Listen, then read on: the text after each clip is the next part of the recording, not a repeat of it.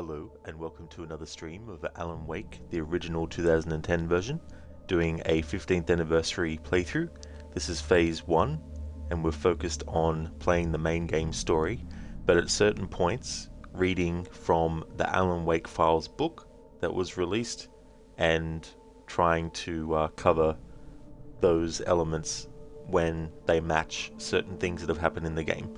It's not 100% perfect. Sometimes there might be things in the book that I'm reading that haven't actually happened in the game, where I'm up to in the playthrough, and sometimes the other way around as well, recapping stuff we've already actually done. But the entirety of the book is being read. It's just that I'm splitting it up and not actually reading it in the order in which it's actually put in the book. Hey there, Keone. Welcome on in. How's things?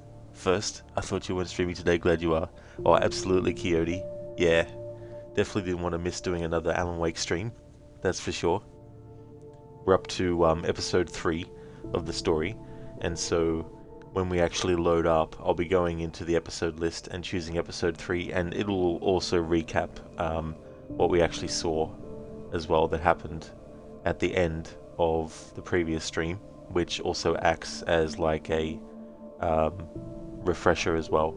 I mean, obviously, if you're watching this back in the future when the entire playthrough is uploaded to YouTube, or if it's just partially uploaded at this point, whichever point in time you're up to, then obviously you won't necessarily need the recap, because if you've watched it back to back. But if not, it'll be good for a recap anyway. Hey there, Nick. Things are going well, thank you. How about yourself? Welcome on in. Hope you're having a good day.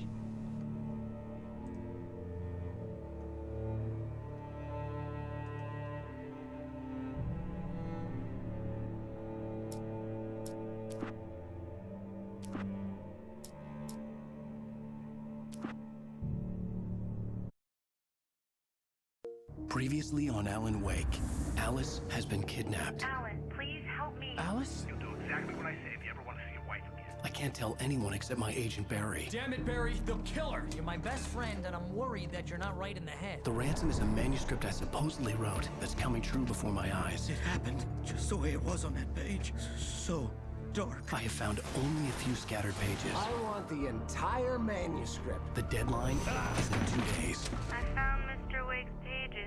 Good girl. How the hell did she get her hands on the manuscript anyway? I don't know. She's resourceful. I told you were too hard on her. Listen, I found out all sorts of interesting stuff while I was digging around. Yeah. Mr. Wake, it's Sheriff Breaker. We have an FBI agent here, Agent Nightingale. FBI? He's anxious to see you. You'd better come to the station. Okay, I'll be right over, Sheriff. Let's make this quick, huh? Help you folks? Name's Randolph. I'm the manager. We're looking for Rose. Works as a waitress down at the diner. Rose, sure. Nice girl. Who wants to know? I'm Alan Wake. The writer, huh? I heard on the radio you were visiting. Well, I'll show you her trailer.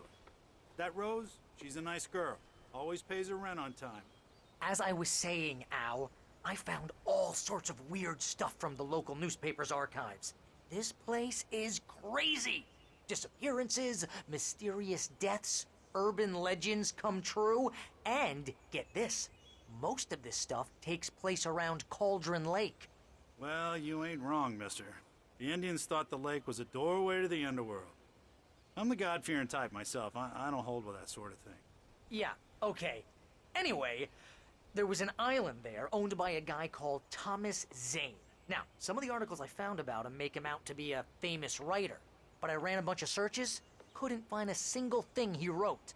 Zane was heavily into diving, so much so that the place came to be called Diver's Isle. But the volcano under the lake erupted in 1970, and Zane went down with the island.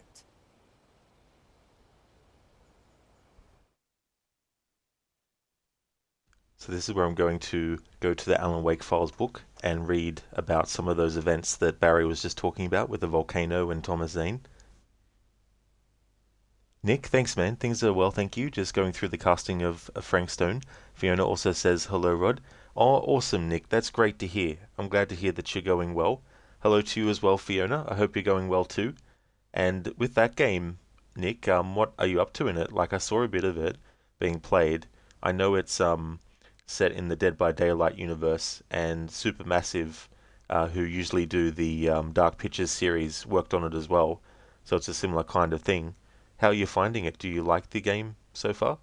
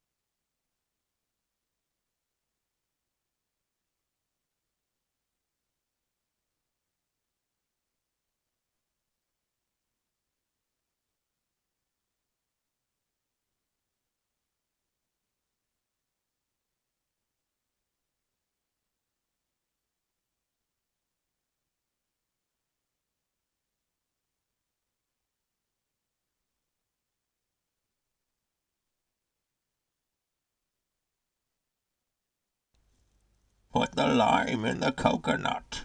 You called your doctor, woke him up and said, Doctor, ain't there nothing I can take? I said, Doctor, to relieve this belly ache. I said, Doctor, ain't there nothing I can take? I said, Doctor, to relieve this belly ache. You put the lime in the coconut, you drink 'em both together. Put the lime in the coconut, then you feel better. Put the lime in the coconut, drink 'em both up. Put the lime in the coconut and call me in the morning.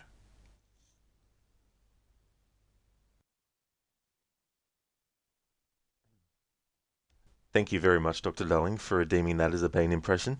Very, very nice. How's things? Nick, it's brilliant. It doesn't kick off quite like The Quarry or other Supermassive games, but once it got into the nitty-gritty, you're having a blast. You'd recommend it to you. Would love to see the choices you make. In fact, a marathon of you playing Supermassive games would be epic. Well, that's good that you're enjoying it, Nick, as well. And I really do like that kind of game too. And some games, yeah, they have a bit of a slow start, but when things ramp up, that's when they can become, really engaging as well. And definitely we'll be doing Supermassive games in October. I've already got the playthroughs planned out, and the new Dark Pictures game is coming out on the 2nd of October. So the 1st of October I'll do my the start of my traditional Alan Wake playthrough at the start of every October, and then on the 2nd I'll start the playthrough of Directive 8020 as well. It's a great song, Keone. It really, really is. Nick, exactly, a slow burn can be crucial for a good unfolding. Excellent, looking forward to it. That is so true as well, and if it's done well, it makes the wait worth it. Yeah, I can't wait to do it, Nick, and I've also got more playthroughs of the original Until Dawn that Supermassive worked on, because the remake that came out, they didn't work on it. Completely different studio did it. But yeah, I've got another 2 phases up my sleeve. Can you only imagine Gollum singing that? Oh man, that would definitely be funny to hear him sing. I found the part in the Alan Wake Files book that I want to read. So this is relating to the volcano that sinks the island, and Barry was talking about how in his research he found out that Cauldron Lake and the cabin and all that kind of stuff had sunk.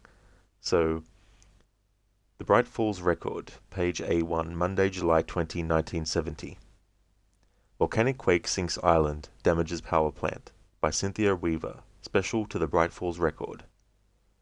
On the morning of July 18, a severe volcano-related earthquake caused significant damage to the power plant run by Bright Falls Light and Power, as well as many homes in the area. Seismic monitoring equipment at the U.S. Army Research Base nearby measured the quake at 7.3 on the Richter scale. The epicenter is believed to be directly beneath Cauldron Lake. The most spectacular consequence of the quake is that Diver's Isle, which once sat in the middle of the lake, has now been completely submerged.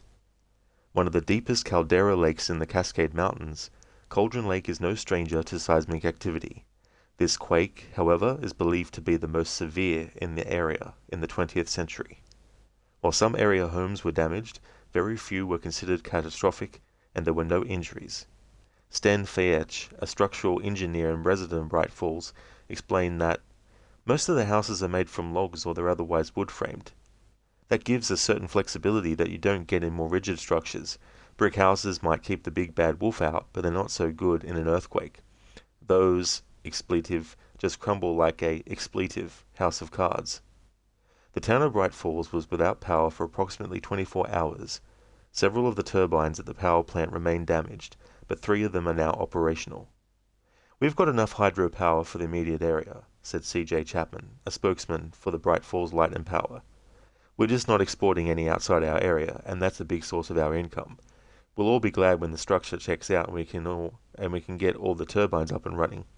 To be perfectly frank, we're bleeding money here. The scene at Cauldron Lake has drawn a significant crowd of local bystanders.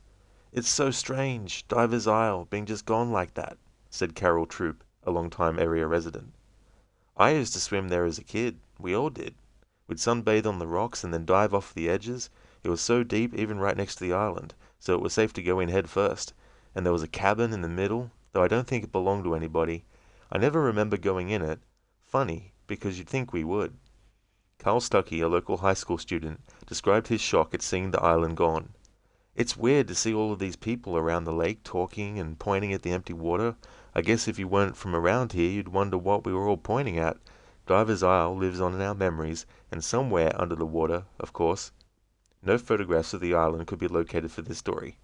Some citizens have expressed concern because of the volcanic aspect of the quake, but local officials have been quick to reassure the populace. There won't be any rivers of lava heading your way, said Sheriff Stephen Deming. We've checked with the Army Seismic Station and the science guys at the University of Washington, and they've assured us that the eruption wasn't that kind. Sometimes volcanic structures just collapse on themselves. The red-hot stuff is pretty dramatic, but often most of the action is underground. The town remains on alert for aftershocks, however, which are common after a quake of this magnitude. But in general, life goes on as normal. We have quakes here all the time, said Stuckey. This one was just different because of the island, and it was a little bigger. It's not like anyone died, commented Troop. I had some broken dishes and some of the food spoiled when the fridge warmed up. That's about it. So that covers some citizens talking about the volcano and the sinking of the island. And there's also mention of the Bright Falls Light and Power Company, power plant. Later in the game, when we meet Cynthia Weaver at her headquarters, that's actually where she is. She's set up headquarters there as well. So that was a newspaper that was dated 1970, July 20, and 1970 was when everything happened with Cauldron Lake and Thomas Zane when he went there with his wife, Barbara Yager. And there's also some other stuff related to that, of course, but we'll push on a little bit further in the game before I get to the next reading part.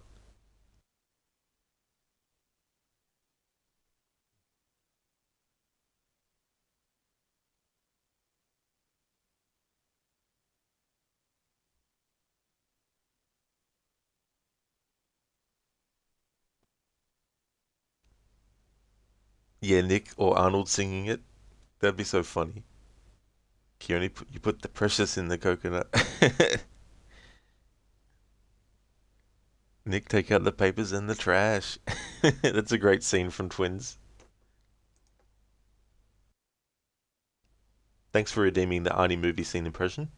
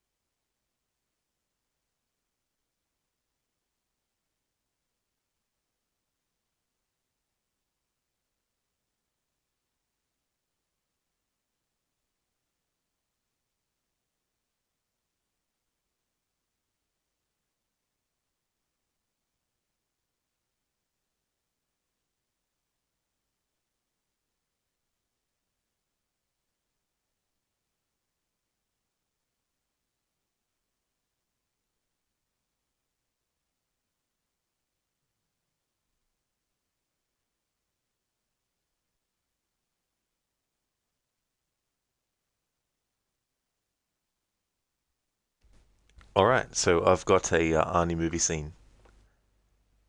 My life just got flushed down the toilet. No, Vincent, I'm genetic garbage. We're twins. We're basically the same. Look, Julius, I don't know if you've noticed yet, but we don't look the same, we don't talk the same, and we don't dress the same. I know. So if we're so alike, how come we're so goddamn different? We had 6 fathers. We're many parts of a lot of different people. Yeah? And don't forget, I was taken to a beautiful island. I was cared for, educated, looked after. You had nobody, Vincent. No one to love you, teach you, or encourage you.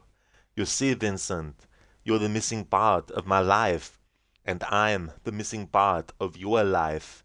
And when we find Mama, we can be the missing part of her life. We won't be alone anymore. We can be a family. A family? Yes. You mean like with a Christmas tree and Thanksgiving dinner? And a real home where you'll always be welcome. Always? Even when you've been bad. That, of course, is from Twins. Thanks for redeeming that, Nick. Wait, are you seriously telling me that geek writer just took out my deputies? Are you kidding me? I mean, have you seen this guy? He wears a tweed jacket. Thanks for redeeming that, Dr. Darling. From Alan Wake, of course. Hey there, Ryu. How's things going? Where it all begins again? Absolutely. That is true. Celebrating the game's 15th anniversary. Hey there, Anmita. I'm doing well, thank you, dude. How about yourself? Oh, cheers, Nick. I'm glad that you enjoyed. Thank you so very much.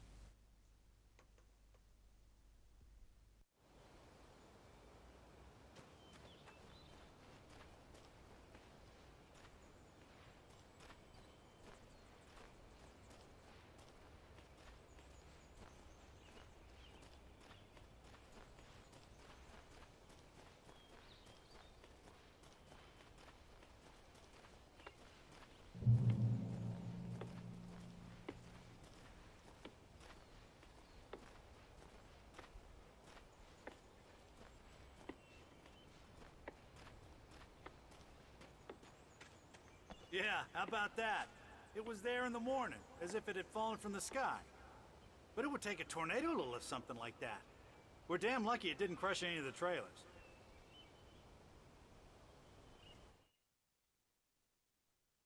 I think in the Alan Wake Files book there's something that talks about some disturbances that happened. I might actually use this opportunity to read this deputy's report as well, because it talks about distress calls. It talks about some kind of like where is it?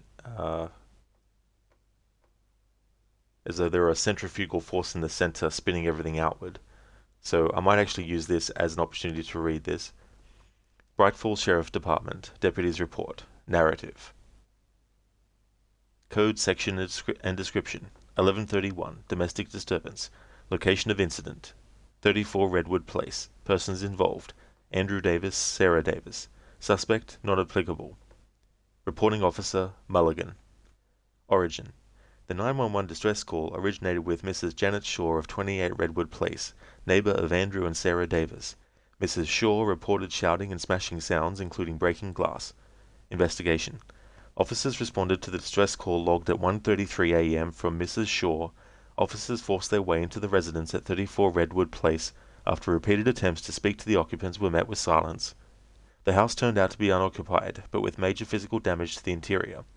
Deputy Mulligan interviewed the caller, Mrs. Shaw, who insisted that there had been no history of domestic violence at Davis' residence. Nice young couple.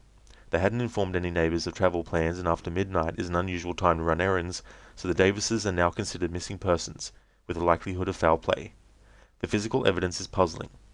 There was significant damage inside home, but it seemed to emanate from certain points in the room. The furniture in the main room was smashed against perimeter, as though there was a centrifugal force in the center, spinning everything outward. The lab is investigating a black soot-like substance found in small traces at the scene. No evidence of incendiary devices and no other suggestion of attempted arson. The power outage at the house is another anomaly. No other houses in the neighborhood were affected. Missing persons profile. Married couple, both white, early 30s, both medium builds. Wife, wears a lot of black, according to witness. Not sure of significance of remark. The husband worked in insurance. The wife had an internet-based home business, according to neighbors. No known enemies. No dangerous habits. Both read a lot of mystery fiction, stayed at home, led quiet lives. Above, an official police report of what remains a cold case in Bright Falls.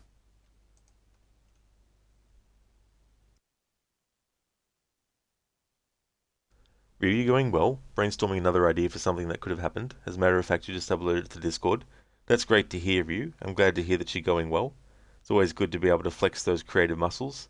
Definitely we'll have a look at that in a moment for sure. Thanks for putting it there.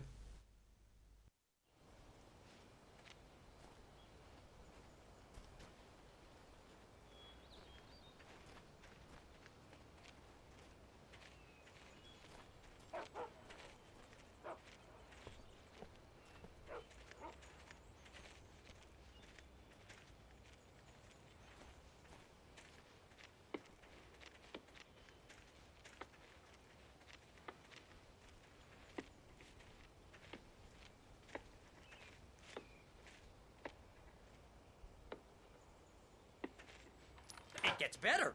A local girl, Barbara Jagger, drowned in Cauldron Lake just a week earlier. They were lovers. Sure, Jagger's a local spook story. The Scratching Hag comes for you in the dark. Childish stuff like that. Anyway, Al, I'm just getting to the best part. All of the articles about this stuff were written by Cynthia Weaver. I asked around, and she's that crazy bag lady you met. What, the lamp lady? She can be a little loopy, but she's not homeless or anything. Yeah, anyway, she knew both Jagger and Zane before they both died, and she had some kind of a breakdown.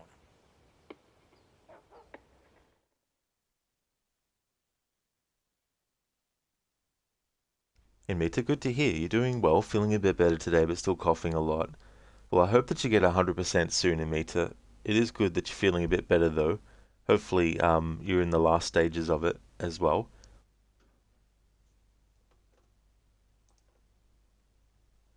So we have in the Alan Wake Files book a newspaper article about the death of Barbara Jagger. The Bright Falls Record. Saturday, July 11, 1970. Barbara Jagger, a beacon of light, 1945 to 1970. Barbara Jagger, longtime resident of Bright Falls, died on July 10, an apparent drowning in Cauldron Lake. She was 25 years old. She had no immediate family in the area, but is survived by her companion, Thomas Zane. Jagger was a renowned beauty and the three-time winner of the Miss DFS pageant. She was such a pretty girl, said Joy Miller, a friend and classmate since elementary school. But she never used it to her advantage. She was humble and kind to everyone. Part of the mystery of her death is that she was a very capable swimmer. There was no evidence of foul play, however, and no investigation of the death is planned by local law enforcement. Friends in Bright Falls remember Jagger as a warm, maternal presence, though she was a relatively young woman and never had any children of her own. Her home-baked muffins at community events were famous. She didn't have bake sales, she had bake giveaways, one friend noted.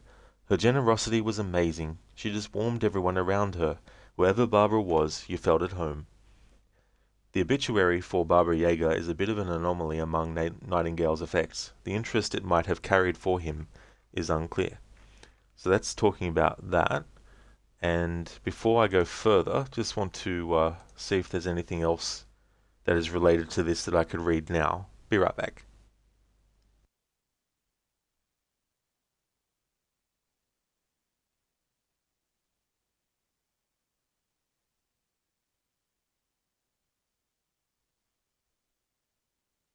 Alright, so there's some things that I missed that were about Diver's Isle. So in the Alan Wake book, the Alan Wake Files, it talks about a rare photograph of Diver's Isle, which is no longer visible in Cauldron Lake. The source of this photograph is unknown, but it is rare enough that the local newspaper could not locate one even as it documented the island's disappearance in the earthquake of 1970. Of even more interest than the photograph itself is the curious dark image that dominates the upper left corner. It could easily be a flock of birds, but the nebulous edges of the shape would betray a flock of the most unnatural kind. While not discounting the possibility of an imperfection on the film, The possibility that this could tie in with the many images of dark creatures in both Wake's fiction and Bright Falls legend cannot be ignored. Another angle of Driver's Isle with bridge access. This was the only way to get motor vehicles onto the island, as there has never been ferry service of any kind on Cauldron Lake. The bridge, like the island, is now completely gone. A slightly less obvious shape than the previous photograph can be found in the water in the lower right portion of the picture. While smaller than the dark flock seen in the previous photo, this manta ray-like shape of an unknown creature provides a greater likelihood that the image is not a photographic accident. Note that there is no raised object in the immediate area that could cast a shadow in such a shape. It remains unclear where Agent Nightingale found either of these pictures. Oh, that's no worries at all, Amita. No problem at all. Dr. Darling, I don't know if you heard Michael Madsen died. Now that you remember it, you should have redeemed some of his lines instead. Yeah, Dr. Darling, I heard about that, unfortunately. I didn't see him in a lot of stuff, but he was very memorable in Reservoir Dogs, which is a movie that also has the song Coconut in it, in the credits. But yeah, he actually has a sister. I think his sister is Virginia Madsen. She's been in a lot of movies as well. But yeah, that's unfortunate that he passed away. Just need to check if there's anything else to read related to Diver's Isle and all that kind of stuff. Be right back.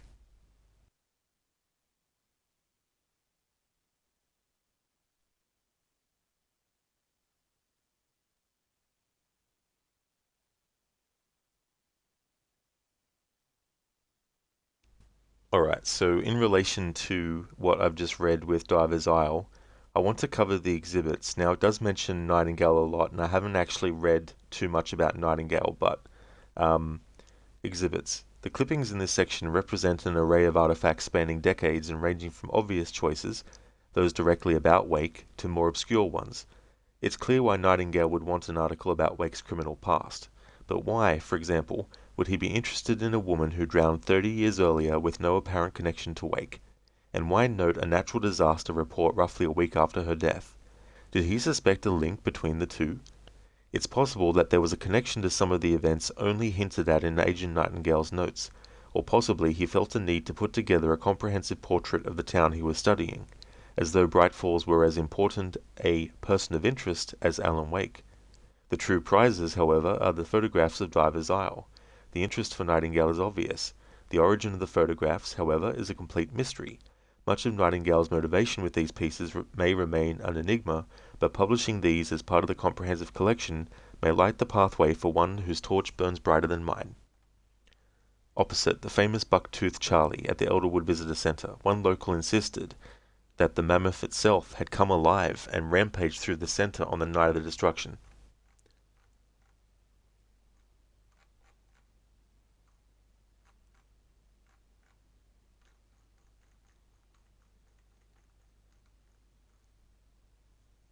Okay, so there's definitely a lot of other stories about certain aspects. Let me see.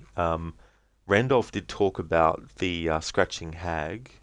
He did mention that. So I'll read that about this. The Scratching Hag of Bright Falls. Some stories seem designed specifically to scare children. The legend of Granny Claus, the Scratching Hag of Bright Falls, seems to be a perverse twisting of the traditional image of a kindly old grandmother who will welcome youngsters in for a plate of warm cookies.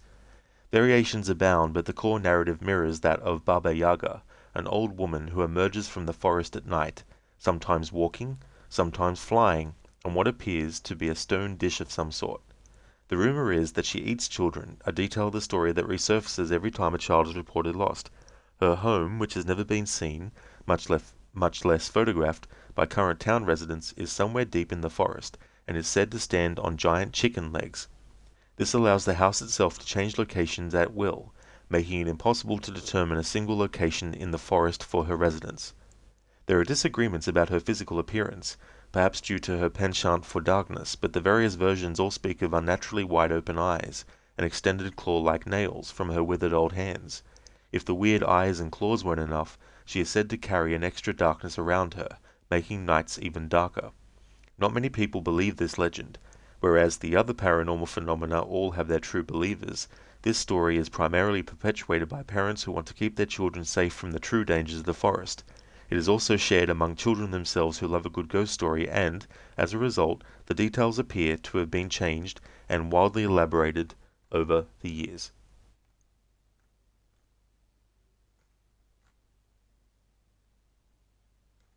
There's also some things that I might want to read later just to give my voice a break as well. Let me see. So there's other information, but I'm going to wait till later to choose a different time to talk about that. Alright, so just need to have a look.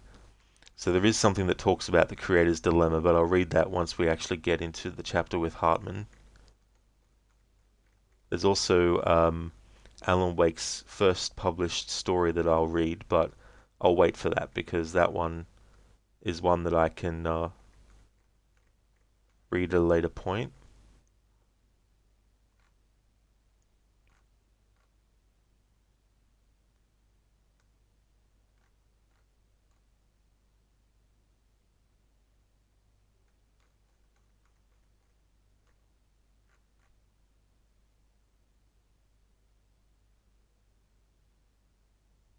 Okay, so there's a lot of interviews that Nightingale does with certain characters, but I want to wait until after a certain point to actually cover that because it'll help spread it out a bit. There's also some diary entries that he has and all that kind of stuff as well.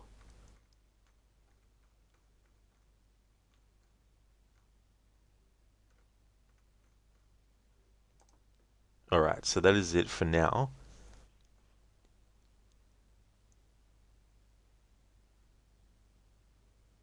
Inmates, it seems like you have forgotten to deactivate the redemption regarding making enemies suspicious for seeing a dead body, or is it available for this game too? Oh yeah, Inmates, much like the Must Have Been the Wind redemption, it's a general one that I'll keep active for whatever game's being streamed. But that's no worries for asking though.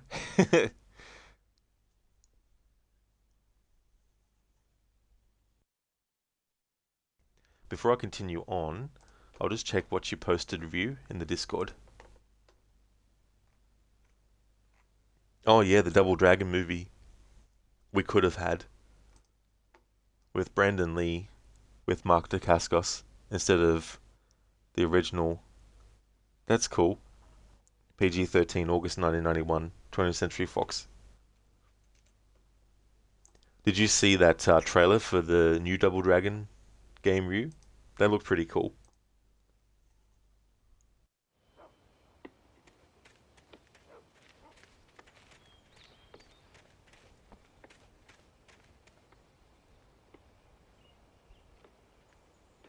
It's funny, if you lag behind Randolph, he'll actually get angry. Well, not angry, but he'll complain about the fact that you're taking too long to follow him.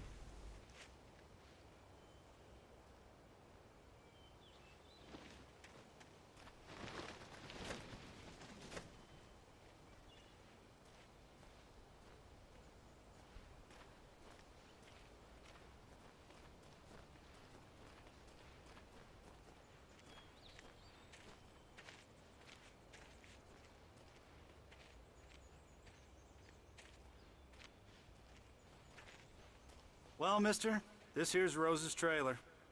You mind me asking what you want with her? We're just here to talk to her, pal.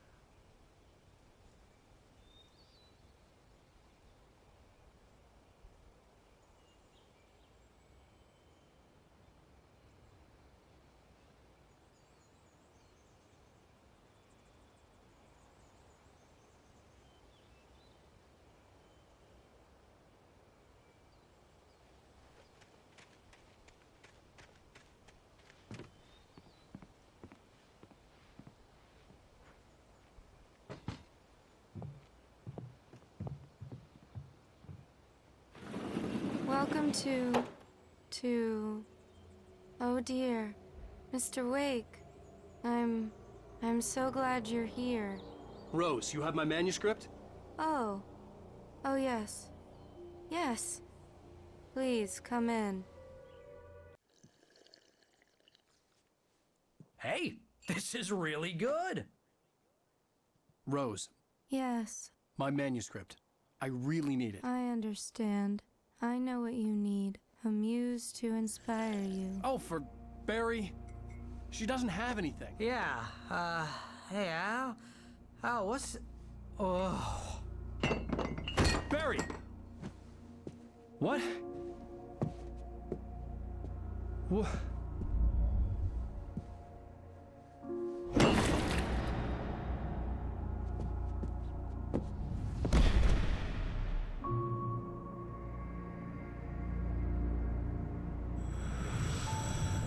It's coming for you, hiding in my barber's skin.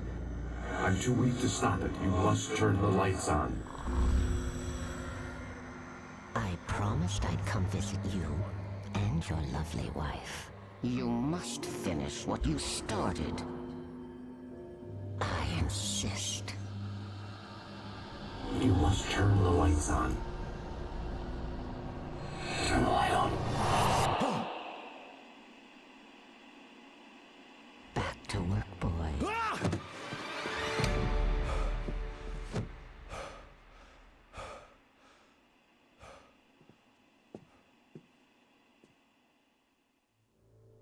I felt nauseous, hungover. Only anger kept me going.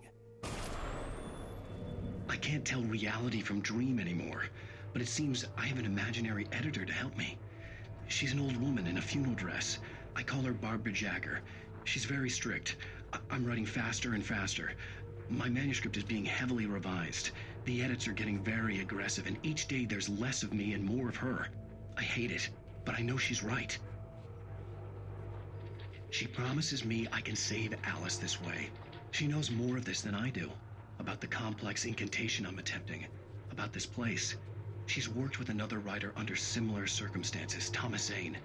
The genre of the story seems to be shifting. It's turning into a horror story. I'm getting close. I can feel it.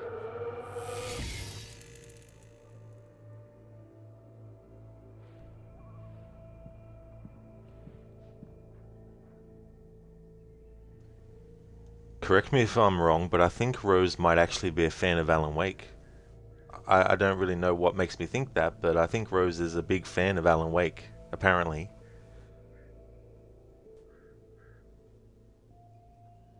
Yeah, Coyote, Barry. Hey Octavius, good morning to you as well. I hope Greece is going well. Yeah, it's well, definitely night evening over this way, Octavius, for sure. I'm doing well, thanks. Things are going good. Jumping back into more Alan Wake today. Yeah, Mita, boy, get back to work. Imagine hearing that as soon as you wake up. And seeing that vision in front of your eyes as well. That'd be like, ugh. So there we have Alan's books. Rose has all of those. We have a mammoth plushie. There's also a book with a spiral on the cover. I've already mentioned that before because there was a book with a spiral on it in one of the earlier episodes. Another woolly mammoth toy. Keone Barry is immune to uppercuts. He sure is.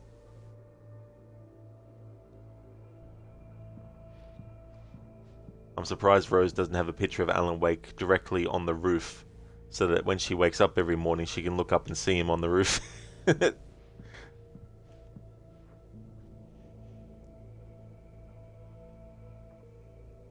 Although I've made this this correlation before and comparison, but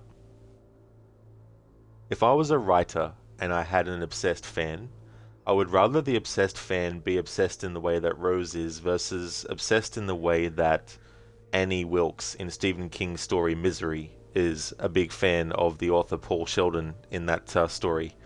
Because yeah, Rose is likely just to talk your ear off the whole time, whereas Annie is likely to cut your limbs off, in the book that is, cut your limbs off if you decide to kill off a character that she liked in your long-running series of novels. Octavius, I think you were right, Rod. She may be a huge fan of Alan Wake. I'm not sure, though. Me neither, to be honest. I mean, like, it's very normal for someone to have pictures of an author on their wall and not be a fan of them, right? I mean, you know, Maybe she just likes the hairstyles of Alan Wake. Doesn't actually like his work. Maybe.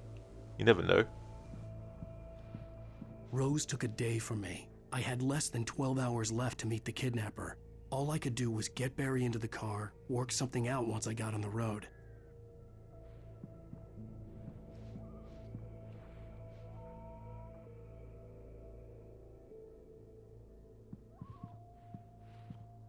Welcome to the Oh Dear Diner. What can I get you today? Coffee? I couldn't work up much hate for Rose. Something had used her to get to me and left its mark. First refill is free. Milk and sugar on the counter there. Would you like to hear today's specials? Thank you. A nice day. Come back soon. Barry was out of it. He was way too heavy to carry. You're right. I deserve more money. I'm so handsome. That's one of my favorite Barry quotes in this game.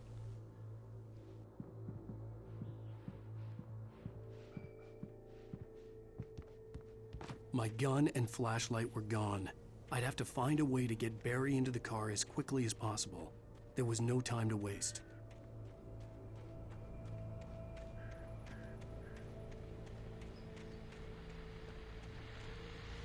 I just stepped outside to catch a breath of fresh air. Let me tell you, the weather's getting heavy. Nights like this make me especially glad I'm here talking to you and not home in bed. Once the weather takes a turn like this, I can't sleep at all. It's all tangled bed sheets and dark thoughts, punctuated by the occasional plunge into nightmare. Is it just me? Well, perhaps it is. But I hope I can make the night a little bit easier to get through. Caller, you're on KBF FM. Hey, Pat, it's Walt Snyder. What's on your mind, Walt? Well, I am the way you are, but, well, I can't sleep either, you know? I just been staring out the window here, trying to make sense of it all, but,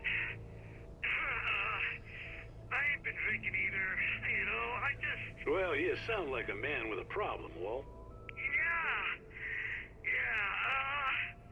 I had a, argument with Danny. You know Danny, and, then I got in trouble with the law, you know, and, I'm just, well... I heard something like that, Walt.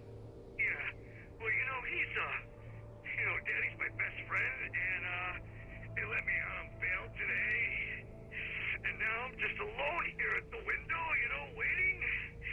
Man, and there's something in the air tonight, man. I was just outside looking up at the sky above our broadcast tower thinking the same thing. What are you waiting for, Walt? I don't know. Something's gonna happen. You know, I think I better go. Well, Walt, maybe... No, thanks, Pat. Well, good luck to you, Walt. Hang in there. Let's take a little break, folks. This weather's really something else, huh? How can I be sure that you will walk away? Why do love this selfish? Honey,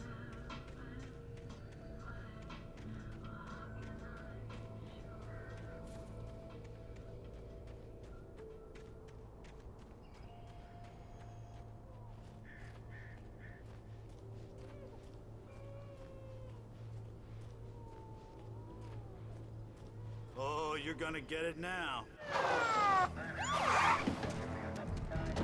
God knows what you've done to that poor girl. This is Agent Nightingale, FBI! Get him up, Hemingway! You're under arrest! You move a muscle, I'll unload right in your goddamn face! Stay right where you are, Spillane!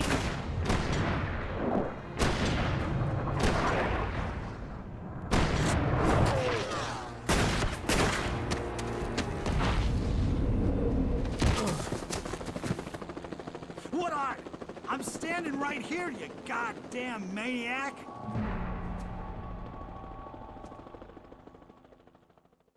I hated to leave Barry behind. but there was no way I'd miss my appointment with the kidnapper. Give it up, Mr. Wake. Come on. Make it easy on him. Get after it! Don't let him get away! Move it! Move it! Move it! I'll have you shot if you let him get away!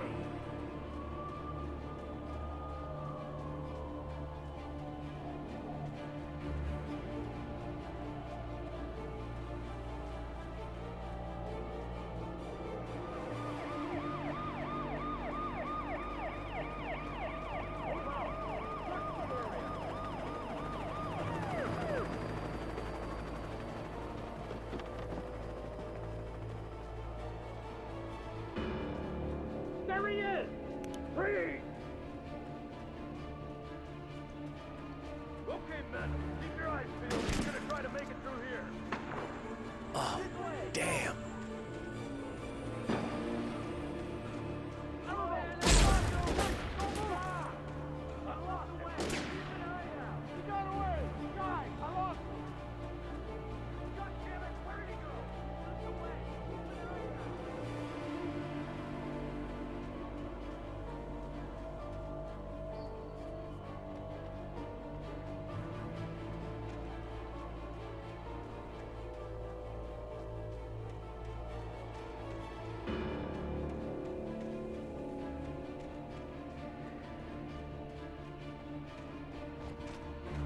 Gone! Come on, guys. We need to head him off.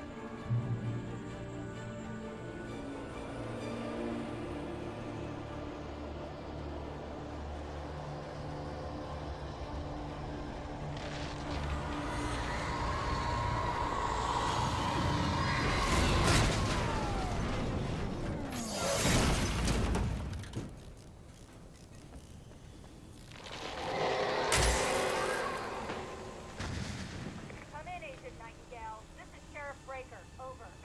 Nightingale, over. What on earth is going on? My deputies tell me you fired at Wake and he didn't have a gun. You almost hit a civilian instead. Over. Sheriff, Wake's running. I'm giving chase. I don't have time for this.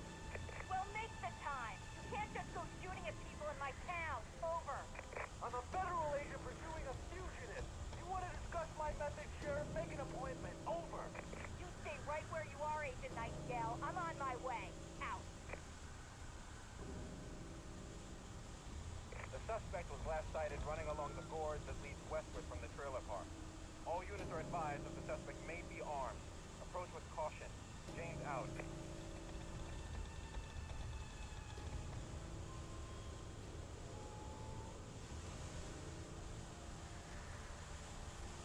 That's right, Dr. Darling. Didn't pick up the manuscript page. Already have them all.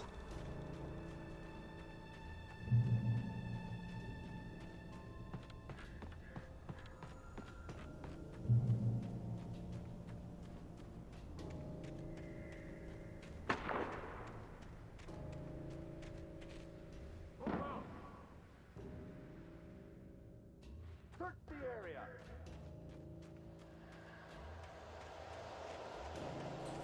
Stay sharp. This way. Over here.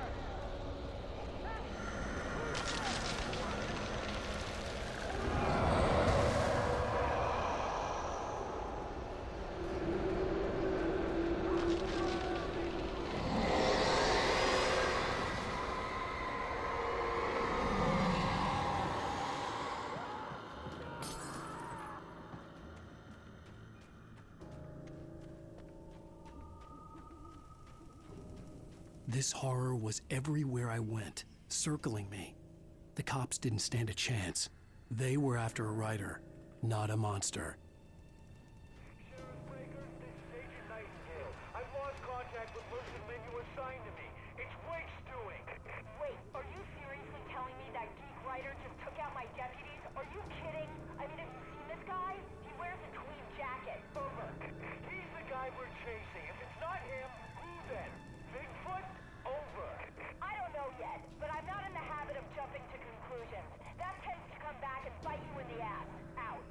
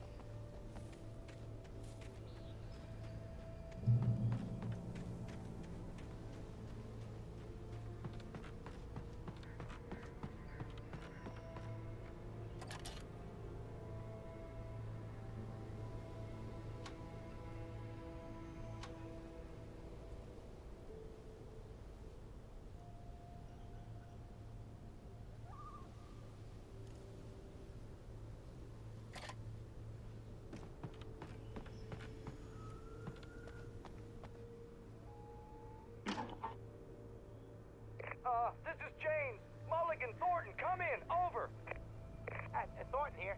James, we got both Wheeler and Rose in custody. They didn't put up a fight or anything. Why, they were... Hey, what are you doing? Come on! Sit down and give me that. Jane, Mulligan here. Over. Go ahead, Mulligan. Over. We got Wheeler and Rose here. Wheeler's drunk or hopped up on something. Speaking of which, that Fed had a pretty distinctive whiff of Otis Scotch about him, if you know what I mean. Over. I don't have anything on that, Deputy Mulligan. Over. Well, whatever. Anyway, Rose is just being plain weird here. You better get Doc in to take a look at both. Over. Gotcha. You better get them here quickly. The, Fed's gonna want to interview Wheeler. Over. Oh, yeah, I'll bet he does. Looks like they have a lot in common. Mulligan out.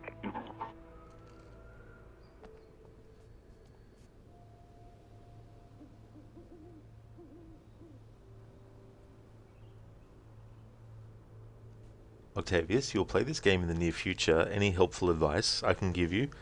Sure. In this game, don't be too precious about ammo and things like that, because this game will actually constantly take away whatever ammo and stuff you've actually collected, because certain parts of the story, different things will happen and all that kind of stuff. So that's probably one thing. It's not like other games where you can just, pick up the ammo you've got and then conserve it for as long as you want for the whole game and all that kind of stuff. But there's also like the sprint ability. Alan can only sprint for a short time before he actually runs out of breath, and so that can be annoying sometimes depending on what's happening and all that kind of stuff. But yeah, that's probably the two things I would say for sure with the game before you play it. Keone, is there only a 360 version, or is there a version for current gen? Yeah, in 2021 they did a remaster, which is actually available for PlayStation as well, whereas the original was just Xbox 360 and PC. So yeah, you can get the remastered version on all platforms. They had to make some changes because there's some things in this game that are like... You see a Night Springs video game with Xbox colors and all that kind of stuff. So in the remaster for all platforms, they made some changes here and there. Plus, there's some there's a change in advertisements and all that kind of stuff. Oh, that's all good, Octavius. There's no worries at all. Yeah, because sometimes with a game like this, you think, oh, I got all this ammo, and then the game's like, well, you did, but it's gone now. Keone, Alan Rewake, lol puns. You'll stop now. That's actually a good one, though.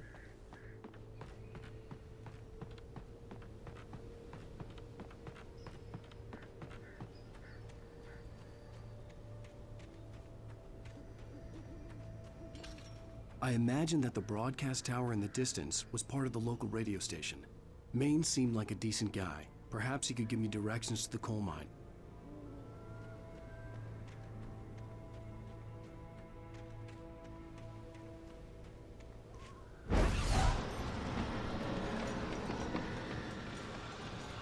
Unnatural shadows clung to the gate. The darkness that was after me was trying to stop me. I wouldn't get through without a light.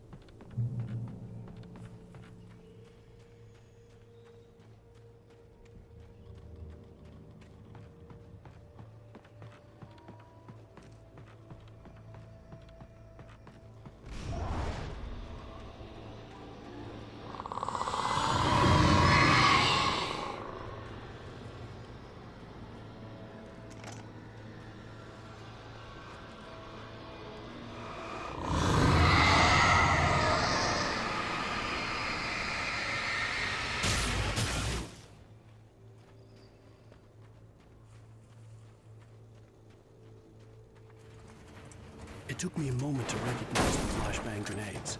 They were an ideal weapon for my situation. Team 1, come in. Over. Team 1, this is Sheriff Breaker. Report. Over. Team 2, come in. I need a report. Over. Come on, guys. Talk to me. Come in, please. Over.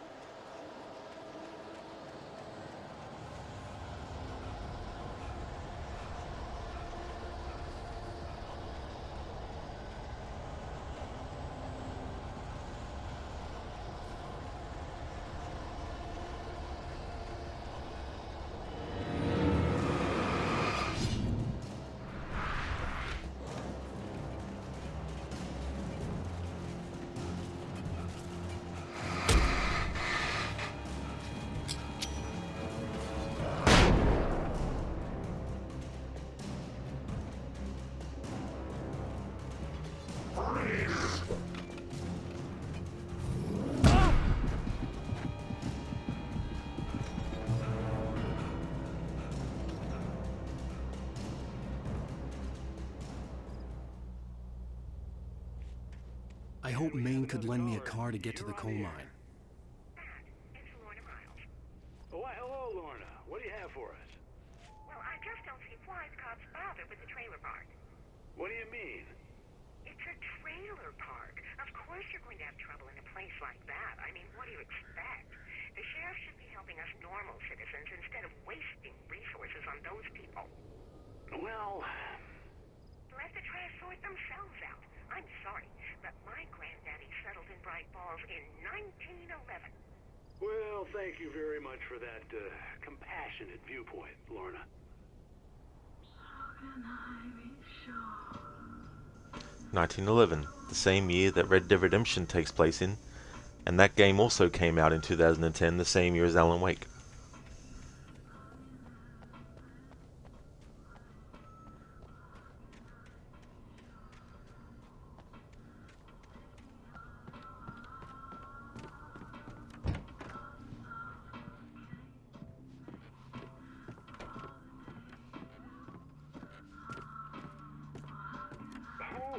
Surprise, the famous writer Alan Wake just walked in. Folks, I'm going to see if I can talk him into an interview.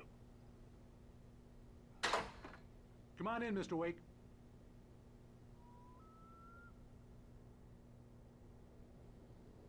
It looks like Mr. Wake is going to need a moment before we can talk, so let me give you a little background while he prepares himself. You've all heard the name, of course. Alan Wake is the author of a very successful series of Alex Casey crime novels. He's changed gears, though. He's now working on a horror story.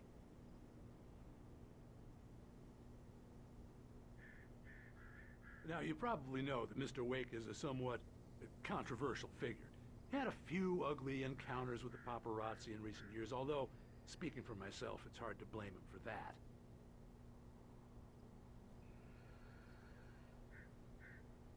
Regular listeners will remember that I met him on the ferry last week. He's avoided the spotlight pretty well, but here he is, taking some time out of his vacation to talk to us. How can I be sure? Oh, I'm so glad you could find the time to do this, Mr. Wake. Nowhere to run now, Dan Brown. You back away from me. Don't hurt it. Whoa. Everyone calm down. Put the gun down. We're all friends here, right? Cool your jets, Nightingale. We got him. Judas Priest! What the hell's the matter with you? There's a civilian in there.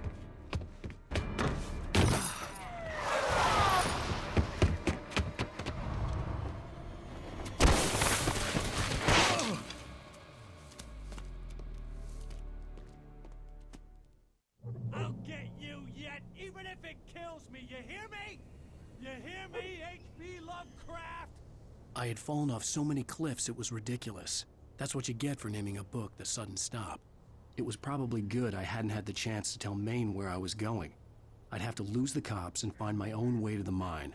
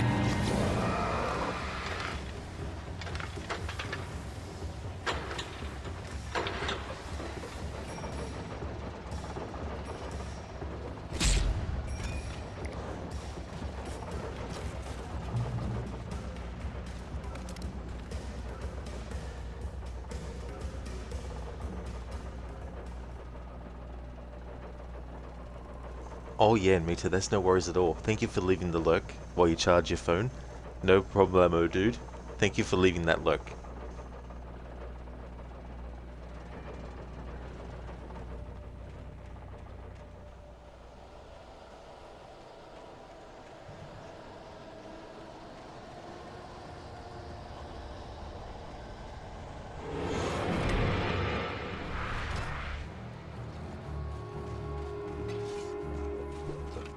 There was no sensible reason for the power company workouts to be here. It was almost as if they'd been left for someone like me to use.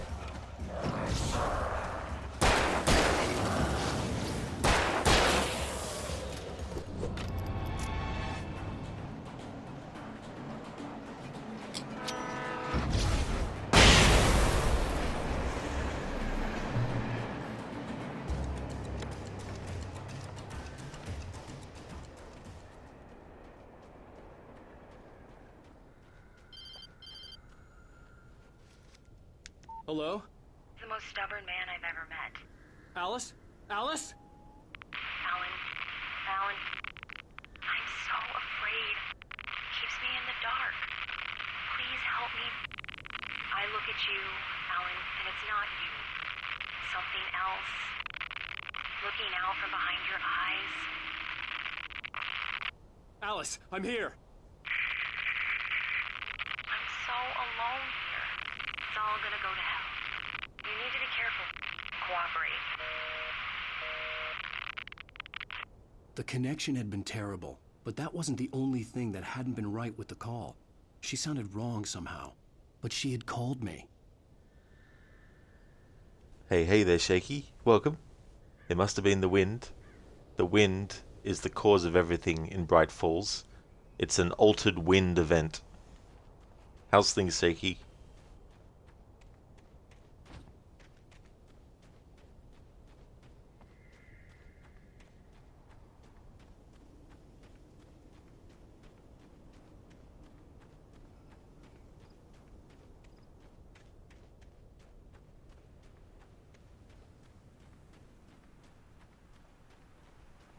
I could see a railway bridge up ahead, and a warehouse of some sort on the opposite shore.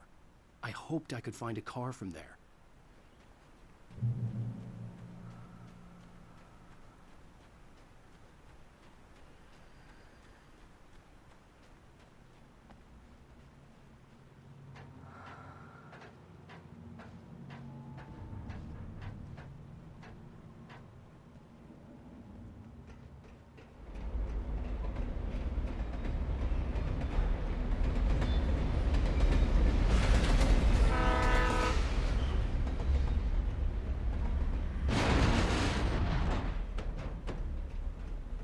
The darkness that was pursuing me was growing stronger, and it was taking over everything in its path.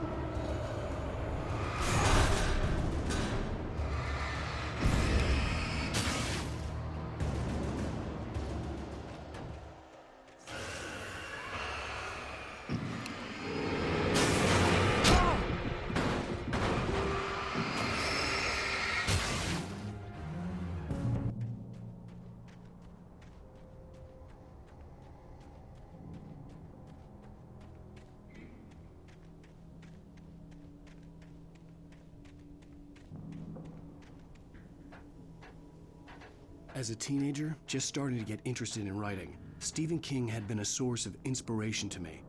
I thought about all the inanimate objects that had come to life in his books. No one is safe in a good horror story. Certainly not the protagonist. That's what makes them fun. This was anything but. The darkness could possess anything, and it was getting closer.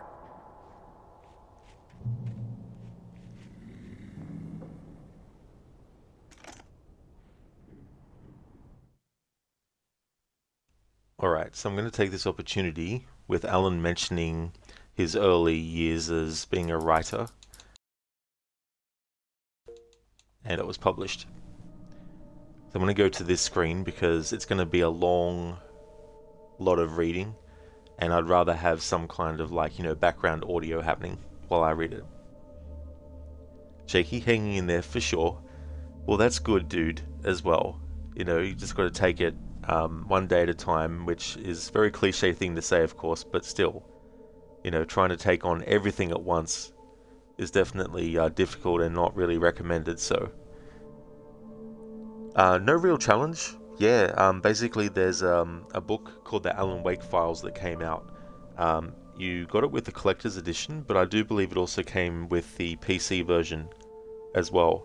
And basically the author of the book is a character in this game that you meet at the start named Clay Stewart, and so it's a meta-narrative kind of thing, and it details certain information about what's going on during the events of this game story, but also some stuff about the past of Bright Falls and all that kind of thing. So I'm not reading the book in order. I'm basically jumping around based on what we get up to in the game and reading things that are related or similar and things like that. So we've reached the point now where I want to read a short story that Alan Wake actually published, and it's a long read, so what I might do is before I start reading it, just take a drink, and I'll probably break it up a little bit as well, because it is very long.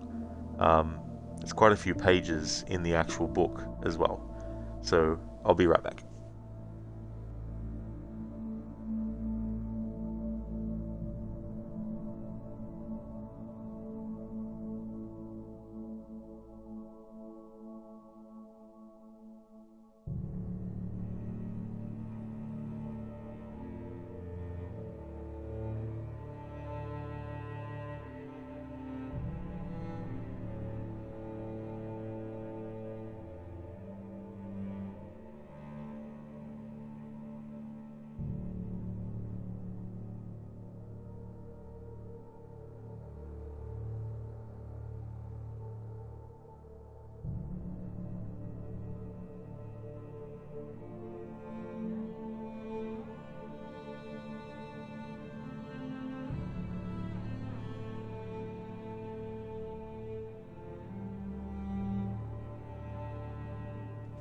Alrighty then, so Alan Wake's fiction. Alan Wake's fiction ranges from the visceral pulp magazine horror tales of his early career to the engrossing crime thrillers that later brought him international acclaim. While the subject matter changed, Wake's fiction itself remains charged by his own unique psyche and the doubts and fears he contends with. Wake could not escape himself through fiction. If anything, his fiction reflected a deeper version of himself. Thus we see repeated in Wake's universe stories of fractured father-son relationships, accounts of lurking evil, and of the hero's dawning awareness of his predicament. These themes haunt Wake's fiction and give his fans glimpses into the epic forces that shape his emotional and creative life. In Bright Falls, Alan Wake confronted his most terrifying nightmare, a place where his fiction, based on manuscript pages found scattered across the area, seemed to become literally manifest. Even the lighthouse that played such a prominent role in his first published story, Errand Boy, is part of the ominous landscape of Bright Falls. The same dark power that inextricably drew me to this place is the same dark power that called to Wake, and while my journey nearly destroyed my personal life, the cost of coming to Bright Falls may have been even greater for Alan Wake and his wife. Photograph of the Wake standee that once stood in the Oh Dear Diner. It was most likely taken by Rose Marigold. So that is Clay Stewart's introduction to the work of Alan Wake, his first published story, which was published in Volume 4, Issue 23, November 1995, of a magazine called Dark Visions. New Tales of Terror by Eli Bowen, Karen Lamb, R. Egger, Vivian Atlas, Daniel Roth, featuring Errand Boy by Alan Wake. Do Demons Walk Among Us? Post-mortem photography, Beyond the Veil of Death. Tribute to Clive Barker. So as an aside, Clive Barker is the author of Hellbound Heart, I think is the name of the book, which the Hellraiser movies were adapted from. Errand Boy by Alan Wake. Alan Wake's first published story, Errand Boy, a long out-of-print horror tale, was written when Wake was only 18 and previously available only in dog-eared copies of Dark Visions magazine. Clearly, Wake was concerned with the same battle between good and evil that he would explore in his more popular crime fiction. Cover of the Dark Visions magazine in which Alan Wake's first published story appeared.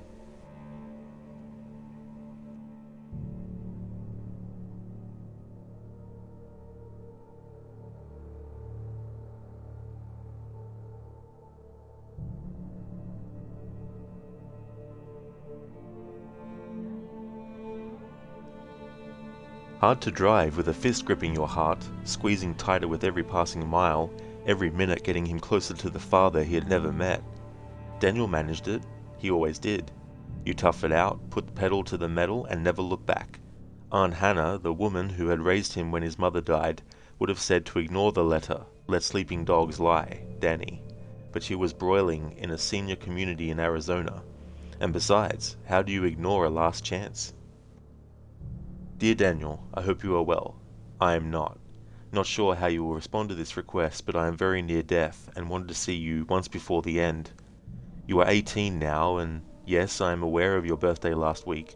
A grown man, as it were, and I am hoping you can forgive me my many sins of omission. I have things to tell you about your family history that might make the journey to Plunder worthwhile. If you choose to cast this letter aside, know at least that I have often thought of you and your mother, and never without a deep sense of longing and regret. Your loving father, William Carey. So here he was, bouncing down the back roads along the North Carolina coast, completely off the grid, nothing on either side but dense pine forest, and nothing up ahead but the edge of the world. If it hadn't been for the hand-drawn map that his father had included in the letter, Daniel would have never even known where Plunder was. God probably didn't know where Plunder was. Daniel still wasn't sure what he was going to do when he finally faced his father, hug him, or drop-kick him straight through death's wide-open door. Daniel steered the old Ford pickup along the narrow, rutted road with one hand, searching in vain for a radio station with the other. The late afternoon sun streaked through the gnarly trees that overhung the road and cast twisted shadows across the asphalt. He hadn't seen another car in over an hour. Something darted out of the woods. He slammed on the brakes too late, felt something crunch under the tires. He pulled over to the side of the road, got out. A huge squirrel writhed in the middle of the road, legs twitching. No, it wasn't a squirrel. It was a weasel or a gopher maybe. Whatever it was unrecognizable now, just a mass of black fur with pink guts pouring out one side, entrails steaming in the cool air. Daniel found a large stone by the side of the road, hefted it with both hands and walked over to the poor thing. You clean up your mess, that was what his aunt always said.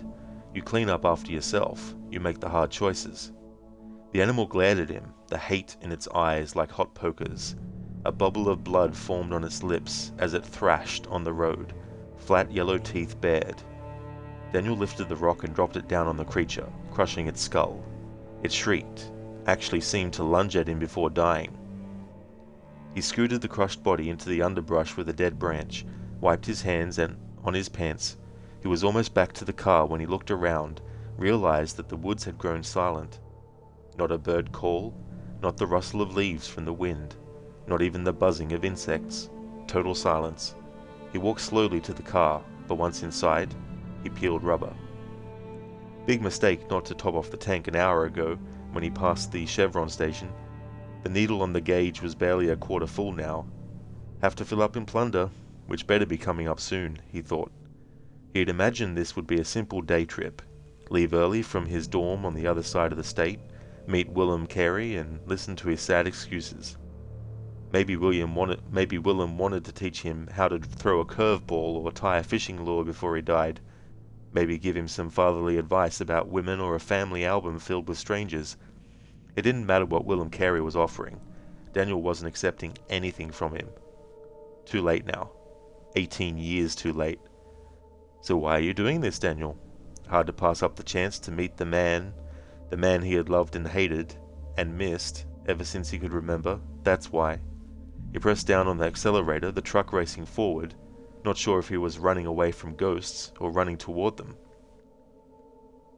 It was almost dark when Daniel finally broke out of the trees and saw what passed for a town.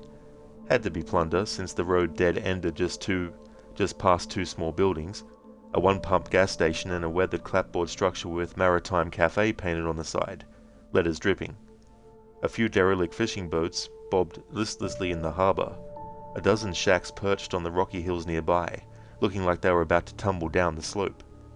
He cursed softly as he spotted the closed sign in the window of the gas station. Daniel parked in front of the cafe, saw an old man hunched on a stool inside, a woman behind the counter. They stared at him as he got out of the car, tracked him as he walked inside. "Hi," Daniel said to the grey-haired woman behind the counter, a middle-aged wad of dough in a dirty apron and hairnet. He sat down on one of the stools, noted the collection of ships in a bottle lined up behind her, men of war and sloops and galleons in full sail, intricately made and perfectly accurate. Strange to see such care and attention on display when the cafe itself smelled like chuck steak left in an unplugged refrigerator for a month or two. The woman fingered her apron. You lost, hun? Lost? Oh, he's lost all right. The old man at the counter cackled, started coughing, wiped his mouth with the back of a grizzled hand. The plate in front of him held the remains of a fish, the head still on it, the skin patchy and dotted with lumps. It took an effort for Daniel to tear his eyes from the fish. Is the gas station closed for the day? Lost and out of gas, drawled the old man, rooting around in his mouth with his index finger. Pitiful, just pitiful.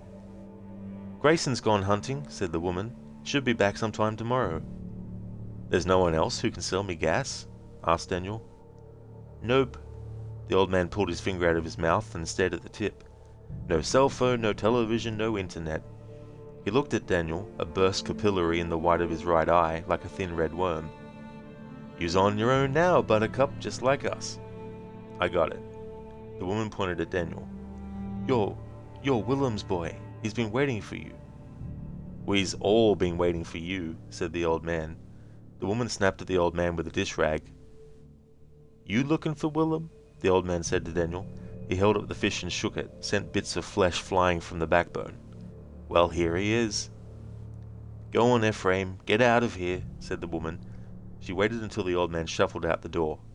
I'll take you to see your daddy as soon as I close up. Be just a few minutes. Daniel waited in the car, eager to get out of the cafe, eager to get out of this grimy, gut-shot little town as soon as he could. It had been a mistake to come. He slumped over the steering wheel, rested his head on the back of his hands. Wake up, sleepyhead, the woman from the cafe waved at him as he jerked upright. You ready to meet your daddy? Can you just tell me where he lives? I best take you myself, said the woman. Folks around here, we're protective of Willem. He's got a gift, a special gift. I understand that he's sick. Well, Willem's been sick before, but he always gets over it. The woman spat on the street. Leave your automobile, we'll take a shortcut, she said, trudging up a nearby invisible path leading towards the water. 10 minutes later they crested a ridge in the darkness, saw a dirty white lighthouse perched on a rocky promontory. It looked like a wedding cake, with the bridegroom missing. Waves crashed against the far side, sent salt spray into the air. There it is, said the woman, pointing. Willem's going to be pleased as punch to see you. Daniel hesitated. Not getting cold feet, are you, hun? The woman showed a yellow grin, and Daniel thought of the animal he had run over, baring its teeth as it died. Thanks, said Daniel, walking past her, the tiny hairs at the back of his neck lifting. He got to the front door of the lighthouse, looked around, but the old woman had already gone back to the way that she had come. He started to knock on the front door, stopped himself, decided to go back around the back. Nice to know what he was getting himself into, not be led everywhere like some lost lamb. He walked slowly around the lighthouse, listening for something inside. But there was only the howling wind. Gonna take a little bit of a break. Keone, it's a 3-day weekend now? Oh, hell yeah. That's really good. I hope that you enjoy it. Hope that the time goes slow. So for those who might just be joining, this is a excerpt from a book called The Alan Wake Files, and it's talking about Alan Wake's first published short story that he wrote called Errand Boy. So I'm going to continue reading in a moment, but I just want to take another break. Be right back.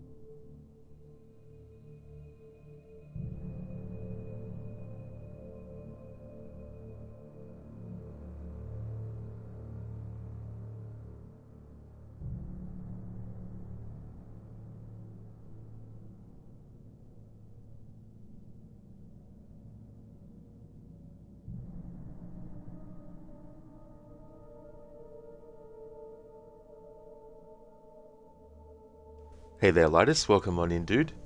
Break time. Not in the sense of going away and doing something, but to give my voice a bit of a break, because I'm reading something very long in the book, The Alan Wake Files. But welcome on in, Lighters. I hope things are going well.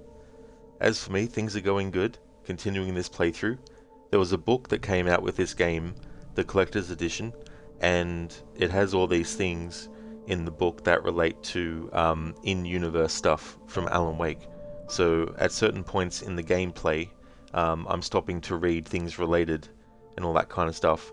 So I'm reading all of it, but not in order. I'm just basically jumping around the book depending on where we get up to in the game and stuff.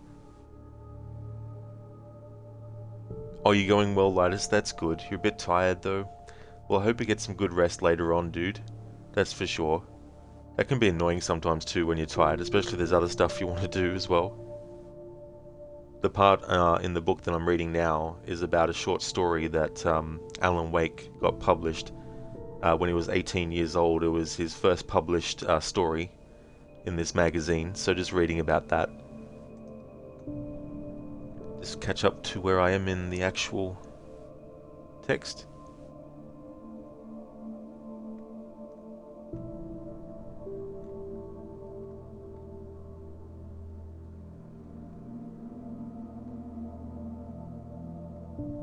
Ah, there we go.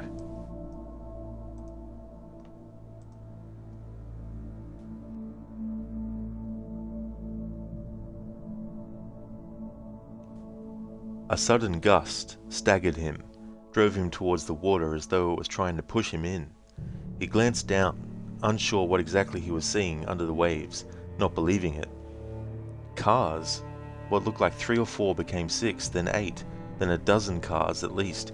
Vintage cars and newer models, a yellow convertible, and a white minivan. More and more of them under the surface, stacked up on top of each other. Daniel? Daniel whirled around. A tall, rangy man wearing a long black coat and a shirt white as frost stood not 6 inches away from him. Daniel! The man breathed his name, the wind whipping his long dark hair around his face. I hoped you would come, but I wouldn't have blamed you if... He put a hand on Daniel's shoulder, saw Daniel's expression and released him. I'm Willem. Not, I'm your father.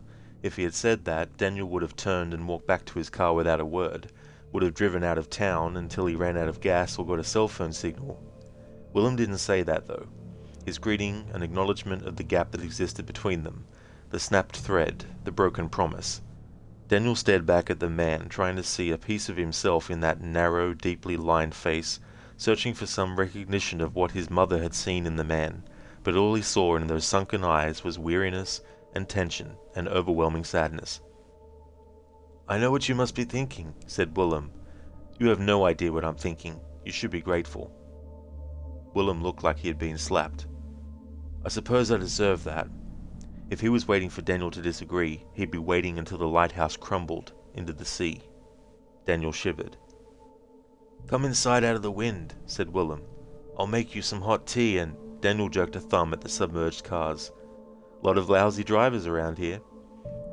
The storm screamed around them. Times are hard, said Willem.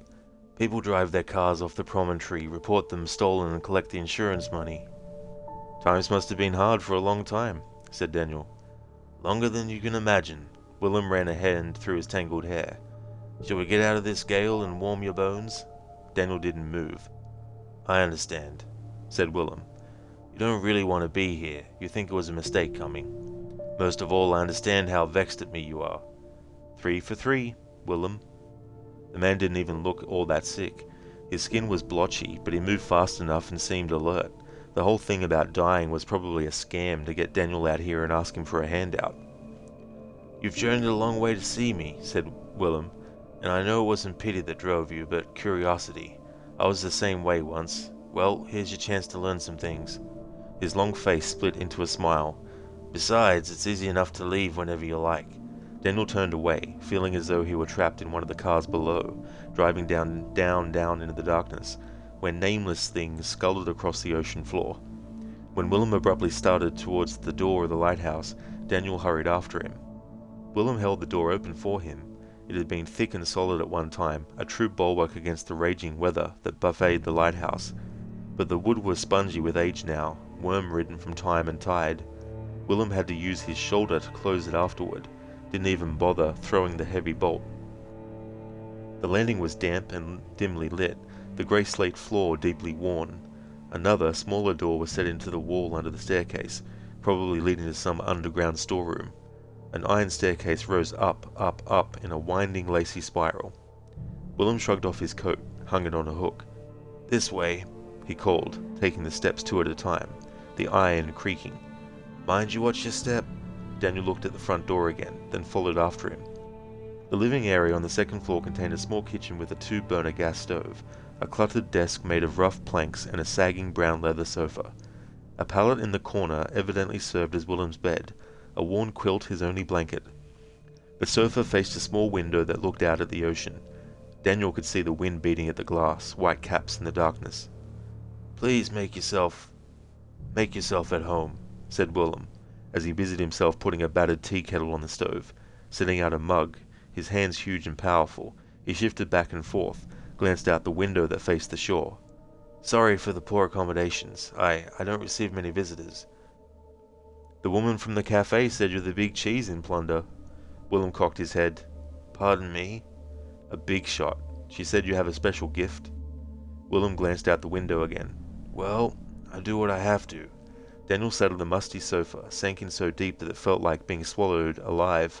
He lifted himself out, pushing his hands deep into the space between the cushions, and felt something hard. He pulled out a driver's license from the sofa. Janice Cook, Middleton, Tennessee, expired 17 years ago. Pretty girl, pretty enough to have replaced his mother after Willem abandoned her. Timing was right. Willem stood over the stove, waiting for the kettle to boil, shoulders slumped. He seemed skinnier without his coat, his face the color of pale mushrooms. The waves crashed against the rocks with a sound like distant cannon fire, and Daniel wished he were anywhere except here. He wandered over to the desk.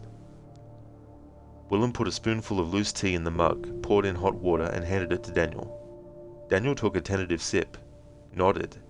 Good? It wasn't good. It was weak and sour. He shivered. "Are you hungry?" asked Willem. Daniel was famished. "No, I'm fine." He picked up a strip of photos from the desk, faded black and white, spewed out from a booth in some tourist spot. His mother and Willem mugged for the camera, heads pressed together, smiling. Willem handsome as any movie star. Daniel's mother had died when he was 10. In all that time he had never seen her as happy as she looked in those photos. He was aware of Willem watching him with those dark, sunken eyes. "What?" Willem shook his head. "You look so much like your mother. I hadn't prepared myself for that," he said, his voice a whisper now. I hadn't prepared myself for that at all." The lights in the room flickered, and he glanced over the shoreside window again. "Something wrong?" said Daniel. "I loved your mother," said Willem, his eyes suddenly shiny with tears. The man's emotion surprised Daniel, like seeing a tarantula carrying a valentine. "You loved her until you met Janice Cook?" Daniel whipped the driver's license across the desk. "She must have made you forget all about us." "No," said Willem, still locked onto the strip of photos, oblivious to what Daniel had said. Women have always been drawn to me, but in all these long years, your mother was the only one I truly loved." "Yeah, well, it did her a lot of good." "I did the best I could by her, Daniel." Willem gripped the edge of the desk. "I put myself in peril for her," he said, clawing at the desk so hard that one of his fingernails lifted off and fluttered to the floor like a translucent moth. Daniel gaped at the fingernail, disgusted, but Willem seemed unaware of what had happened, distracted by sounds only he could hear.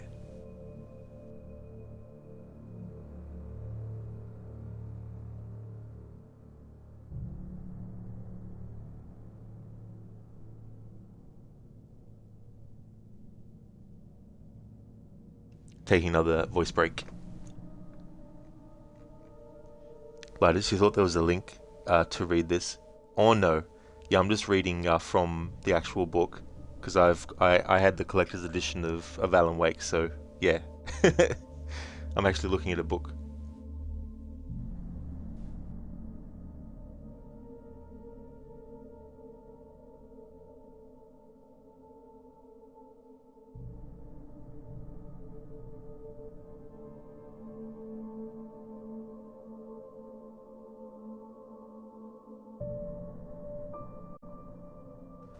Kearney Valhalla files when? Oh, holy shit. There's a lot of reading in Valhalla, a lot of characters and all that kind of stuff.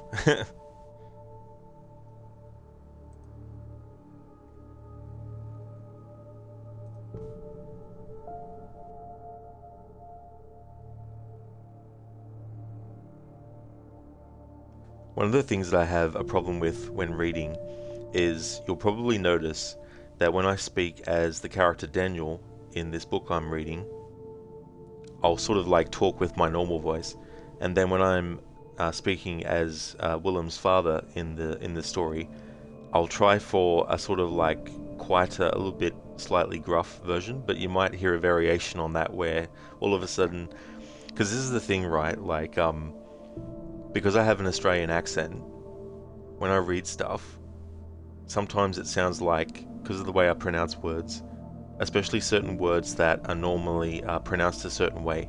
So for example, if you are an American reading an American book, then you'll know how to say words the way that you've been, taught how to say them. So if you hear someone like me read those same words, it might sound weird because I'm pronouncing them differently and all that kind of stuff as well. But that's why I could never be like a audiobook narrator or anything like that as well, because if I was reading like something that is more documentary, then maybe, but when it's actually talking as characters and all that kind of stuff, like I can do impressions of characters, but that's a different kind of thing. Not as much as I used to, Keone. I used to read a lot of books growing up. One of the first books that I read that was the biggest book I'd read at the time was Lord of the Rings. And that was just the Fellowship of the Ring part. That wasn't actually the trilogy. That was the Fellowship of the Ring on its own. So that was a pretty big book. And I think how old would I have been? I probably would have been like 10 or 11 years old when I read that. And so that's how I became a fan of Lord of the Rings. I became a fan of Lord of the Rings, or interested in it, through playing the Super Nintendo Lord of the Rings game, and then I read the books. But yeah, I don't really read as much as I used to. The last book I read was Stephen King's It, and that was a few years ago now. Keone, you like audiobooks? It's really cool that there is, because you might want to do other things while you're listening, instead of having to actually look at it and read it yourself.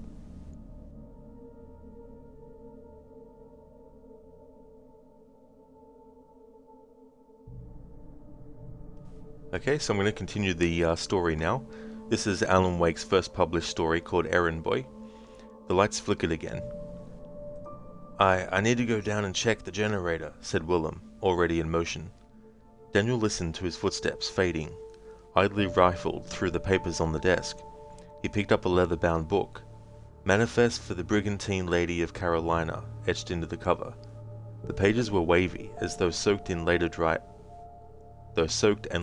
out, and the writing was so cramped he had to turn the book towards the light to decipher it. The entries from the early 1800s were lists of cargo brought over from England and France, bolts of cloth and farm equipment, spices and sugar and molasses from the Indies. One of the last entries was dated April 21, 1827. He stopped breathing as he read the captain's notes. We set sail today for the west coast of Africa to pick up a load of slaves. Our first ascent into this dark and unholy trade. The men aren't happy with the task, but the big merchant ships have taken the profit from our usual cargo, and we have families to feed. Ugly work to be sure, but God will forgive us in time, and the crew will cease their grousing soon as the money clinks in their pockets. James Riggs, Captain. Daniel saw a long line of numbers, ledger entries starting with 87 males, 105 females. Each entry struck out with a lesser number marked underneath. The last numbers were 31 males, 42 females. A long list of atrocities were detailed in the pages. Brutal beatings and torture, the slightest resistance punished without mercy. The brigantine was a horror show in full sail. The last notation from the captain was November 11, 1827. Almost home now, and with high winds to hurry us on our way, though we can't arrive too soon for me. I cannot wait for this damned voyage to be over. The screams of the Africans still echo in my head. One in particular, a village chief who cursed us all with each stroke of the lash, vowing revenge. We lost well over half our cargo before delivering them to the auction block at Charleston, but we still carry a fortune in gold back to plunder, a fine price and well worth the blot on our immortal souls that Willem Carey, the cook, bleats about. James Riggs, Captain. You should put that down, said Willem, climbing back to the living area. I should do a lot of things, said Daniel, staring at the ink blot at the end of the captain's last note, as though the pen had been held frozen over the page too long. This should be in a museum somewhere. It should be burned. Is that what you brought me up here to see? Said Daniel. The dark roots of our family history, nothing like an ancestor in the slave trade. Did your mother ever speak of me? Not a word. You might as well have been a ghost. Willem lowered his eyes. Well, there wasn't a day went by that I didn't think of her. I just wished I got a chance to explain to her. A knock echoed on the door downstairs, and Willem flinched. I shouldn't have asked you to come, Daniel. Little late for that, said Daniel. Whoever it is, tell them to go away. I can't, said Willem. A thin trickle of blood started from one nostril, ran down to the edge of his lip. They won't be satisfied until I've done my duty. Who's at the door? Willem grabbed the ship's manifest, hurled it against the wall. Who's at the door, Willem? Captain Riggs, Willem whispered.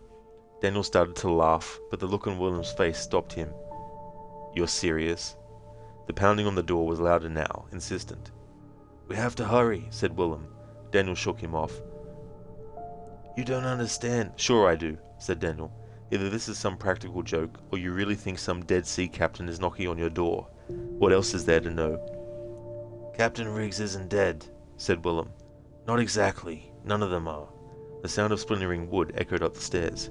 This way, beckoned Willem, starting downstairs. It's your only hope.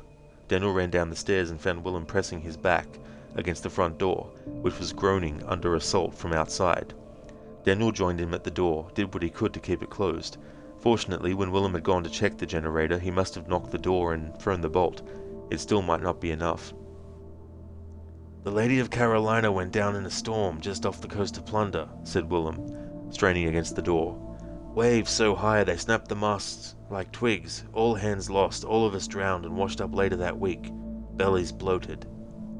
Open up, Willem Carey. That's an order. Daniel felt the blows against the door beating through his body. So, those are ghosts trying to get inside? Not ghosts, Daniel. Blood flowed from both of Willem's nostrils now, a stream of red like a handlebar mustache. Ghosts can't hurt you. Ghosts don't want anything you have. So what are they? Daniel shuddered as a section of the door split away, his feet slipping as he tried to brace his back against the wood.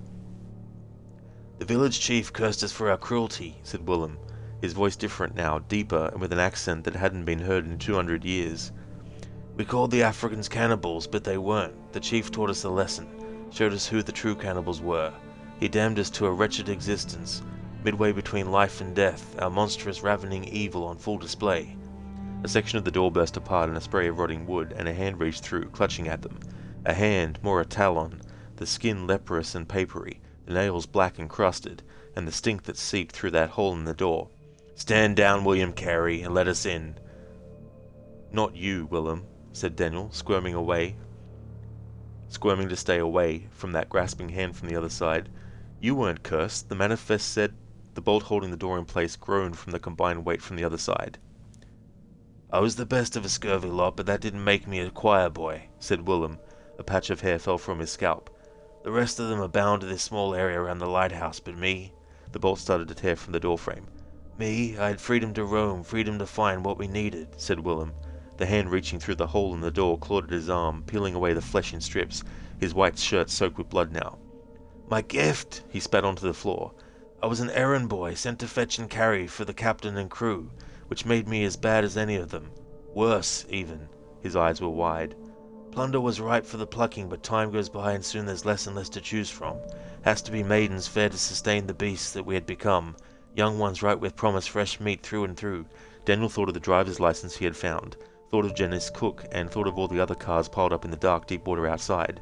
Young ones ripe with promise brought back here by handsome man Daniel had seen in the photo strip, the charming man kissing his mother. The townspeople tolerated this, said Daniel.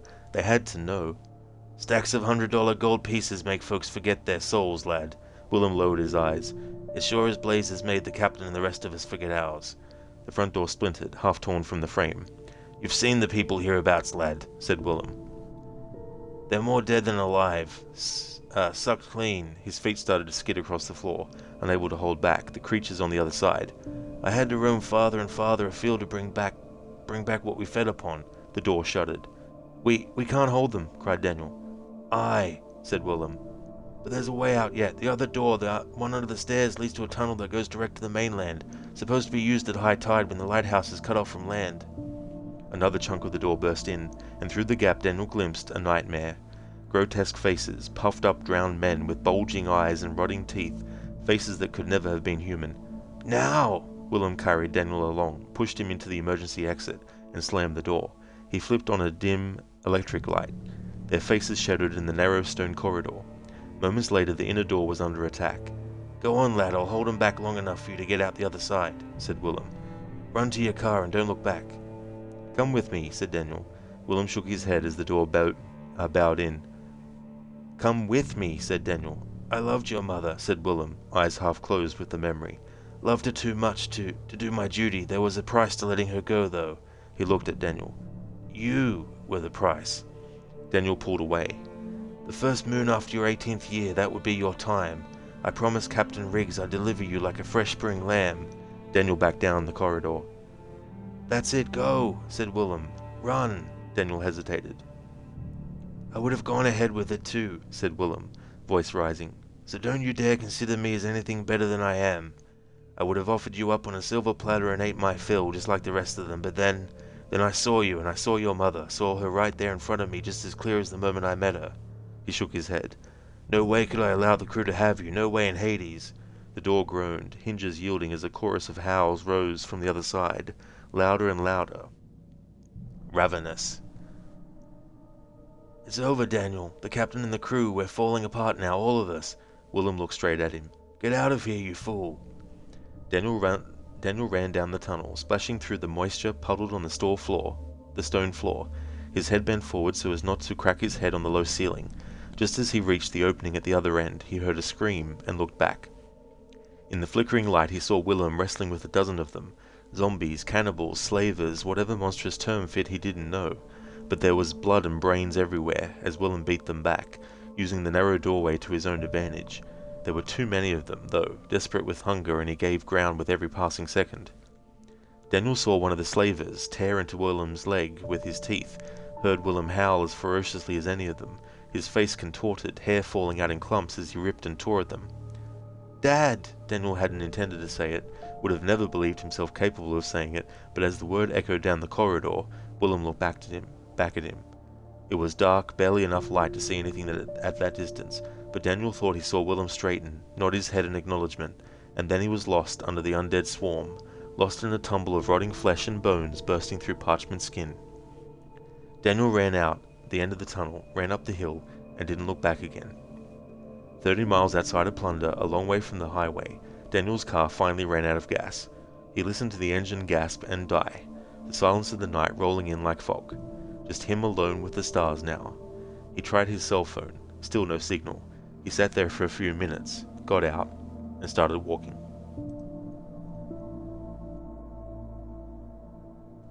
There we go, so that was Alan Wake's first published short story called Errand Boy, and basically it's about this son who goes to visit his father and finds out that his father is actually part of some immortal crew that is now falling apart, and to sustain themselves they've had to eat people over the years, and so all the cars that were in the water were actually of the people that over the years Daniel's father had to sacrifice and eat so that they could sustain their life.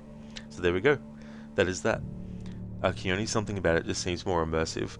That's true as well with audiobooks, especially if they do sound effects as well to add to it, ambience and all that kind of stuff. That can really add to it too as well, and like any music and stuff like that too. Okay, so before I jump back into the game, I'm going to take a break. Be right back.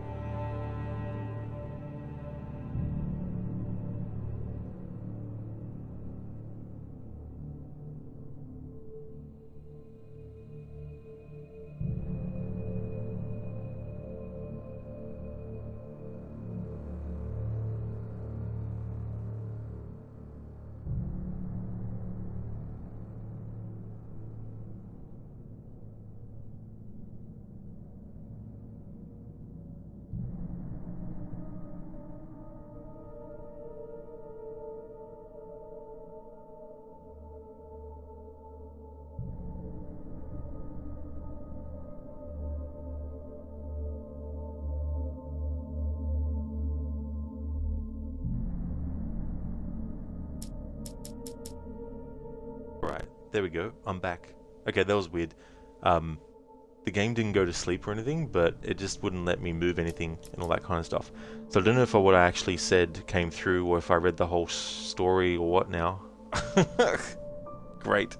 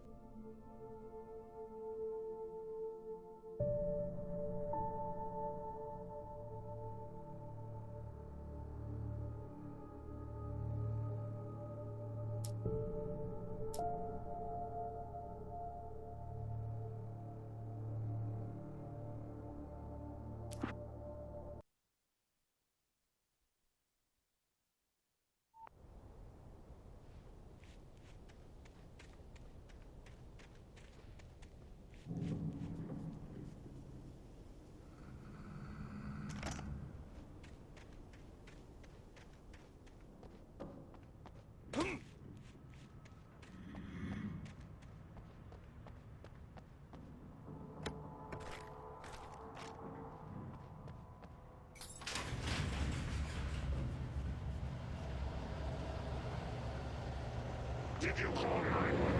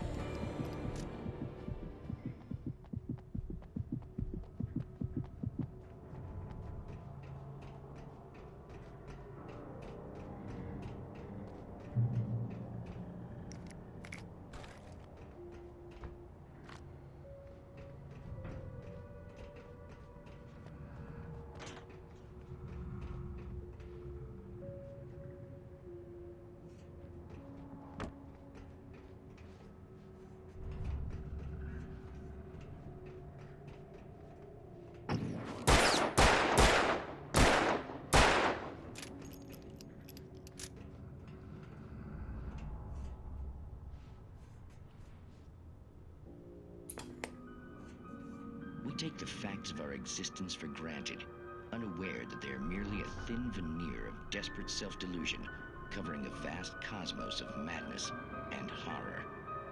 All too often, the stars are right. In Night Springs.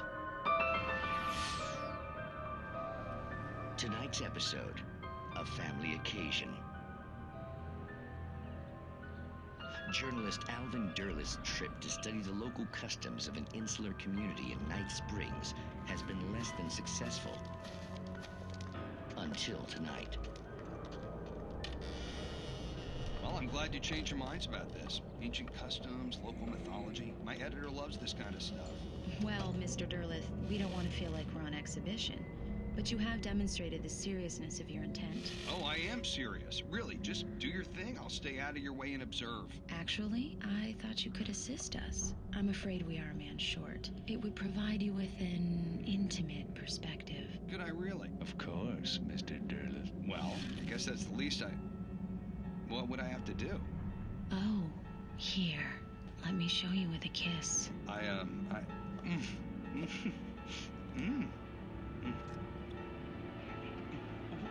What did you...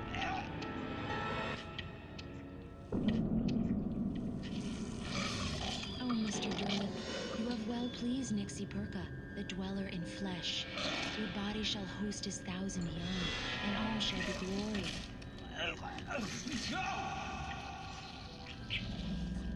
Shh, darling, be calm. Shh. Alvin Derleth learned a harsh lesson. If you go looking for mythology, it may come looking for you. And such quests always bear fruit. In Night Springs. We can't change what's done. We can only move on. Thanks for redeeming that as an Arnie impression, Keone. Thank you.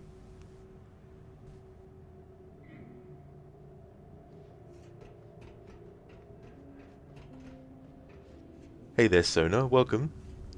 You thought your audio booked, but your goofy soundbar needed to be reset. You're wondering why it was so quiet. Oh, I got you, Sona. Yeah, because I was reading from the Alan Wake Files book, but I don't know now if all of it came through on the stream, because when I finished reading it, I said I was going to go on a break, and then I went on the break, and then I came back, and when I tried to move to select continue, nothing would happen on the controller, and so I had to unplug the controller and then plug it back in again, and then the game let me move stuff, and I was like, oh great, when did that happen? Did it freeze? You know, did it prevent me from actually saying anything? Did what I was reading get cut off mid-sentence? And there's no way for me to know without checking the VOD later, and there's no point worrying about it, because I'm not going to take the time it would take to reread the whole thing. So apologies if for some reason my voice cut out, but the game must have gone to sleep. But the thing was, my screen on my Xbox didn't go, you know, grey or anything, go like, you know, didn't look like it was frozen. The graphics were still going on the screen and everything like that.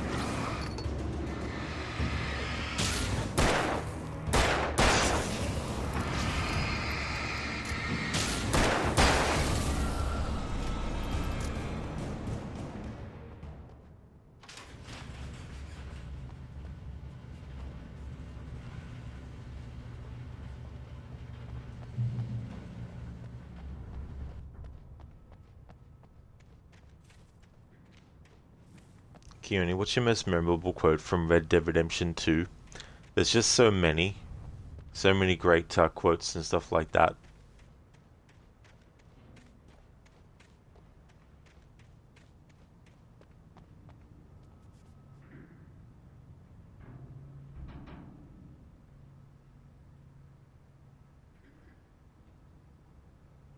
I really like a lot of the conversations that Arthur and John Marston have with each other, especially later in the game too, as well. Coffin, did you try to kill the digger?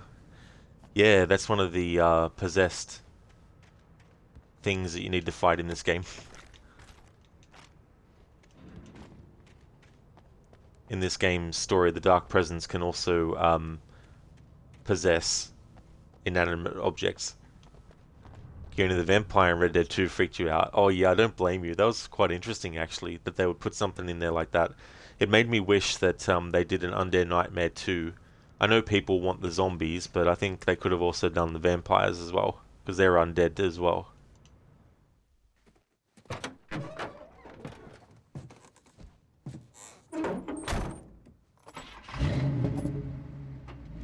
I had never been this glad to see the sunrise.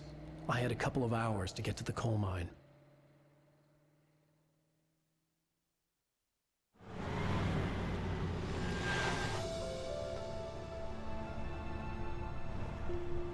The coal mine wasn't far now.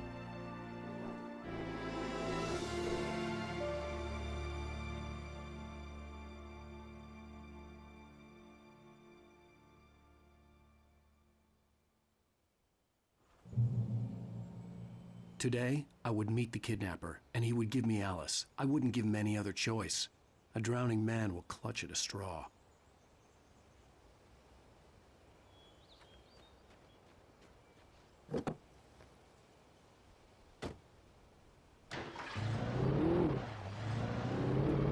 Little by little, without realizing it, I'd come to believe that the story in the manuscript was coming true.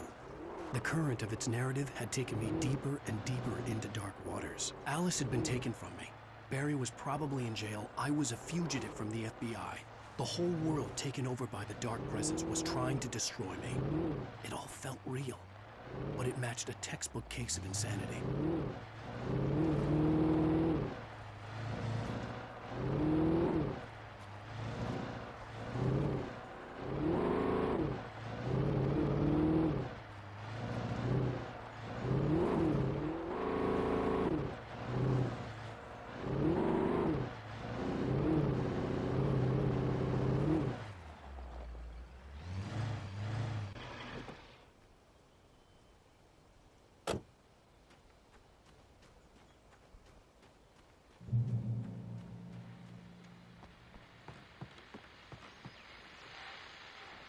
This is Pat Main, and you're listening to KBF-FM. Folks, I want to apologize for kind of abandoning you to that looping music track last night, but I was detained.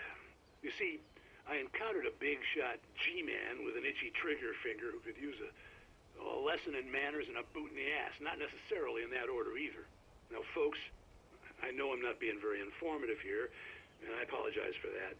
I really should just keep quiet, but I'm just so peeved right now, because some people just shouldn't be carrying badges. I'm just glad that our Sheriff Breaker was there to straighten things out. And if someone I met last night is listening, let me just say, I'm sorry if my mouth got you in trouble. I'm pretty sure you're not the bad guy here. Godspeed, son. I hope you know what you're doing. Now, on a lighter note, I'll be talking to Dr. Nelson all morning. But first, a little music.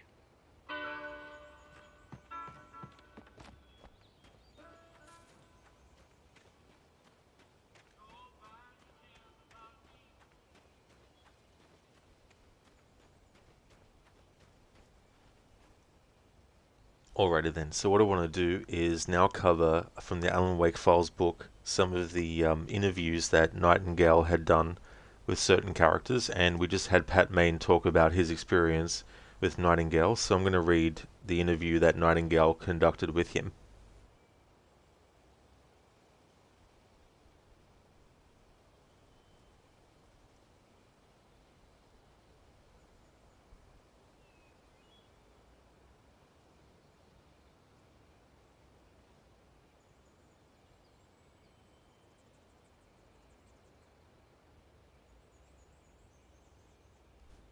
Interviews.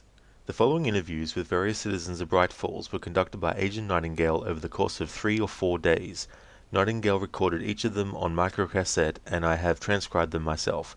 It has been a painstaking process, as the sound quality on some of them is very poor. Some of the interviews were more successful than others, yet all show a reticence to speak about the town. All are included here, however, to form a more complete picture of characters and events. Most of them present Agent Nightingale in a very poor light, and I admit I considered leaving these out altogether. I have a great deal of respect for him and believe they don't paint a complete picture of this deeply conflicted man. In the interests of honesty, I decided to include each one of them. I implore the reader to bear in mind that this is a man under tremendous pressure. I believe that, taken as a whole, these interviews reveal something of the tapestry of the town, and that tapestry cannot help but have an impact on the writer who is caught up in it, for better or worse.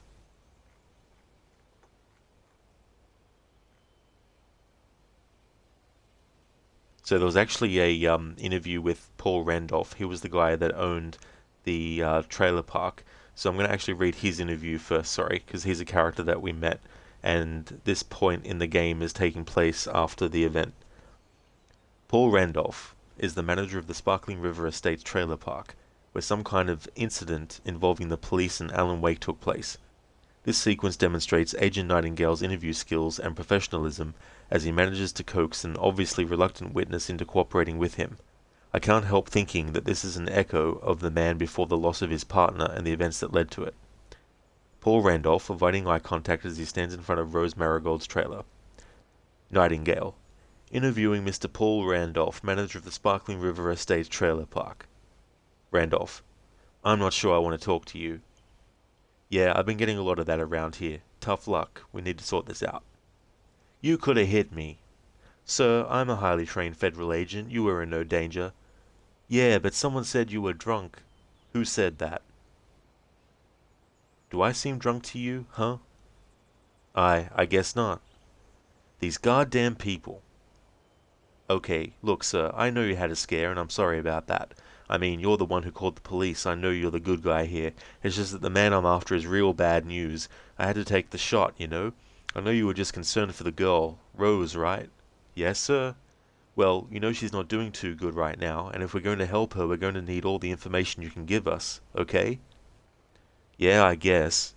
Well, those guys were in Rose's trailer for a long time, and I thought, wait a minute, Rose isn't that kind of girl. What's that about? Because, you know, I've been in this business a long time, and some girls, they, do a little business of their own.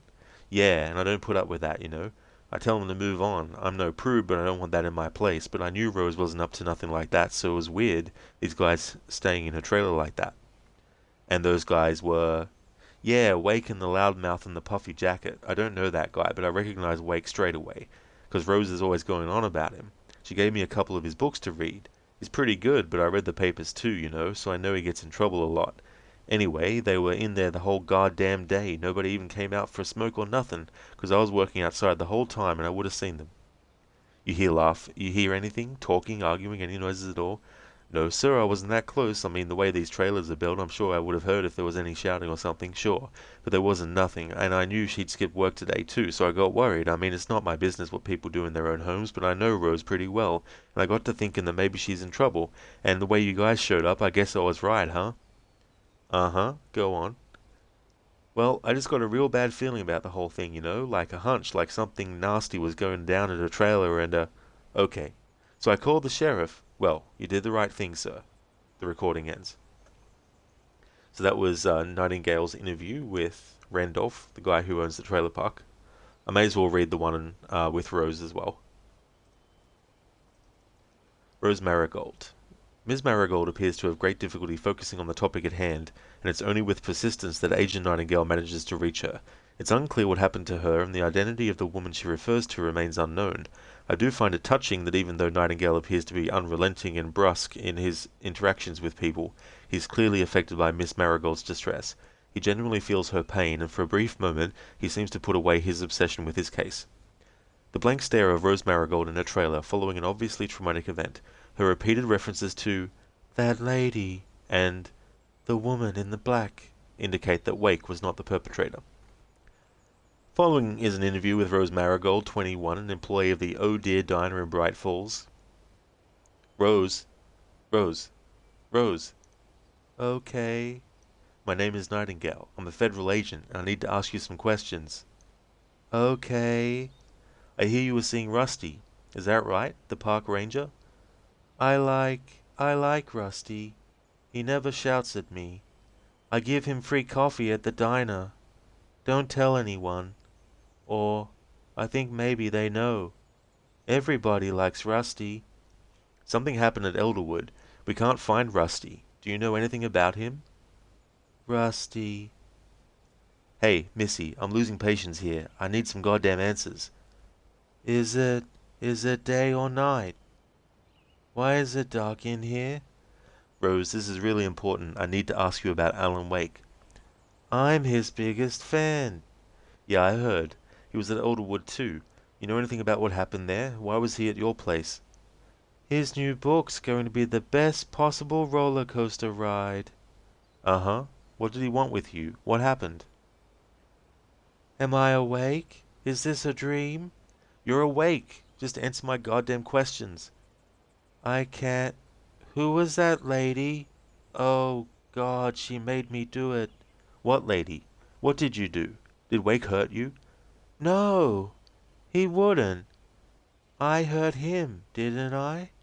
I betrayed him. I lied to him. I didn't want to. It was like it wasn't me. I kept screaming and my mouth wouldn't move. I still can't see right. It wasn't supposed to be like that. It was supposed to... She twisted it. Who? Do you mean his wife? Alice Wake? Was she there? The woman in black. It was about his manuscript. He wanted it back. I was just...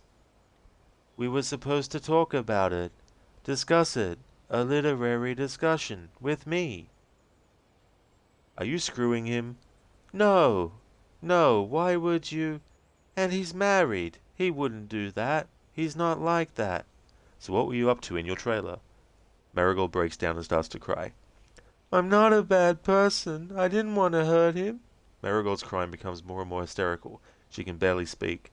Oh, please, this isn't a dream, is it? I can't tell anymore. What's wrong with the world? Everything looks wrong now, and the light hurts my eyes. Everything looks wrong. It's all wrong. There's a long silence. Marigold continues to cry. Okay, hey, easy. I'm sorry, okay, Rose? Shh, it's okay. Come on. Please stop crying. I won't ask you any more questions. Marigold continues to cry. Agent Nightingale apparently moves to comfort her. It's okay, honey. I'm sorry, huh? Everything's okay now. Shh. Recording ends. I'll just catch up on chat. Alright, cool. And move the controller, just in case the game decides to freeze me out for some reason. Okay, so now the interview that Nightingale conducted with Pat Main. Pat Main, local disc jockey and radio personality, Pat Main was obviously resentful of Nightingale, though it isn't quite clear why. Unfortunately, his reaction was somewhat typical. Very few Brightfall citizens, if any, seem to respect Nightingale much. It's notable that the interview takes a strange turn at the end. Obviously, both Nightingale and Main knew much more than they were saying, but neither party was willing to commit to saying it out loud. I'm interviewing Pat Main, the local radio host. Thanks for coming in, Mr. Main. Against my better judgment, you realize that the only reason I'm talking to you at all is because Sarah asked me to. Yeah, I'm very touched by your agent. I'm not going to take any abuse from you, not after our last encounter. Listen, that was all a misunderstanding. No, it wasn't. No, it was reckless, dangerous, and stupid, and you were in no condition to be working. Look, Can we just concentrate on this interview? Get it over with? Please sit down. Please? Alright, what do you want to know? What did Wake want with you? I have no idea. We really didn't have any time to talk. I thought he dropped in for an interview. We met on the ferry when he and his wife were coming to town, and he wasn't interested in one then. I said he should look me up if he changed his mind. It would have been a bit of a catch, especially with the Deer Fest coming up. A celebrity would attract people outside the immediate area. That's not why he was there. He said that. He couldn't say what he wanted before we were interrupted. If I hadn't said he was at the studio on the air, things would probably have gone differently. Trust me, you got lucky. Wake's trouble.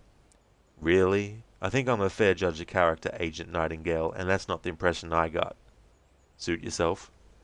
I did wonder if he had anything to do with the situation at the trailer park, but it seems so unlikely.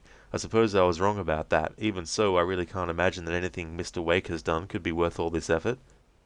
You probably can't. Me, I don't have to imagine. That sounds ominous. It is ominous, Mr. Maine. Trust me on that. It's no joke. I've seen things you wouldn't believe. You should consider the possibility that your experience doesn't make you an expert or improve your judgment. It may not make you as unique as you think.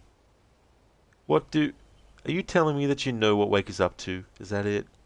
I don't know anything about Mr. Wake. Perhaps if you were to tell me what he has done. That relates to an ongoing investigation. I can't discuss it with you. Or the sheriff, or anyone else, it appears. You're friendly with the sheriff, huh? This is a small community, Agent Nightingale. It's obvious that you have no idea what you're doing. I'm not trying to offend you. I'm just trying to tell you something important. Please, Maine, you know something. I need you to tell me. I need help here. Frankly, I'm not prepared to discuss that with you. I'm sorry, Agent Nightingale, but I don't trust you. But you trust Wake, is that it? I really don't know him at all, but he seems to be less of a loose cannon than you are. Get out of here. Just get the hell out. There we go. So that's the interview with Pat Maine.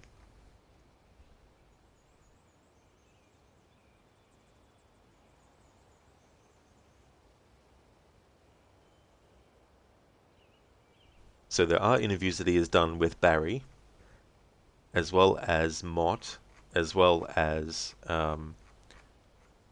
Emil Hartman, but I'm going to read them later because we haven't reached the point yet where those characters become prominent. Well, I mean, we've already met Mott, and he was kind of prominent when we met him, but the interview with Mott is better to do when we get a bit later on.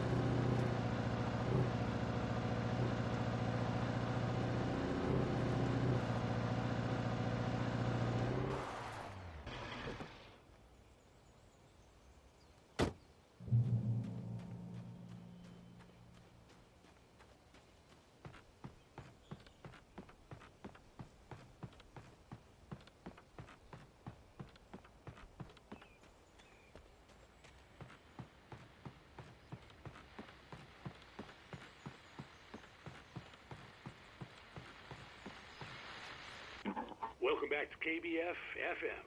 Hope you enjoyed that tune. Now, Doc, you were talking about life and finding that special someone, that soulmate. Well, you were talking about that. I was saying I don't buy it. Well, see, to me, that's strange, because I always pegged you as a hopeless romantic.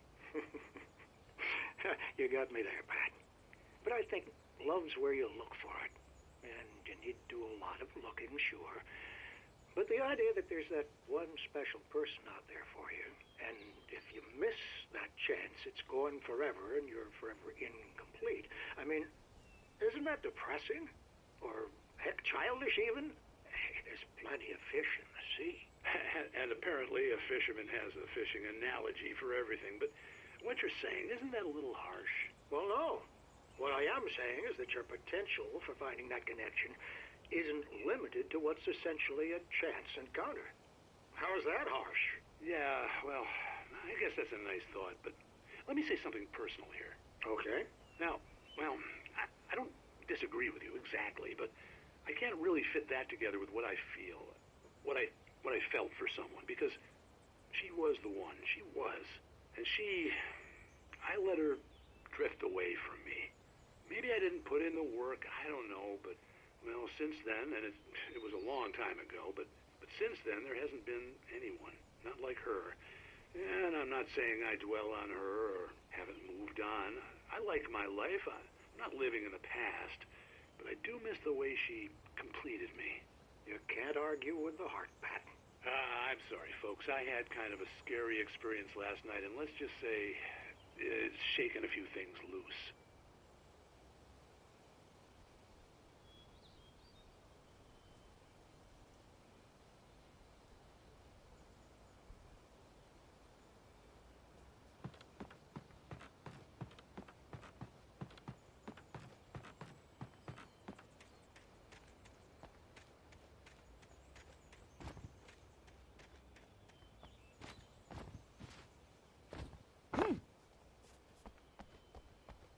I thought I was going to die there, because Alan can die from fall damage.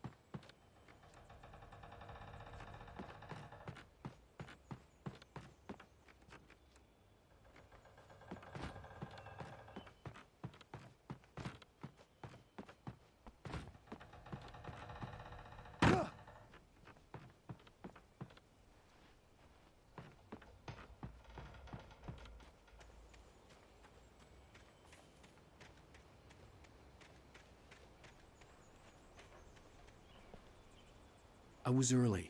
I was supposed to meet the kidnapper at noon in the main building. The coal mine was quiet. It was a museum now.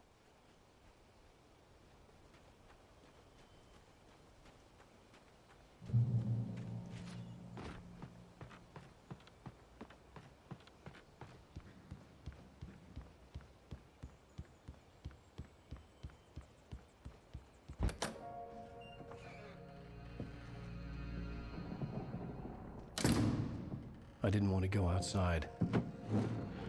Cops had to be looking for me. The noon sun turned the place into a sauna. The day dragged on. Different scenarios ran through my mind. Ways of how I'd torture the kidnapper to get Alice back. Or the different horrible things he could have done to her. I imagined her dead. I had no way of knowing she was still alive. It was killing me. I was running on blind hope. It was all a waste of time. The bastard never showed up.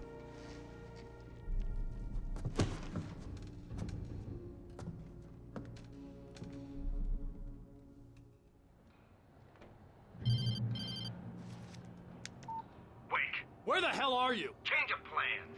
You know where Mirror Peak is? It's a big mountain north of where you are. You follow the path from the mine, you can't miss it. There's a lookout point there. I'll be waiting.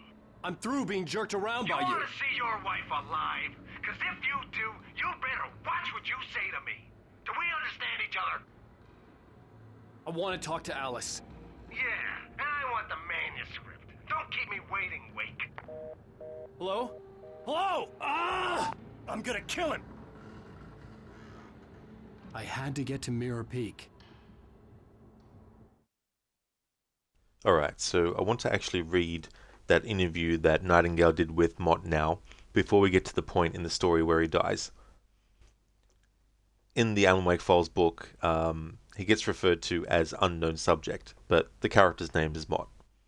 He was the one that was just talking to Alan on the phone call there. Unknown subject. It's unclear who the subject of this brief interview is. Agent Nightingale himself didn't appear to know. Accompanying notes indicate that he ran into the man in the Elderwood National Park while trying to find Alan Wake, but the circumstances are unclear. The interview was conducted outdoors, and judging by the sound quality and the tone of the interview, it's likely Nightingale surreptitiously turned his tape recorder on without the man's knowledge. Although the identity of the interview subject remains uncertain, townsfolk to whom I've shown this photograph insist that it was a local troublemaker known as Mott. Nightingale. Been in a fight? What happened? It's nothing. Unknown subject. Nightingale. You seen anything weird here? How about this guy, Alan Wake? He's not in his cabin. You know where he is? Have you seen him? The man laughs. Is that funny to you? You should leave this whole thing alone. You don't know what you're messing with. Is that right? And you do, huh? What's your name? What's it to you? You see this badge, buddy? I ask the questions. Government, huh? You gonna put me in the system, government man, huh? Well, a new system's on its way. What do you think about that? I think we're gonna talk about this down at the station. You deaf? Let's go, buddy. If I still had my gun, what the hell did you say to me? Sounds of a scuffle. Nightingale grunts loudly. Running footsteps recede. Get back here, you asshole! You're under arrest. A pause. Nightingale breathes heavily. God damn it, God damn it. Recording ends. Alright, so that's the interview that he did with Mott.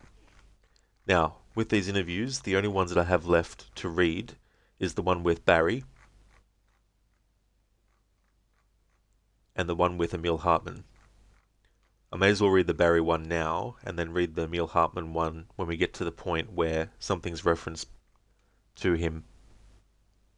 Barry Wheeler. It's unclear why Wake's agent Barry Wheeler is being interviewed, but clearly this is somehow connected with the events at the trailer park. I've tried to contact Wheeler several times, but he refuses to talk to me. After certain legal proceedings, I decided to abandon all of my attempts on that front. An argumentative Barry Wheeler resists divulging any secrets about Alan Wake. Nightingale. Talking to Barry Wheeler, a literary agent.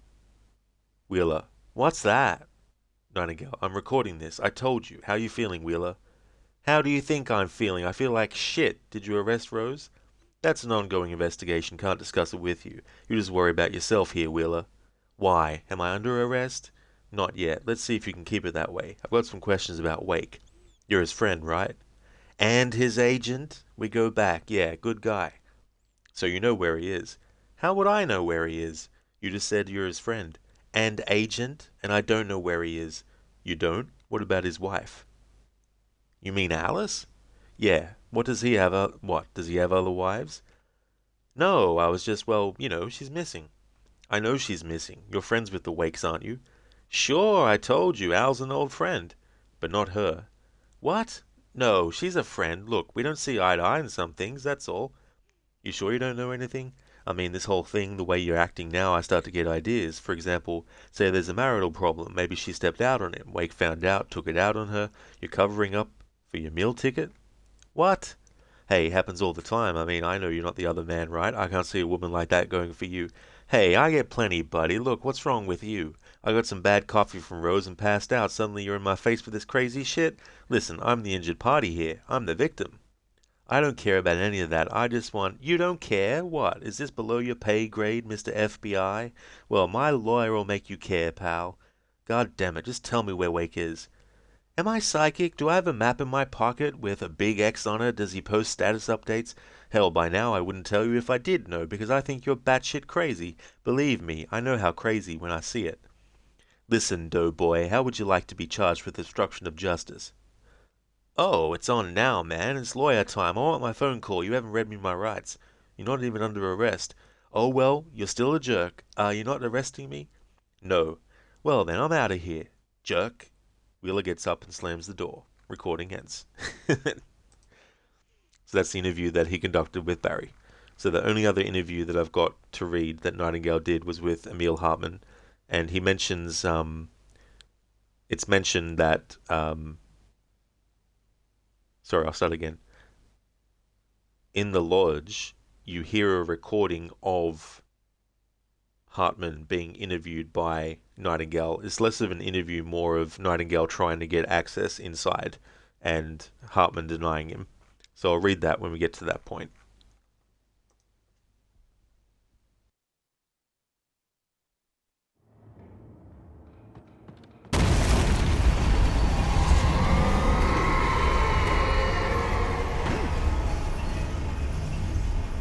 It was close. Maybe closer than ever before.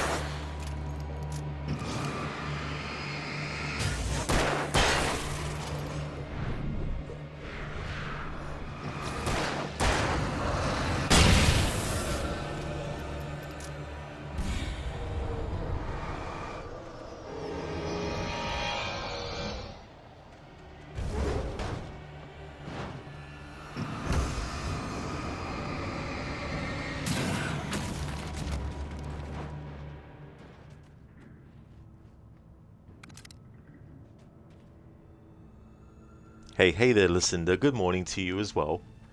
How's your morning going? I hope that you're having a great 4th of July. Hope celebrations are going well. As for Alan Wake, it's going really, really good. We're still in episode 3. There was a short story in the Alan Wake Files book that was actually Alan's first published story when he was 18 years old. So I read that, and that was probably about, I don't know, 6, 7, 8 pages worth. So I've been taking breaks from reading when I need and all that kind of stuff. But yeah, I'm very happy with the progress though, covering a lot of ground in that book. And the beauty of it is there's things that I can pick and choose when I want to actually read them as well. So I can spread it out a bit too. Because there's things that, you know, reference things back and foreshadowing and all that kind of stuff. So it's going good.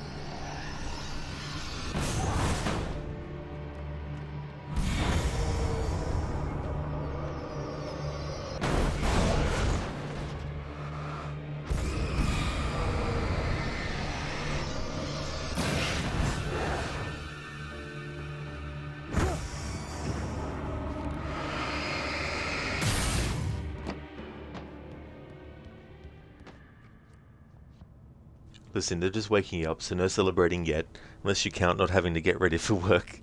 Most of today will be cleaning house. You'll be having a friend of Necro's, his former roommate from when you met, coming up tonight for dinner, drinks, and to watch fireworks. But you have to clean all day, so you're watching your morning streams. That'll be really cool for you all to catch up with each other. That's nice. That'll be great to use that day as well for that too. Sounds like a great plan. Hopefully the cleaning won't be too annoying though. Are you familiar enough with the book to know when to read certain items, or does it not align with the story of the game? It sort of depends. There is some stuff, like there's some manuscript pages that are in the Alan Wake Files book that aren't in the game, but they're sort of like random events that don't necessarily have any direct kind of like point in the game where it's like, hey, you know, this is where this would segue in. So I have to sort of like just pick a good time to read those ones out. And I just read some interviews that Agent Nightingale did with some characters, but there's a character that we haven't actually, well, we've met him, Emil Hartman. He's been in the story already, but the interview that Nightingale has in the book, the Alan Wake Files, it's actually combined with the recording that you can hear on the answering machine in Hartman's office. So I'm going to wait till I actually get to that point in the game before I read that part and all that kind of stuff. But there was mention of Alan Wake's earlier stories, like where he was saying, you know, when I was, you know, starting out writing, being a big fan of Stephen King. So that's when I read the short story that he wrote and all that kind of stuff. The book also has like an afterword as well, and so I'll read that at a certain point. But there are a lot of things where it's like Barry earlier was talking about the research he did about Cauldron Lake and the volcano and all that kind of stuff. And in the Alan Wake's File book, there's actually a newspaper clipping talking about that event as well, and interviews with people at the time and all that kind of stuff. Also an obituary for Barbara Yeager, who is Thomas Zane's fiancée wife. I can't remember which. I always forget which it was. But yeah, so you got newspaper clippings in that book as well that relate to those kinds of things.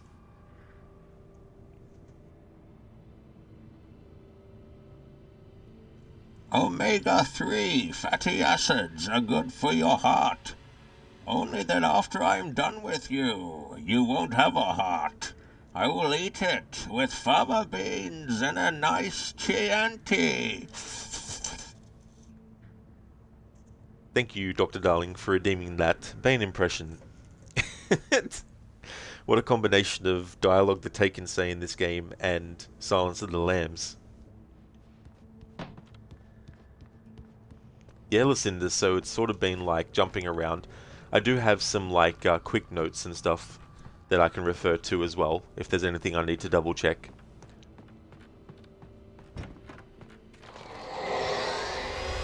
What the hell?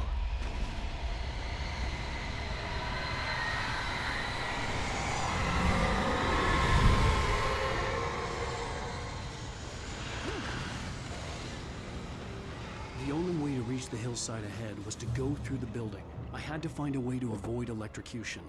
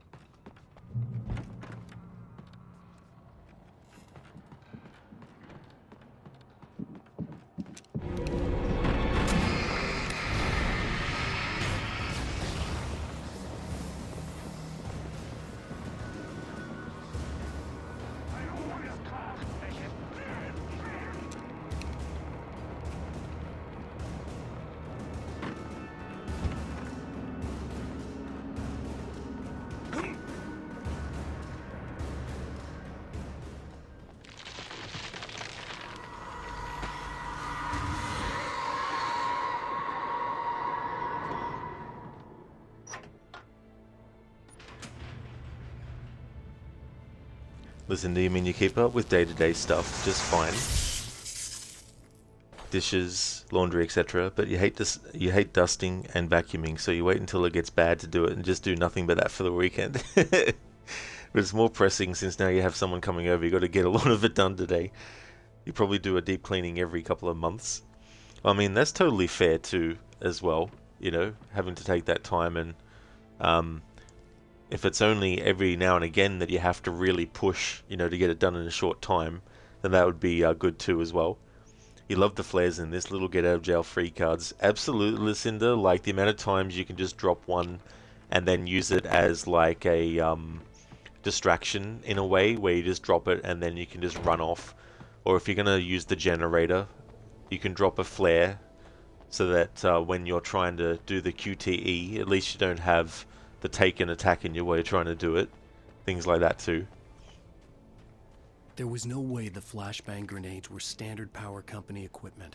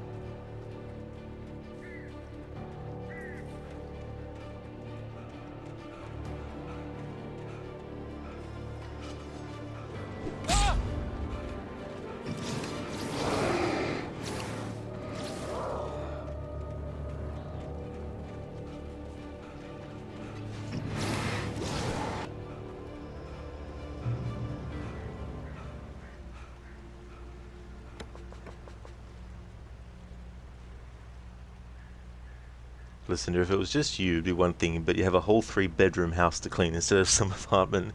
That's true as well, like the amount of space that you'd have to cover and keep intact as well.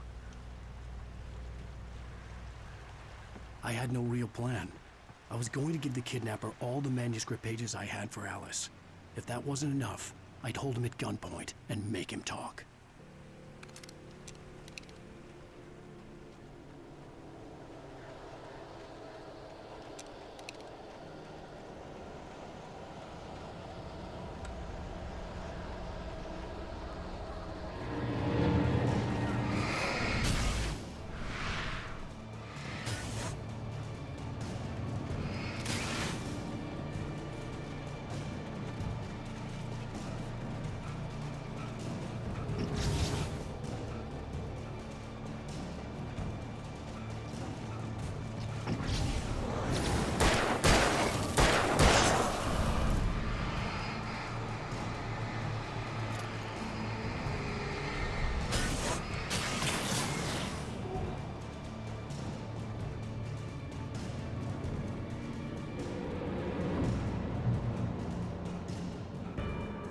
Hey there, Cody. Good morning to you as well. I hope you're having a great 4th of July today. Listen, you don't ask Necro for help because he takes care of the outside stuff, and that's more than enough of a help for you. He can't stand doing outside work like mowing and trimming. If you need help with something, he will help, no questions asked. You just try not to ask it of him. I mean, that works out well too, because you're both playing to your strengths as well, and you know that of the other, it's going to get done. You know, it's not going to just, you know, it's not going to get to a point where it's like, well, you now have to step in for him or he now has to step in for you necessarily. You know, you can sort of like divvy things up as well.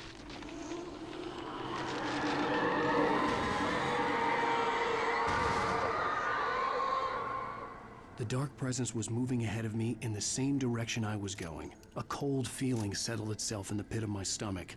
Was it going for Alice? Cody, yeah, you're chilling in the nasty heat once again. Oh, damn, Cody, that would be so annoying with the heat. Like, hopefully you can be as cool as you possibly can.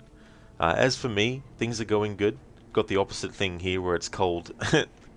But doing well. Been doing a lot of reading in this playthrough, and I'm happy to do it. The graveyard shift may cause cancer. But reading from the Alan Wake files, this is the second time I've done it. The first time, back for the 10th anniversary, I actually read it in one stream on its own. Like, I had the game active, but just for the background sounds, and read the entire book from start to finish in one stream. And I tell you what, after that I was like, if I ever read this again, I'm not going to do it all in one big stream on its own. So here we are. 5 years later.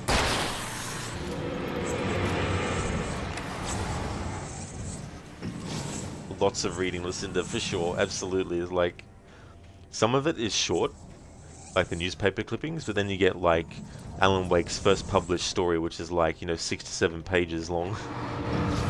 6 to 7, I should say. That sounded like 67.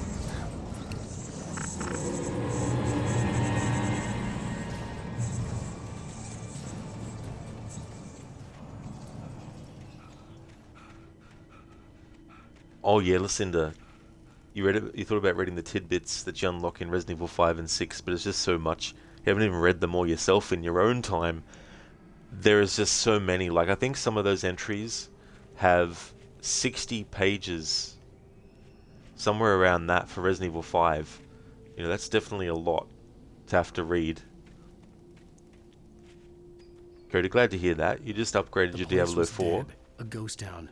Had been for decades, maybe a century. To Vessel of Hate Ultimate Edition for £37, marked down from 75. That is a really big reduction, Cody. That's cool. That is really, really good.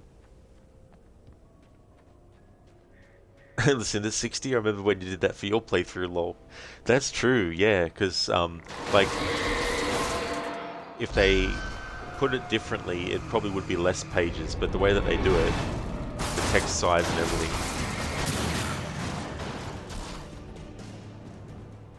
having that many sections to read through. Would have been cool if they had narration for it.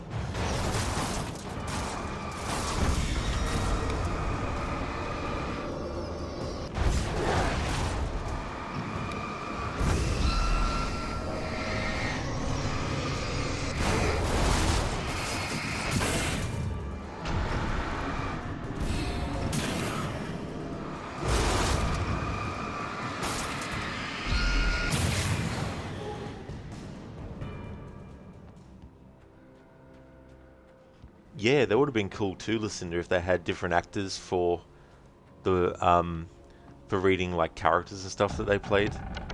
I know it's extra work for the actors, but it's like, pay them extra. Pay them a bit extra to do the extra.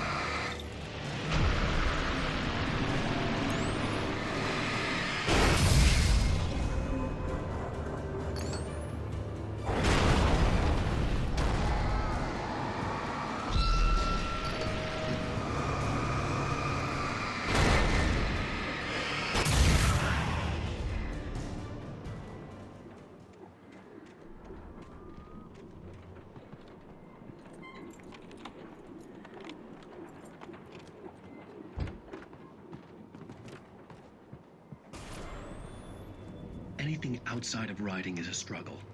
I feel ill. I managed to make my way downstairs. There's a shoebox filled with books and papers by Thomas Zane. It's very hard to focus, but I managed to read some of it. He's a poet, and a good one. He writes of muses and creators summoning fabulous things from a magic lake, using his powers to shape the world of a realm of gods and dreams and demons, dark things that wait for a chance to slip through, wearing the flesh of men as disguise.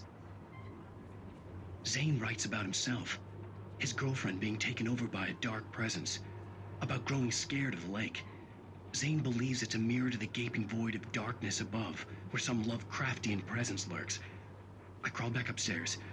I'll borrow these things for my story. They ring true. They fit.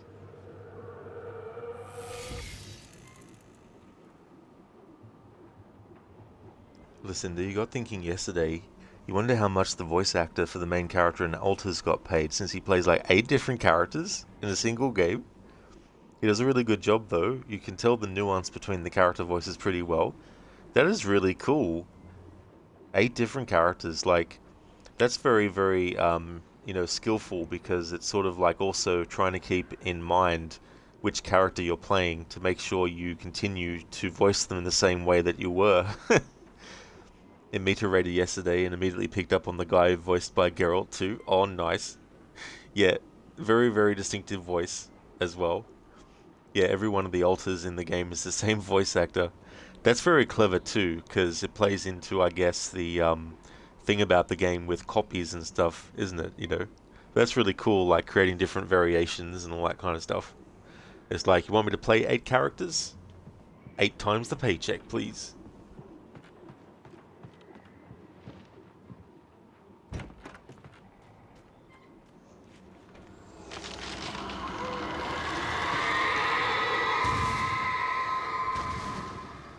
Actually, that reminds me, director Stanley Kubrick did a movie called Doctor Strangelove, and comedian Peter Sellers was cast to play, I think,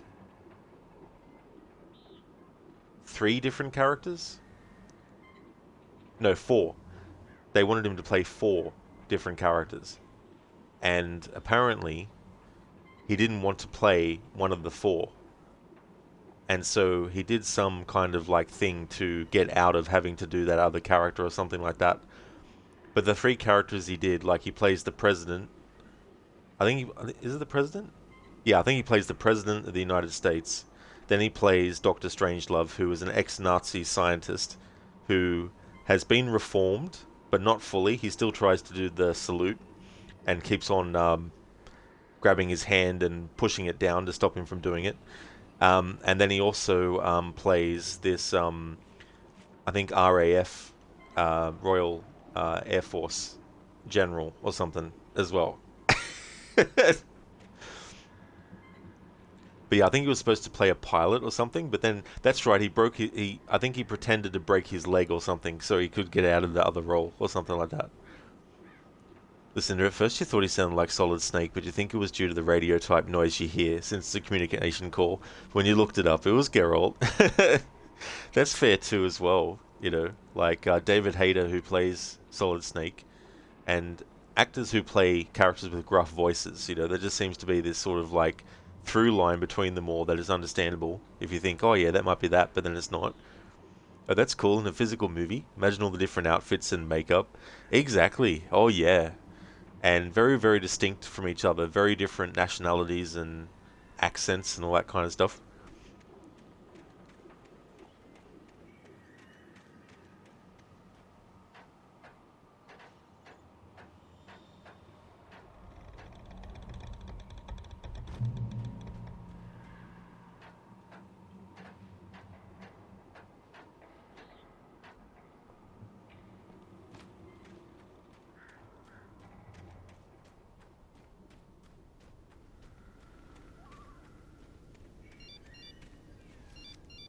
The kidnapper had sent me a text.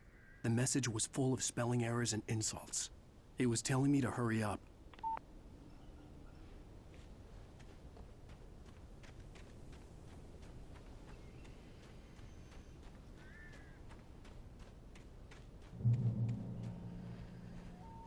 I like the clever way in which they reference Twin Peaks by having this peak called Mirror Peak.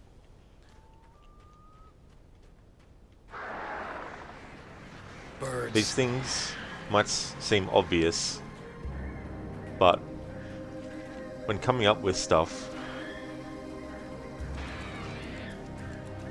sometimes creating connections like that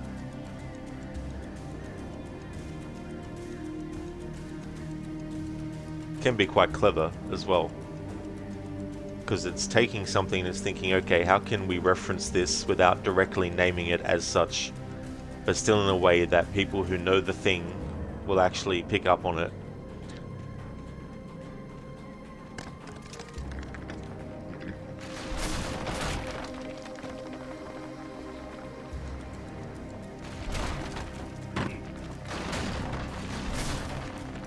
Woohoo! That was lucky.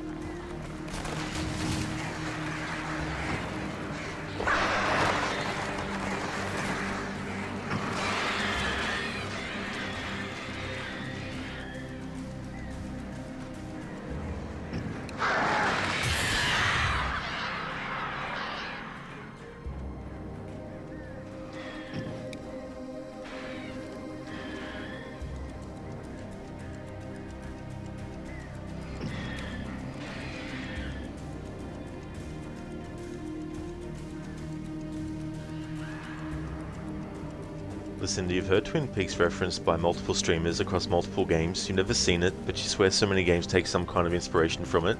You don't even know what it was, a movie, a series. Yeah, so I've never actually seen it myself, but it was like a series that initially just had, I think, 1 or 2 seasons. I think it was back in the 90s as well. And I think it's about like duality and doppelgangers and, you know, all this sort of kind of stuff. And years later, they actually did a follow-up series where all the actors, at least all the actors who were still alive, I think came back to reprise their roles. And the director, David Lynch, was very, very sort of like eccentric and all that kind of stuff as well. There was also like a lot of characters, like there's this lady, I think in the Twin Peaks series, who has this log that she carries with her all the time. And in Alan Wake, the Lady of the Light, Cynthia Weaver, how she carries the lantern all the time. That was their homage to the character from Twin Peaks with the log. So there's things like that as well.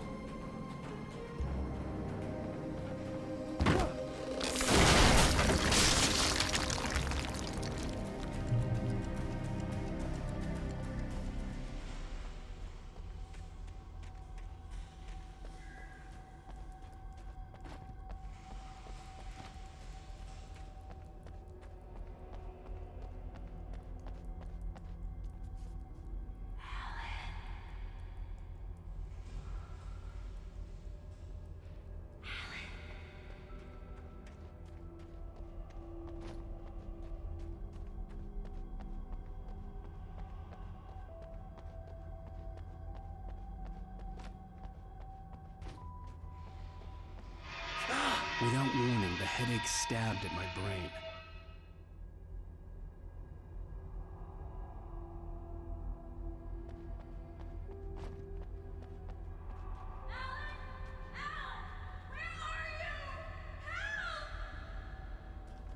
Alice?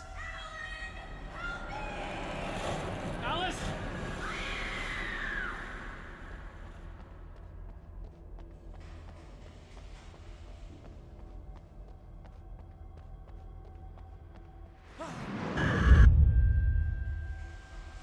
I'm losing it. I gotta get out of here. That's not the way that you have to go, of course, but if you do go that way, you get that kind of situation happening with dialogue and stuff. That was one of the great things about this game too, is stopping and listening to characters talk to each other. Like, you might think that their conversation is finished, but if you actually wait a little bit longer, they might start to talk about something else. Like Odin and Thor later on, when we meet them again, they have a conversation with each other, and if you actually hang back for a while, they talk about other stuff, even stuff that is relevant to a lot of the lore of what's been happening in Bright Falls and all that kind of stuff. Yeah, I thought that was kind of cool too, Lucinda, as well. It's, I think Silent Hill definitely has inspiration from Twin Peaks as well.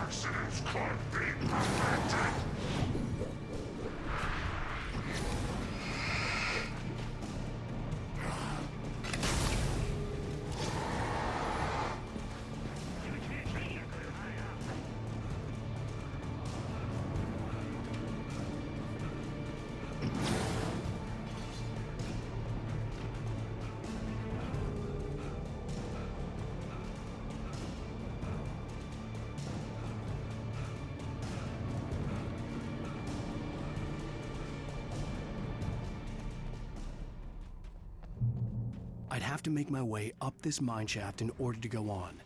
Maybe the machinery could help me with that. Cody, you so can't wait for Silent Hill F. It's going to be interesting how that game all plays out as well.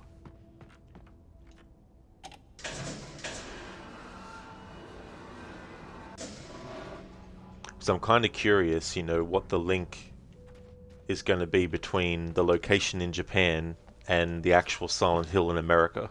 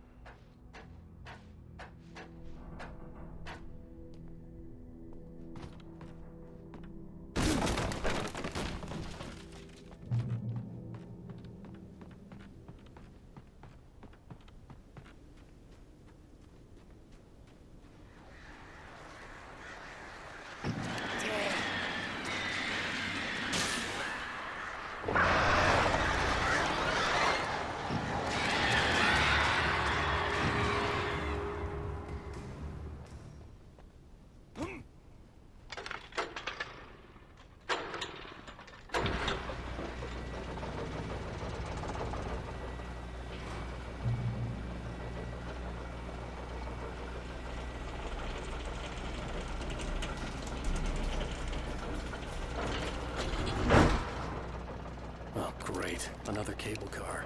Just great.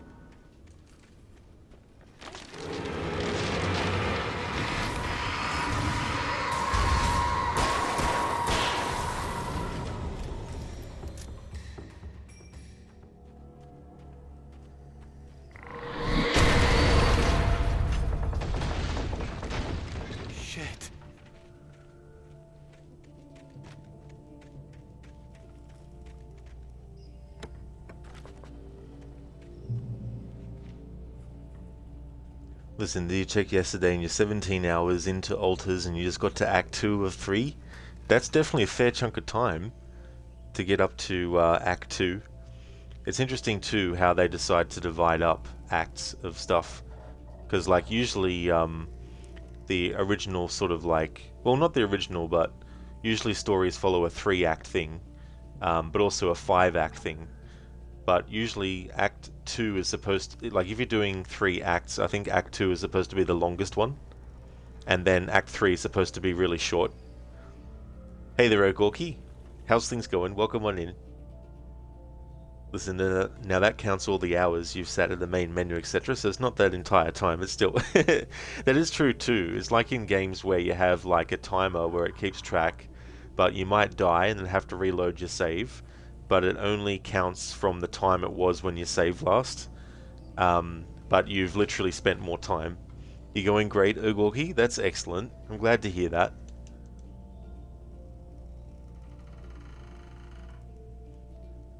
Keone, are you serious? Do enemies really become suspicious when they see a dead body? Like, is that really true? Or they just shrug it off and just be like, ah, must have been the wind, and just go about their business?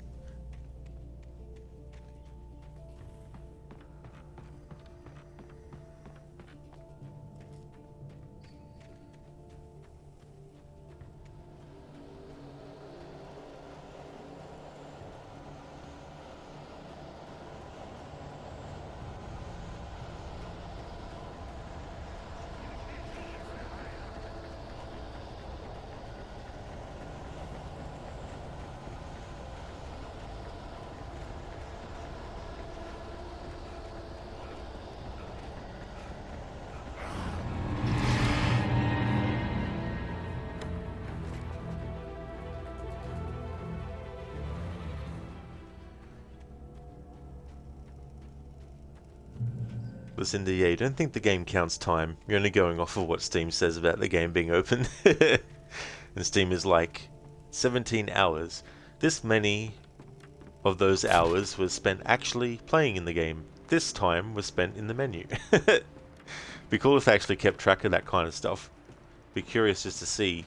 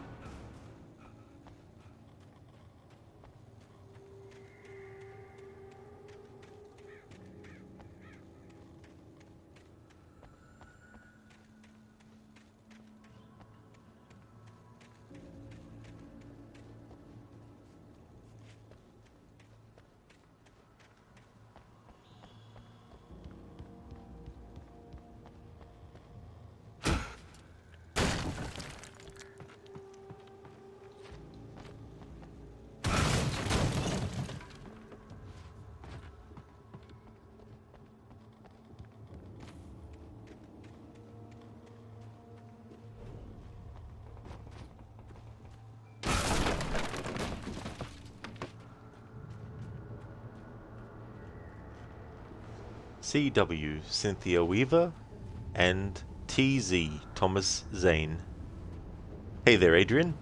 Alan does kick. The powerful Alan kick takes no prisoners. That is so true. How's things going?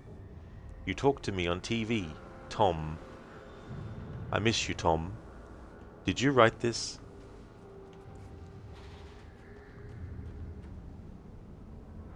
Tom.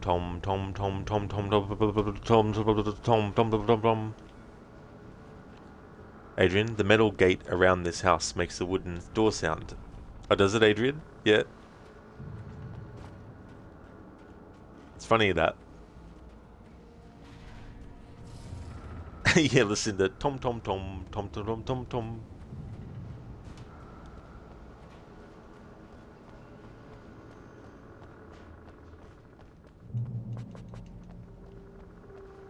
Adrian, when you have to when you leave the house, it's on the left and in the back.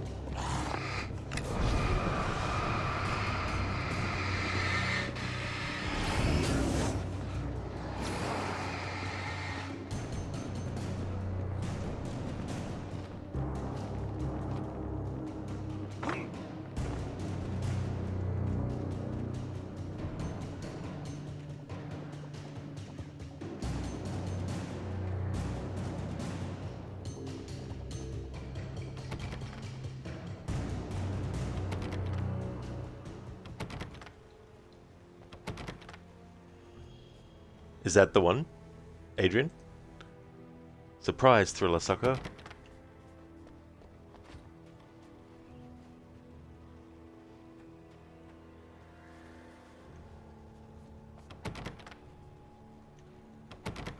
Ah, yes, of course. Yeah, that's a good point, Adrian. I didn't actually realize that, because usually when I play this game, I don't even bother going around the corner here. Definitely doesn't sound like metal.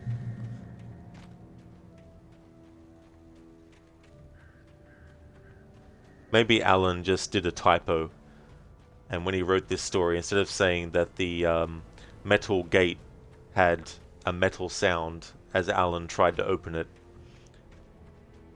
when he meant to write, I could see Cauldron Lake. I thought I could make out the spot where the island and the cabin had been. There was a light near it. It had to be a boat. Instead, he described it as a wood sound. Adrian, it's not like there's many closed metal gates in the game, so I guess they forgot to give them a unique sound. That could be it too, as well. I was close now. I had to get there fast. I dreaded what I would find. Wait! Are you? Wait! Hey, I'm here! I'm coming! No! Get away! Sorry. Please, lady. The boss didn't know who he was messing with. I didn't know. I swear, I didn't know. We don't have a wife. We don't know where she is. She's probably drowned. We just said we had her to make him play ball. You see? They got him writing for us. Please. Please. Oh. I'm sorry. Please don't hurt me.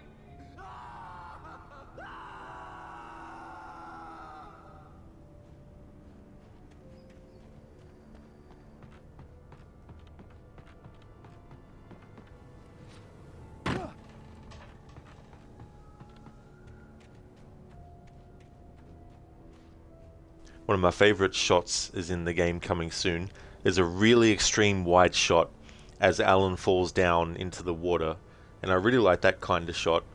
Another example of that kind of shot is in Lord of the Rings, the Two Towers, when it shows you what happened to Gandalf when he was fighting the Balrog, and there's that really extreme wide shot as he's actually falling with the Balrog into the water as well.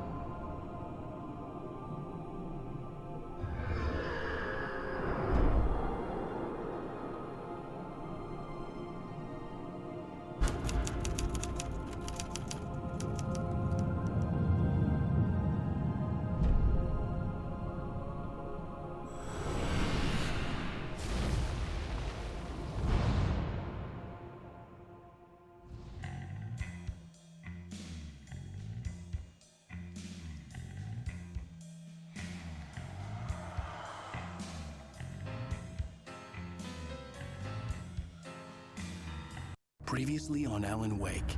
I'm hunted by the law. Sheriff, Wake's running. I'm giving chase. Are you seriously telling me that Ryder just took out my deputies? A thriller I supposedly wrote is coming true. The genre of the story seems to be shifting. It's turning into a horror story. I was told that Alice had been kidnapped, but that was a lie. We don't have his wife. We don't know where she is. Her purported kidnapper was eaten up by the dark presence before it attacked me.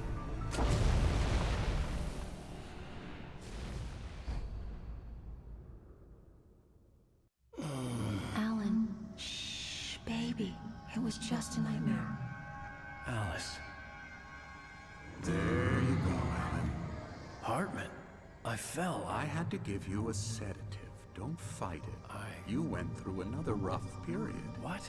Right now, it's very important that you stay calm. We don't want you to have another episode. You're a patient at my clinic. Have been for a while now.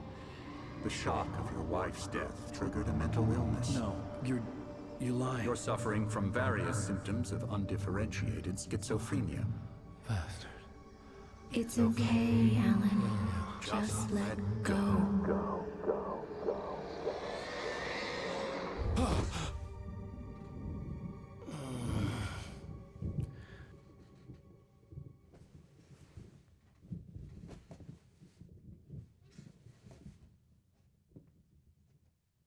I felt groggy. Whatever Hartman had bumped in me was making me numb. I felt like this was happening to someone else. Someone I was watching on television. I couldn't think. Couldn't focus.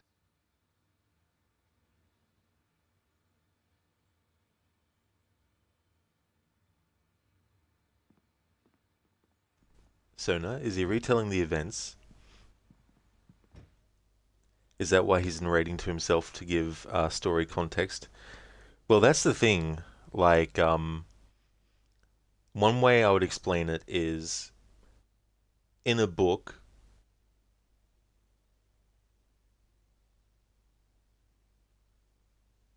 having the character sort of like say things, but they're also narrating things too. Like, in a book, you might have a character who's sitting across from someone, and they say to the other person, "You look great today," but the narration voice of their character is saying, "I had to lie and say that they looked great because I just wanted to get this situation over and done with." You know, that kind of stuff. So it's similar to that, where Alan is, speaking to people, but then he's saying things like, "I had to get out of there." The type of thing was making me annoyed, or just an example. But he's not actually retelling the events to anyone. Like, it's not a situation where he's being interviewed by someone in present time and they're asking him questions and then we're playing the flashbacks and all that kind of stuff. So it's not that. It's like we're playing a novel, but it's a video game and also a series at the same time with all like the recaps and all that kind of stuff. So yeah, he's talking to us as the player, like we were reading a book, or if you were listening to like an audio book and all that kind of stuff, where the narrator would take over and start to talk about things.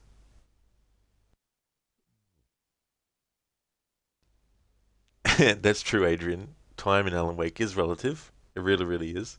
Just like in a book, you can have a book take place in 1 year, and then it can jump to a scene that took place 5 years before, and then within that scene, a minor character might pop up that the next chapter then devotes itself to, and then they become a major character, and then it jumps back and forth. You know what I mean? So it can be a bit like the way Tarantino structures his movies, where he structures them like a novel, where you introduce maybe the scene before the end first up front in the first scene of the movie, and then you jump to a different time period and show other characters that were in the same scene and show how they got there and all that kind of stuff.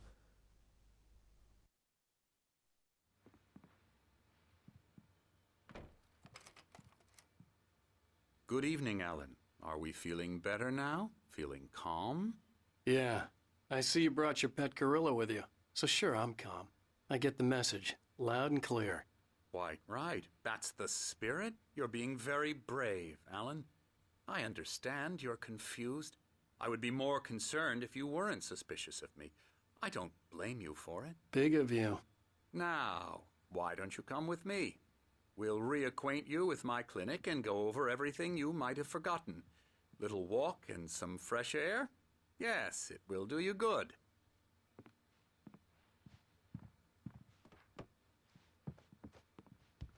This corridor is for patients. Most of them aren't here right now. Jack took them out for a fishing trip, except for the ones who are particularly vulnerable, of course.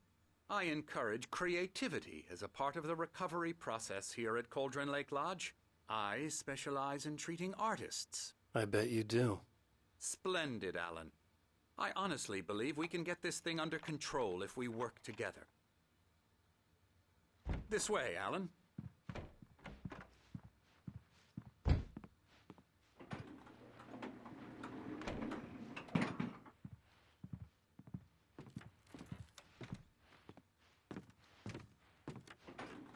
Now, Alan, from past experience with you, I know I need to get right into the heart of the matter as quickly as I can after an episode. So I'm just going to say this. Alice is dead. No. You're in a very vulnerable state until you understand and accept this. Alice drowned, and you couldn't face that. You're suffering from hallucinations, paranoid delusions, unusual thinking, an obsession about light and darkness, a feeling that everything revolves around you, your thoughts and dreams. Your mind has constructed an elaborate fantasy scenario in which your writings are affecting reality. She has been kidnapped, and supernatural forces of darkness are trying to stop you. We go this way, Alan. I wasn't ready for another shot, so I went along with it. He had to be lying. But under the influence of the drug he had given me, I had to fight not to believe his words. It's all in your head. You've been making it up. Apart from the tragic accident with your wife, no one has been killed. Your delusions are just a manifestation of your subconscious mind trying to protect you from the too painful truth. Unless we fight the fantasy, it will return. I know the instinct is to resist me, but think about it. Doesn't this make far more sense than the insane supernatural conspiracy you have concocted in your mind? You're a skeptic by nature, Alan. We both know this. Everything can be explained logically.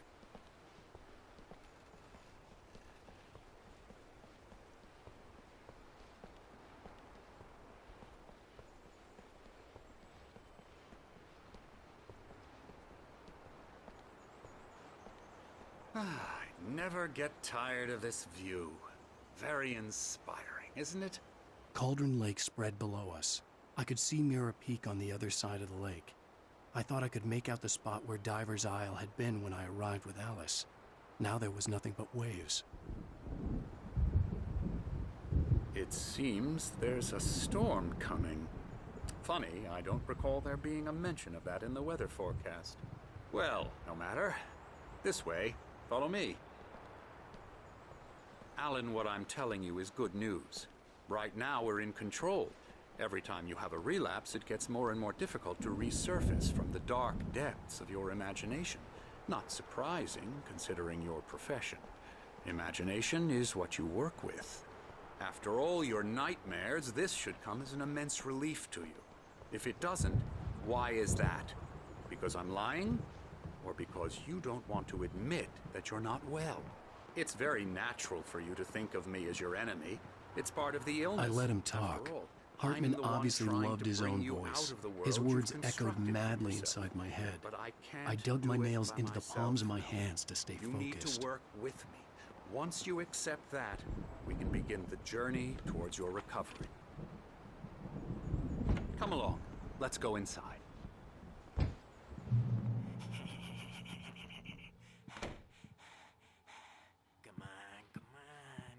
Here's the entrance to the office wing. That's for staff only. You were impressed by my trophies when you first arrived here. I do love to hunt. The great outdoors, man versus nature. It's wonderful stuff. Pretty damn wonderful, yeah.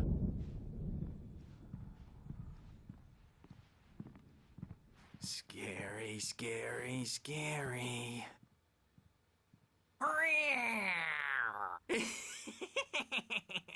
Emerson.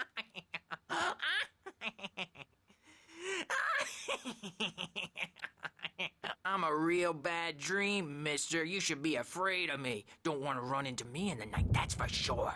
Please, Emerson. Mr. Wake is confused enough as it is. Yeah, you'd like me to go away so you won't be scared. But you can't just decide what kind of dream you have or when you have it. Emerson. Okay. Sorry. Boo. That's Emerson.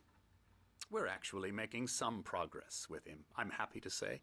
He works on video Elbow games. strike. It's trash, of course, but it does involve Get him some to the head. small creative effort, which makes him receptive to my therapeutic methods. No kidding.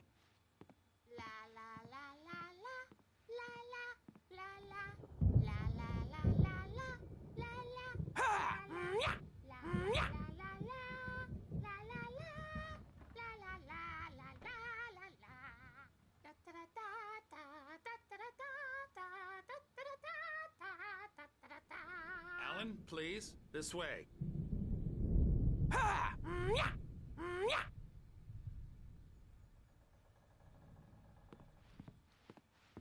Hey Octavius. Emerson, such a funny character. Of course, he wouldn't want to run it to him in the daytime either, no.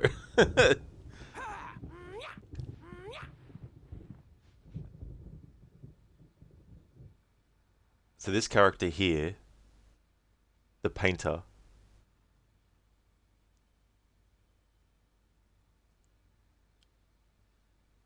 how can I put this? The lake house.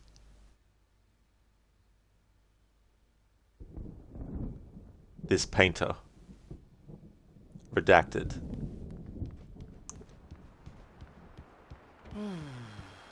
Oh, hello. I've painted you. Okay.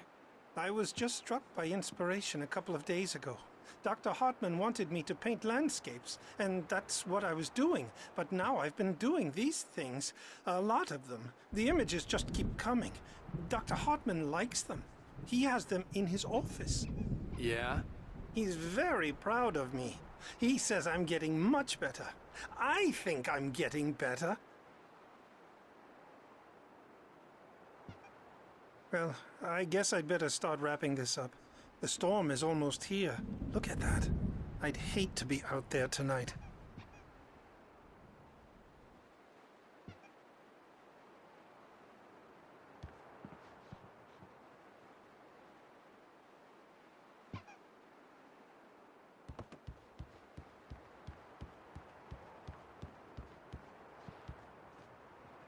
Cody, hey, yeah.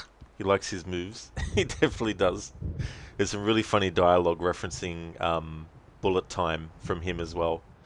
When we go back the other way. Listen, that painting reminds you of that stair from Outlast. Yeah, that's a good call actually. But yeah, when we get to it later in the year, I'm going to be doing a playthrough of Alan Wake 2. And I'm going to be incorporating all the DLC, including the lake house. And so what I said earlier will make sense when I bring it up in that playthrough. But I thought it was quite cool to reach that far back and bring something else from Alan Wake 1. No worries, Cody. I'll see you when you get back, dude. Come, Alan, this way. Now, you might have noticed the typewriter in your room. You've been writing as a part of the therapy. As soon as you feel up to it, you should continue.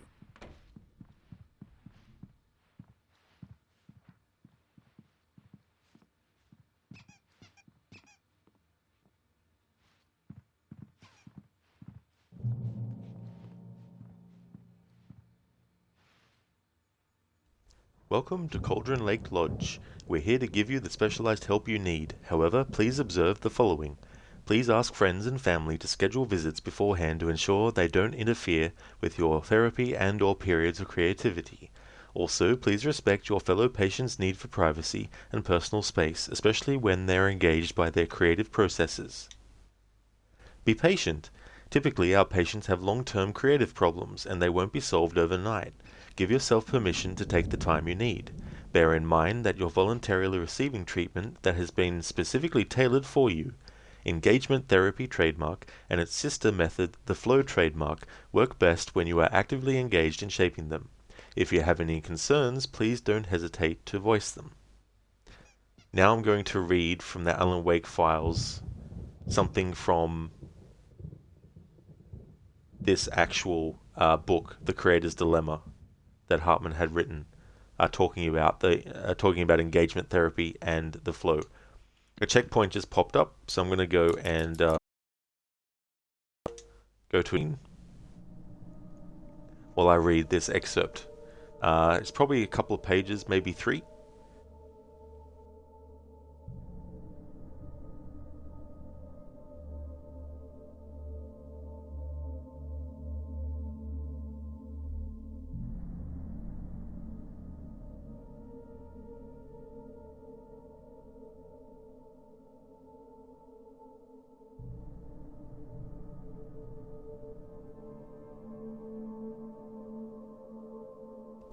Okay, so this comes under the category in the Alan Wake Files book of non-fiction.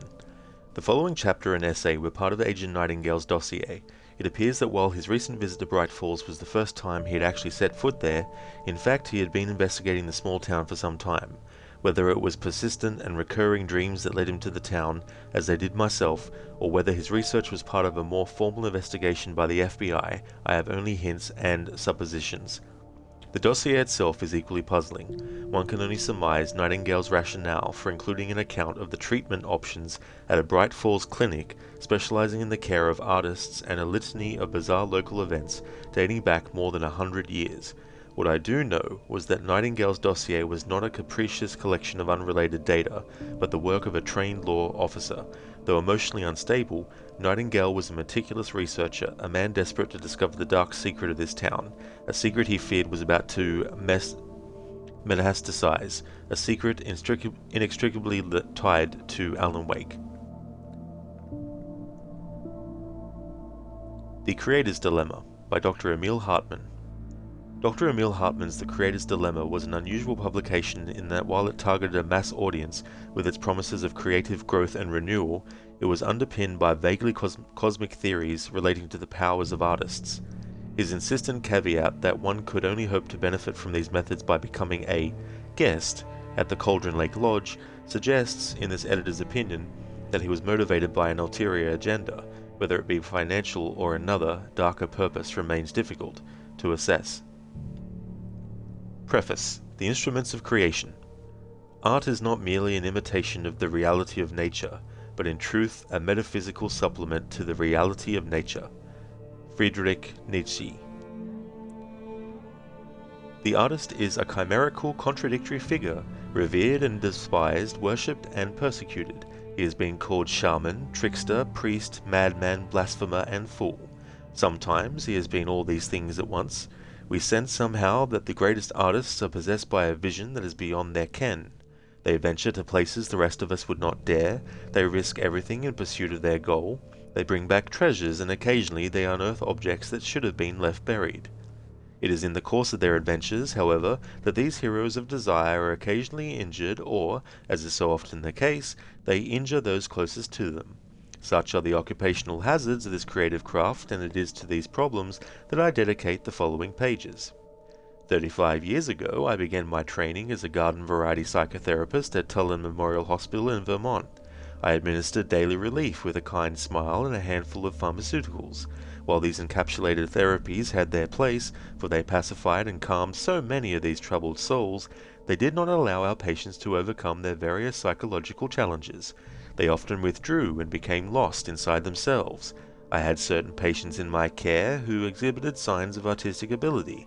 Their works were not refined or sophisticated, they had rudimentary technique, and they were utterly ignorant of the prevailing aesthetic trends of their day, but they were possessed by some burning desire for self-expression. The work was often raw, brutal, and ugly, but always arresting in its ferocity and starkness. These were individuals producing what we now know as outsider art. I left this small hospital some years later, but the image of these damaged souls carving their dreams into canvas and clay stayed with me. I went west and eventually settled into private practice in Washington State. Here I found that while many of my patients were far more functional than those at Tullen Memorial, they were often afflicted by some of the same problems. In them I saw the same urgent desire for self-expression, of problems, hopes, disappointments, desires, coupled with an inability to express these things that were most important to them. They could talk about their problems, certainly, but they could not reify their internal life and so create some form of accommodation between what was so essential and pure inside them and what was so often felt to be the drab and mundane reality of their external world. We encounter here, as well as we will again and again, the Creator's dilemma. Be right back.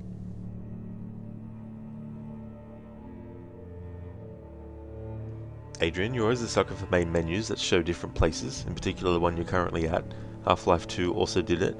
Half-Life 2 did the main menu places in real time, which is why it took so long to load the game on 2004 PCs. It is a really nice touch when they do that kind of stuff. It just makes you want to actually see them all as well. Listen, that reminds you, yesterday you discovered that the main menu of the altars shows the live mood of the altars from your most recent save. You had a couple of grumpy ones on the main menu yesterday. They were like, grumble, grumble. That's cool. That's an awesome detail. And now, to see John Connor flee, you will need the Resistance Time Machine. Find Sarah Connor of the Light, gone mad by T-800's might. That's how you reshape destiny. Thank you, Dr. Darling, for redeeming that as an Arnie impression. Very nice changing of the lyrics of that song from Alan Wake. Thank you.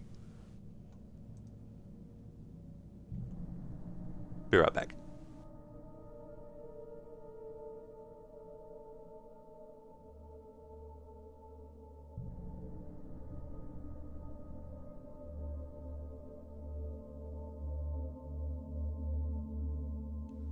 Alright, so I'm going to continue reading The Creator's Dilemma by Emil Hartman. Dreams that wake monsters. The artist's voice sings as though he summoned the powers of the oceans and ether. However, at times these energies can become blocked. The artist may think the well has gone dry, and so he finds another outlet for his creative energies, predictably descending down the familiar trajectory of depression, alcohol, and other forms of self-abuse. Many years ago, I had a patient who worked under the pen name of Philip Musil. He was a talented playwright, attractive and socially adept, and he had produced some notable dramatic works for many years, until he hit what he often referred to as the glass wall. This glass wall, as he saw it, was the end of his writing career. Through the wall, he could see his potential future of creative production, but now it seemed like it belonged to someone else. Day after day, he would batter himself against it, injuring himself in the process, but to no avail. The words that had come so easily to him in the past had ceased. He might have had the occasional idea for a play, but when he attempted to write it down, all he saw on the page were the broken fragments of other writers' dreams. His own ideas no longer had the power to seize his imagination and carry him through the all-important first drafts of his fiction. This went on for a year before I met him. He joined us here at the lodge several years ago, which he admitted felt more like an artist's retreat than the psychiatric institution he had imagined. He was a very difficult case, and for the first 6 months was unable to produce any usable work. For a period, he even began exhibiting certain indications of cognitive slippage and delusional disorder. This worried his family, who began to feel he should be brought home. After a troubling visit in which he did not recognize his mother and sister, he was returned home, though his symptoms worsened. He would go on long night walks and return home injured but unable to explain why. He would conduct conversations with animals and trees. These bizarre behaviors went beyond their ability to understand or help him, falling squarely into what Karl Jaspers once called the doctrine of the abyss. Philip was returned to us some months later, and, after a brief course of neuroleptic therapy, he soon began recovering, returning to more predictable patterns of ideation and behavior. We worked through this period with a combination of pharmaceutical encouragement and what I have come to call engagement therapy trademark, and its sister method, the Flow trademark.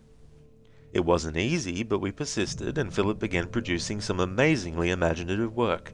It was a thrilling time for Philip and all of us at the lodge. Lives were changed during this period. He stayed with us for 2 years, eventually producing his 6-hour opus Night Falls. While no one would consider this flawed work a masterpiece, it restarted his career and allowed him to get beyond the glass wall. So in that sign that I read before reading this stuff, it talked about the engagement therapy trademark and its sister method, the Flow, as well. I'll continue on reading that in a moment. Adrian, such main menus usually utilize video files instead of real-time graphics. Alan Wake here, also Deus Ex, Mankind Divided, Horizon 1 and 2, Portal 2, etc. Best Fair 2 as well, yeah. But it is impressive when they can, render it in real time. Welcome back, Cody.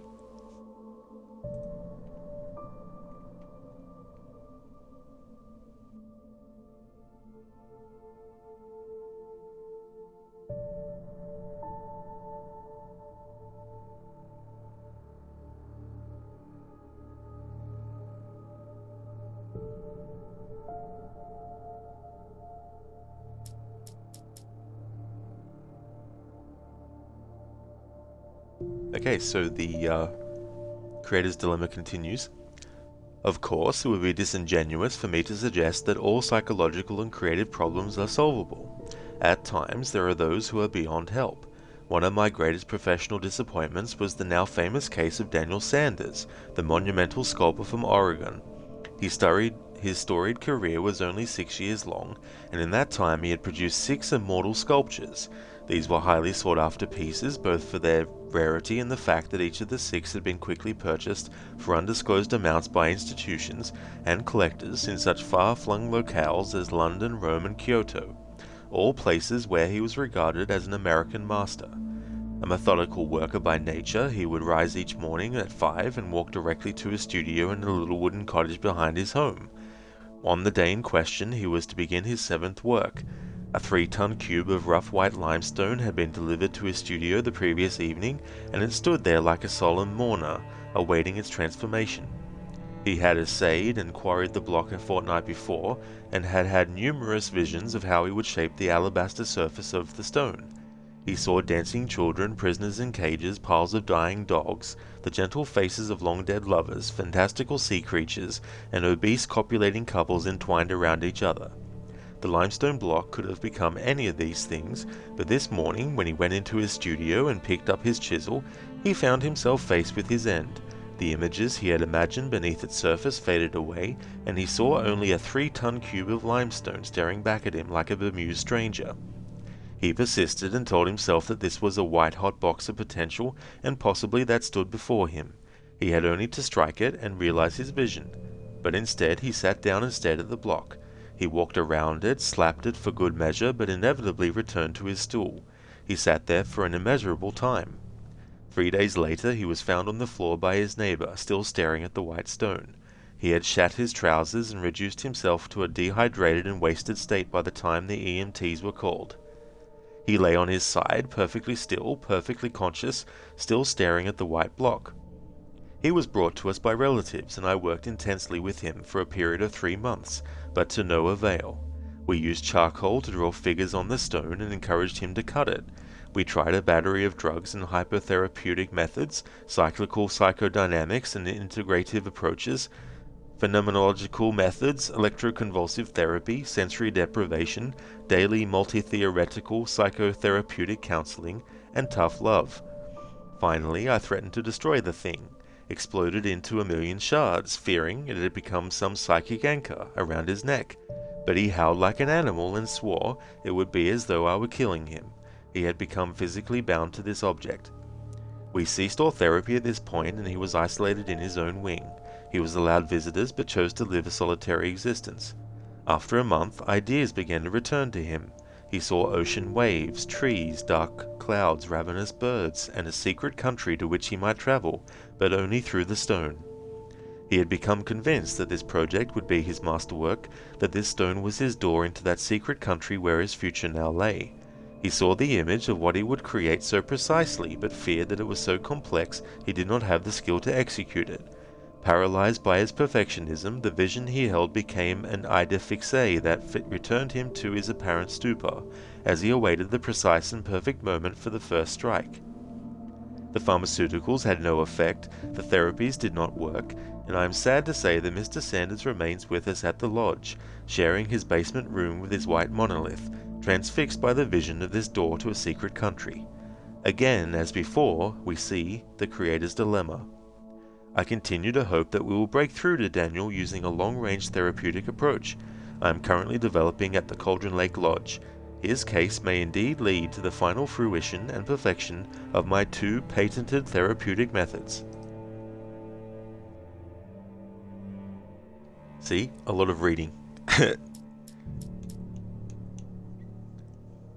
That's all good, Cody. No worries at all, dude. Adrian Darkside is 2. Main menu would show you Death Stranding in the last place you were at, and then smoothly transition to gameplay when you hit start. Oh, would it? That's interesting too as well. It's cool what they come up with when they want to do that kind of stuff. That's a funny emote, Lucinda, with the owl reading. Very nice. I'll continue on in a moment. Be right back.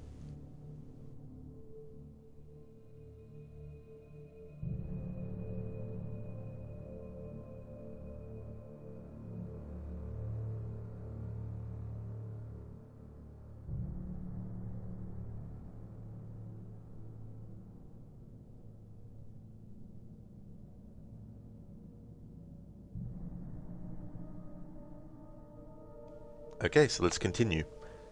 It goes on to talk about engagement therapy and the flow.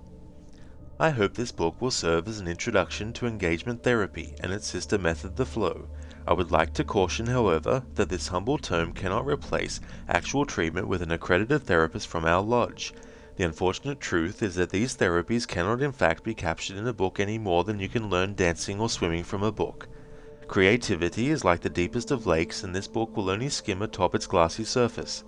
To dive deep into that vast lake of your own creativity, to venture to places you barely suspected inside yourself, I encourage you to contact us here at the Cauldron Lake Lodge.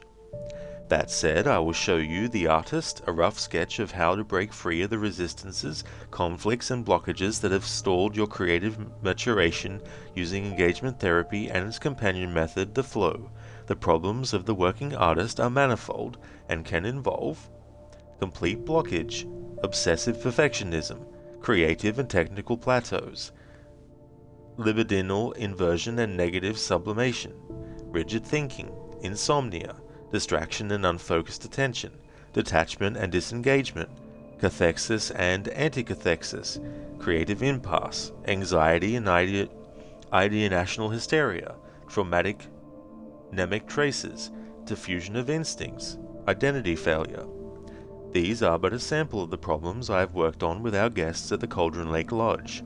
Through intensive sessions of engagement therapy and its companion method, the flow, you will involve yourself in exercises that force you to confront the sleeping monsters inside yourself, but that also deliver you to creative heights you had never imagined. We will till the soil and work to remove those psychic impedimenta that have found their way into your process. Through engagement therapy and the flow, we work to build the channels of communication between your subconscious, your waking consciousness, and your higher consciousness. Your newly integrated mind will allow you to finally take control of your life so that you can live in a waking dream and externalize your deepest aspirations. This heightened state will lead to greater mental clarity and increased creativity, well-being, and happiness. The bygone cliché of the depressed and impoverished artist should be cast aside as a relic of 19th century romanticism. You can live the happy and creative life you had always hoped for. You only need to release your greater self. Liberation from the self. My approach focuses not on the goal or task-oriented practices of the recent faddish therapies.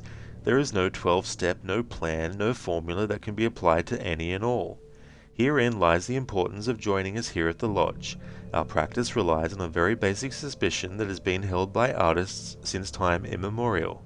I have worked with writers, sculptors, photographers, architects, game designers, musicians, jewelers, weavers, videographers, and conceptual artists.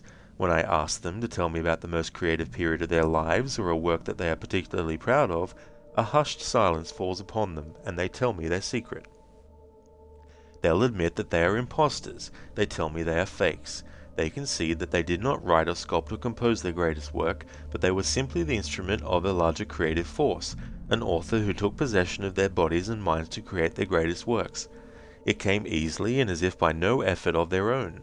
They will say to me with the greatest reverence and sometimes with tears in their pitiable eyes, it did not come from me, it came through me. We take that approach to heart at the Cauldron Lake Lodge, where the heavenly vistas of the Pacific Northwest and the deep waters of the lake, from which we take our name, serve as sources of inspiration to our guests. As Malam once wrote, "The poet disappears. This is absolutely the discovery of our time, and indeed these techniques will encourage you as the artist to fade into the background of your art so that your mind and body are but instruments in its creation. There are great and powerful forces at work around us, unimaginably strong, but they can be harnessed through intellect and courage. Like a raging river, they can be channeled, dammed, and released at will. We at the Lodge can show you how to broker and move away from egocentric art and toward a grander form of expression, one in which the work stands before the artist and the world is transformed as a consequence of your creative acts." But wait, there's more. Be back in a moment. Sorry, I have to keep on giving a break to my voice because there's a lot of text to read. It's different when you're just talking without reading from something. At least for me, it doesn't really strain my voice in that respect, but when I'm actually reading from something, it kind of does. Be right back.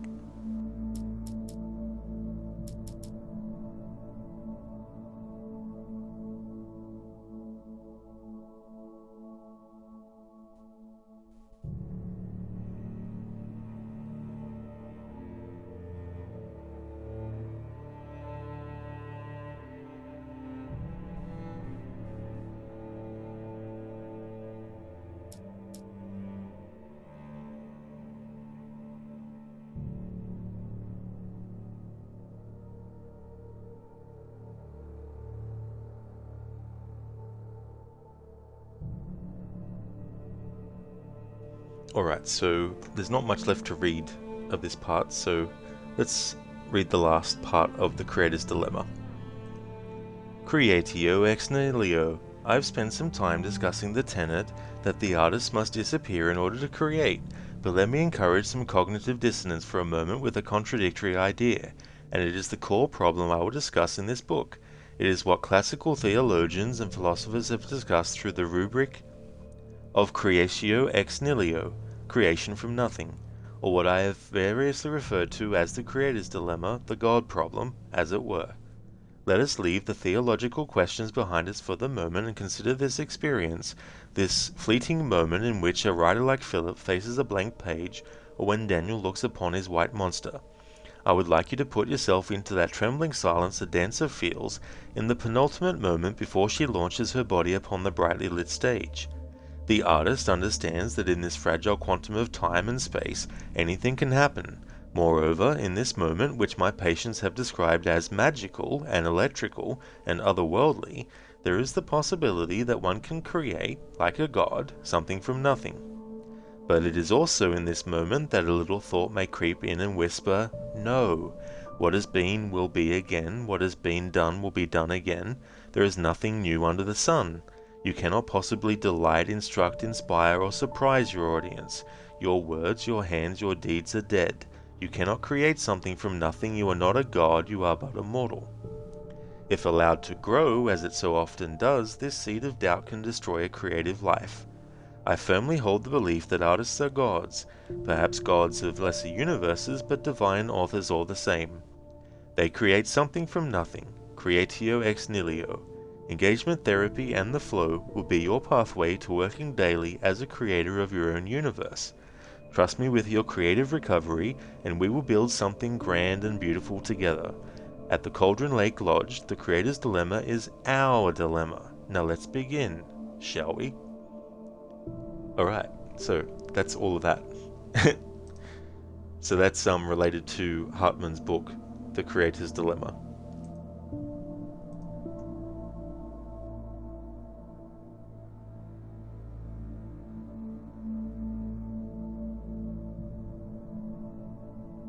Just want to have a quick look around the Alan Wake Files book, just to see if there's anything that I want to cover now as well in relation to the lodge here. There is coming up soon, but I want to wait till we actually get to the point where it's relevant. But I want to see if there's anything before that that I can cover.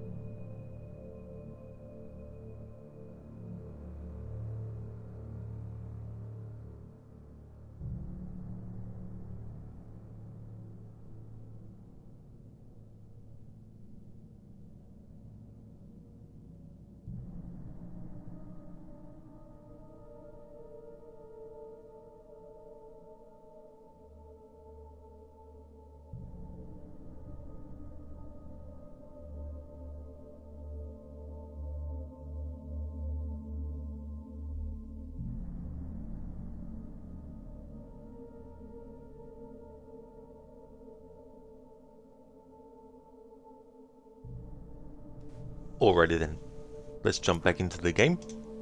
We're up to the part in the lodge where Hartman is showing Alan around the place, and we found the sign that talked about the creator's dilemma and engagement therapy and the flow, and then I went to the Alan Wake Files book and actually read an excerpt from that book by Hartman.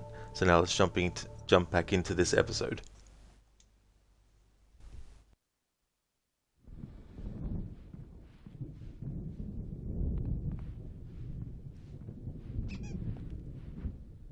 My rheumatism's killing me. There's a storm coming. Oh, what a storm. I hope it wipes this place off the face of the earth. And these two are the Anderson brothers, Odin and Tor. They had how should I put this? A heavy metal band in the 70s and 80s called Old Gods of Asgard. They even adopted new first names to complete the image of Viking gods. After the band broke up, they lived on a farm nearby. They are, well, in advanced stages of dementia. They're well cared for, TLC and all that. There's nothing more that can be done. I'm afraid that the rock and roll lifestyle has left its mark. Oh, that won't do. I'm so sorry to cut this short for now, Alan. The power has been acting up. I'd better go check on it. We'll continue this soon.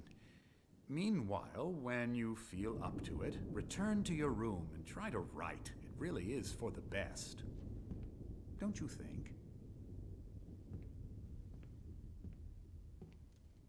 I'd like to bash his head in with a hammer. Oh, he'd love to fish out our secrets, but he has no clue. He's not crazy enough. Not crazy like us, Sonny. Yeah! Being crazy's a requirement, Sonny. Who else could understand the world when it's like this? It takes crazy to know crazy. That's the sanest thing I've heard in a while. Zane! You're all right, Tom. Hey, we like him, don't we, bro? He's got to go to the farm. The Anderson farm. Valhalla! We wrote it all down, lest we forget. A crash course. All you need to know to get your head right. You need to find the message. Here, Sonny, here's something for you. Gave me a rash, but I kept it safe from these bastards. My head was clearing up, or according to Hartman, I was sinking back into the fantasy. I was convinced he was lying to me about everything. Crazy or not, the Andersons made more sense. Tom, you got any booze on you? No. Sorry, We have a guys. stash of the special stuff at the farm. Our own formula, local ingredients, medicine, clears your head right up.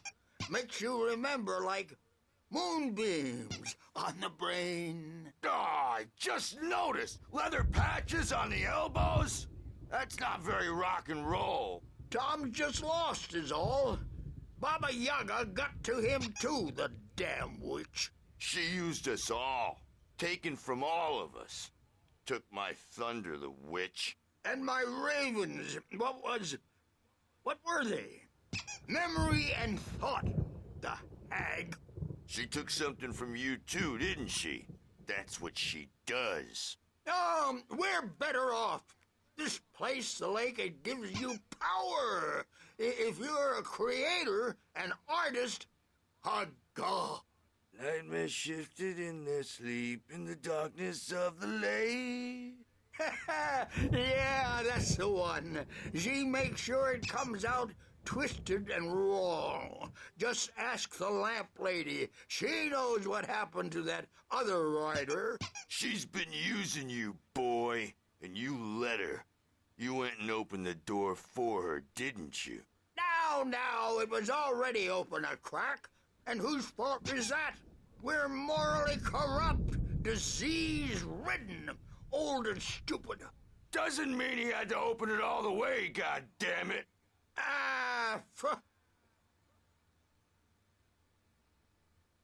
So tired. Built the farm close to the lake. A place of power. We had parties there, man. You should go there and have a party. That Bob Balder threw the amp through the window.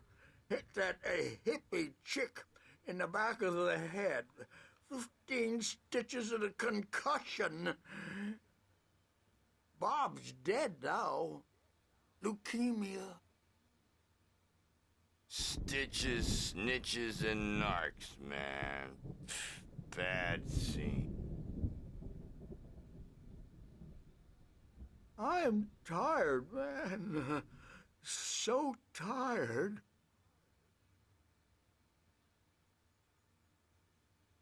I want to go home.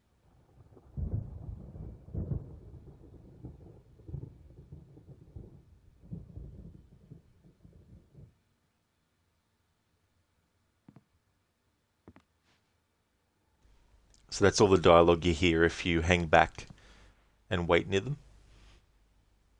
We have the cover box for the Night Springs board game that Odin and Tor are actually playing right here as well. I wonder if Remedy ever made a Night Springs board game. If not, I hope they do.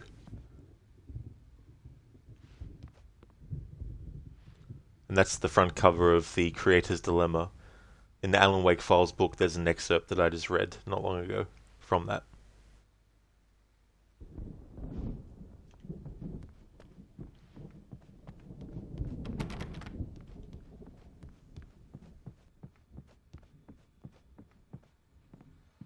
I'm a bad dream, and you can't wake up. You can't hurt a nightmare because all dreams are only imagination. They're only in your head, and they're not there when you wake up.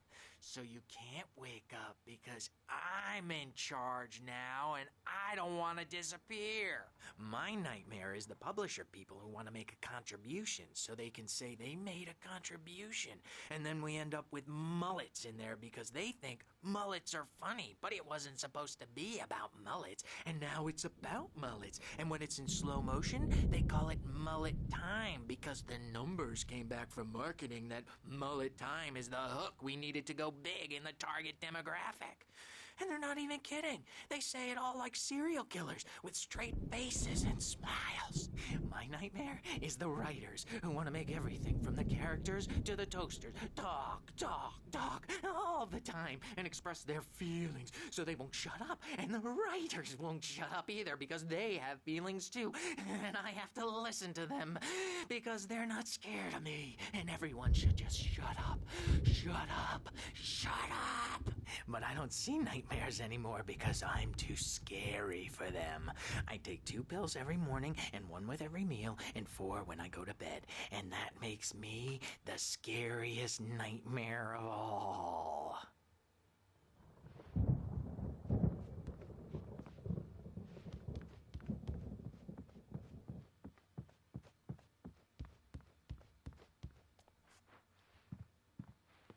Hey, Wake, why don't you humor Dr. Hartman and give the writing a shot, huh?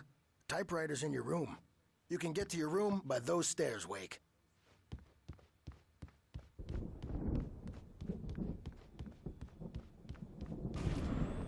Something's wrong. I'm not myself. It's hard to think that there's a shadow inside my head. I can only focus on writing. Everything else is a blur. I'm trapped in this cabin. Have been for days, but it's always dark outside.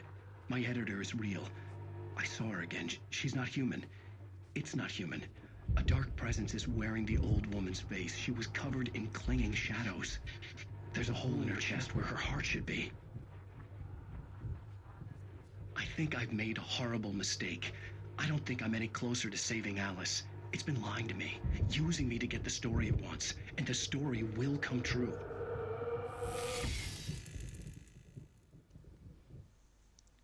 Yeah, Lucinda.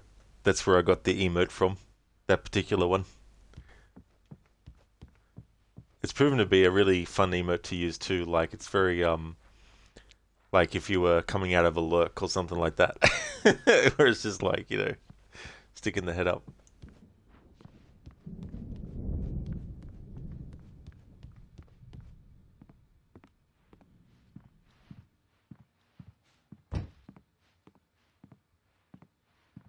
So here we have Emerson's room in the original Xbox. I knew I couldn't, but I figured I should just play along for now.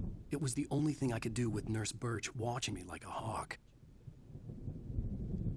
In this original version I'm playing, which was Xbox 360 exclusive, when you come into Emerson's room, you have the Xbox 360 console and the Night Springs video game with the Xbox 360 case. When they did the remaster in 2021, because it was no longer a Microsoft exclusive, they were able to release it on PlayStation, so they had to make changes and make the console less obvious that it was an Xbox 360 and change the cover and the video game case as well.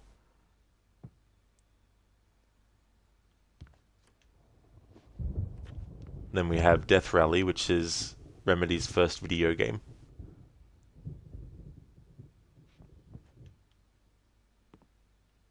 Then of course the Night Springs video game. And you can see, well, you can't really see it, I can't zoom in on it, but you got Remedy's name and logo there. Well, their old logo, they've changed it since then. Listen, to Ave also uses it for conspiracy related stuff. That is a good call as well to use it for that. Like, that's very, very cool.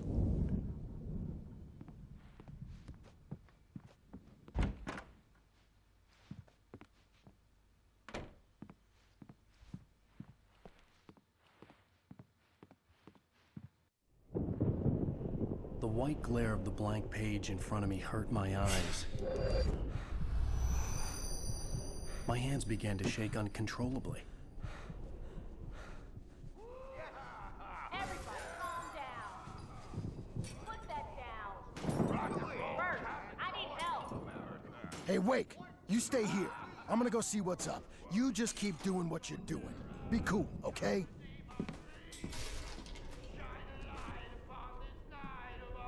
I didn't know what the chaos was all about, but it could be my only chance of getting out of here. Where the hell did he get a damn hammer? I don't know. Oh, afraid of the crazy brothers, are ya? Not so weak now, are we? Well, things are unraveling fast, aren't they?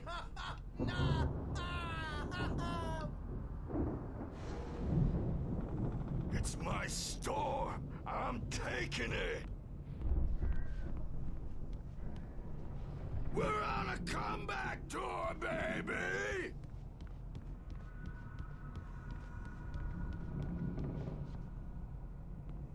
Hammer's Way will have its say rise up in their name!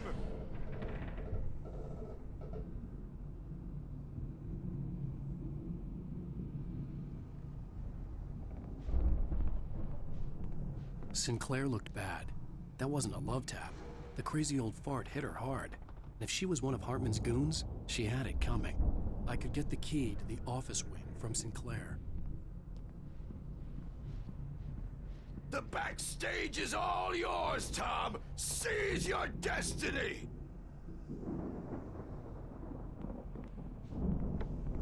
Come out and face the music, Birch! It's time to pay the piper! Maybe you could come out and beat our wrinkled, adult diapered asses for us, since you're so tough, Birch. We were on the road, man! You think we haven't seen punks like you before? Mortal knave!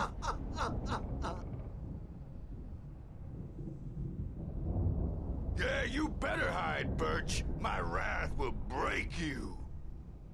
He's probably kidding, Birch. He's got a great sense of humor. Just ask Sinclair. Oh. Children of the Elder God, scourge your light upon the dark.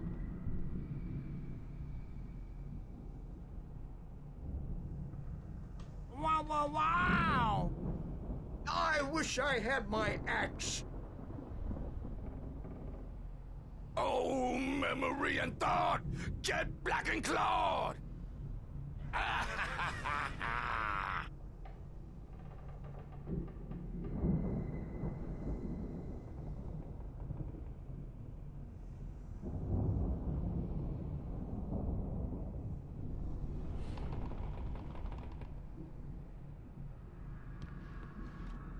I had to get to Hartman's office. He had taken all my manuscript pages.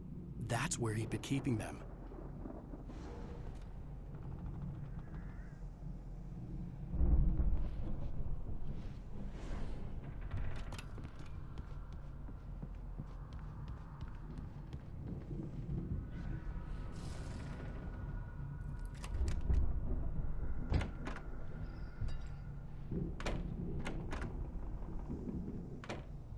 The photo on the wall caught my attention. In it, the clinic staff was standing outside the lodge. I knew the man next to Hartman. He was the kidnapper. Hartman had been playing me all along.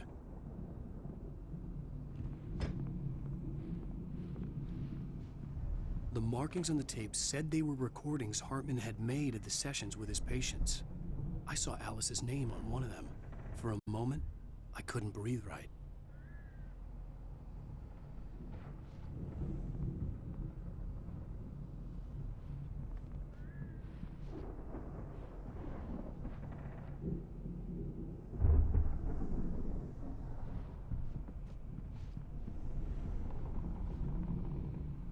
Now, Mrs. Wake, can you tell me about Alan's problems? He's more and more out of control all the time.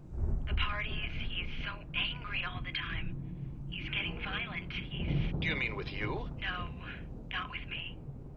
No, never.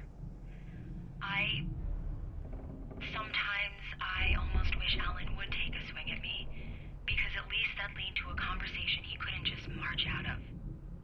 But no. Alan doesn't really sleep. And the work, well, he's not writing at all. He sits there for hours and just gets more and more frustrated. And I can't talk to him. Yes. Tell me, Mrs. Wake. What would you say to him if he'd listen? I don't know. I want to say, I look at you, and it's not you. Just some stranger who resembles you. Looking out from behind your eyes. And I don't like that guy much. And now it's all gonna go to hell. But you don't ever say this. No. I've tried, but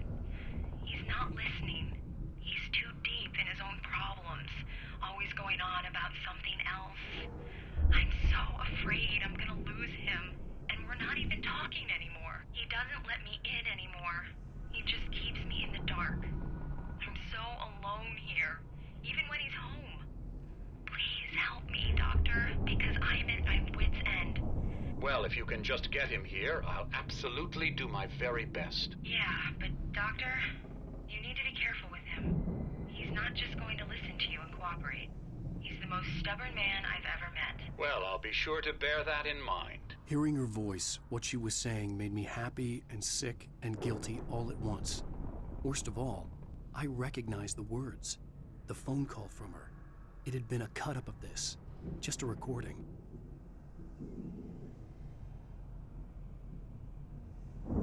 Rudolph Lane's case is interesting.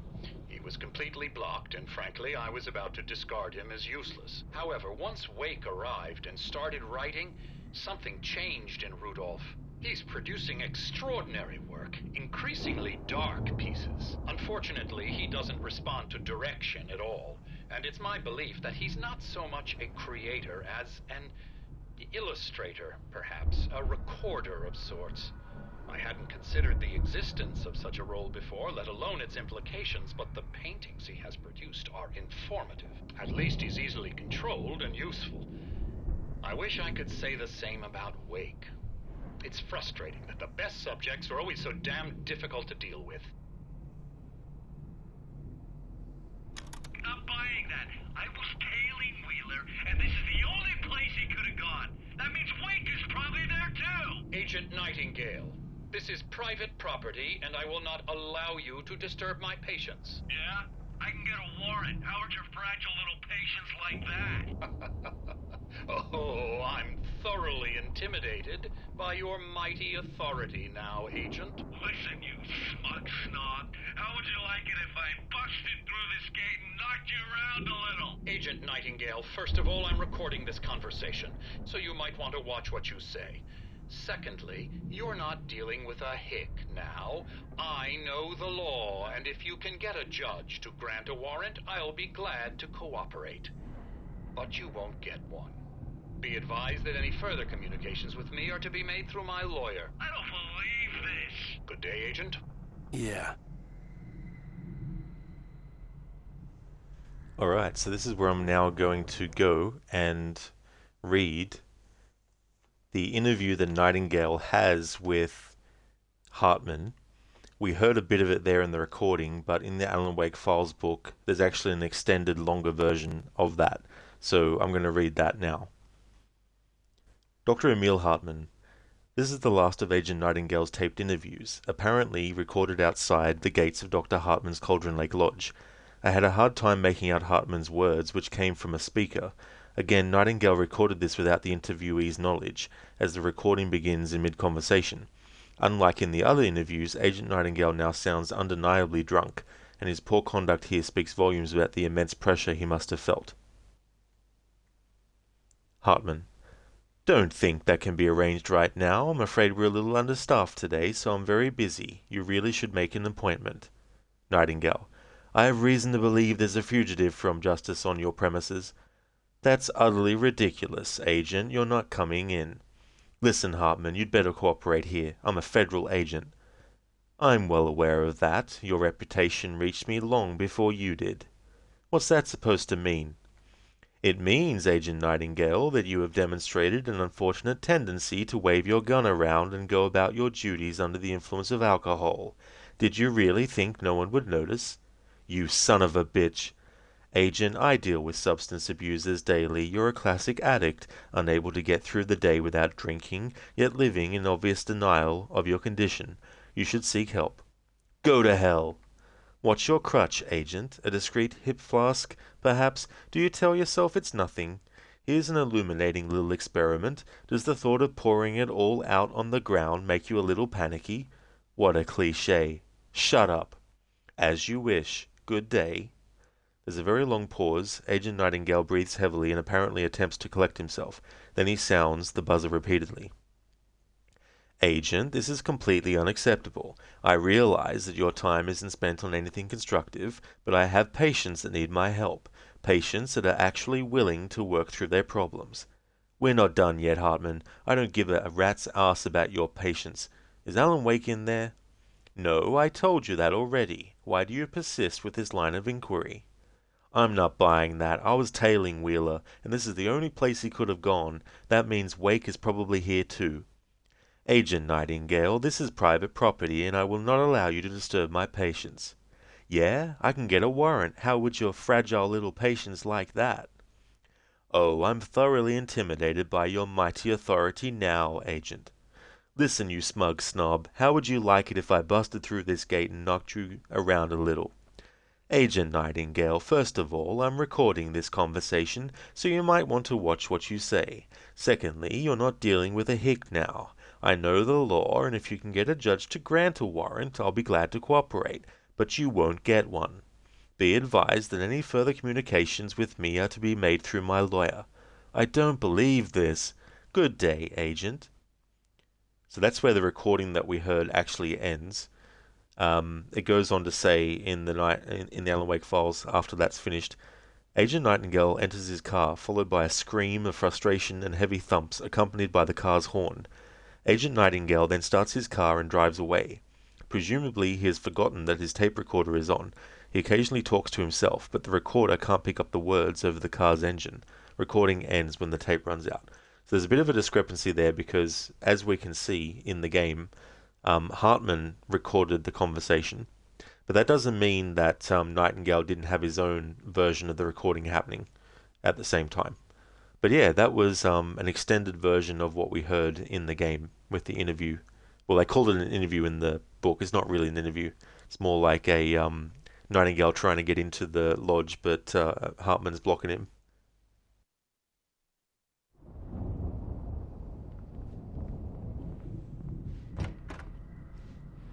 Let me out of here! Hartman, do you hear me? I'm gonna shoot your crazy quack ass to shreds! Seriously! Do you have any idea how much trouble you're in? I am famous. I represent a celebrity. They'll be looking for me. Oh, that's how you want to play it? Is that how you want to play it? Really? Okay, that's how we'll play it. It'll be hardball. All the way, jerk. Seriously, man, I'm willing to forget the whole thing if you let me out now. Just let me out! Hey, do you think I can't hear you out there? I hear you just fine. What, is this how you get your kicks, Hartman? I knew you were weird. You got that weird guy look. If you're one of those nurses, I'll double what he's paying you, okay? Do you have any idea how much I make as an agent of a best-selling writer? A lot. Is a personal check good? If you move too quickly, you can actually override and cut that dialogue off from Barry, but I love hearing that whole full extended thing where he's going from being really, really pissed off to saying that he's willing to forget the whole thing to, bribing the nurses and stuff.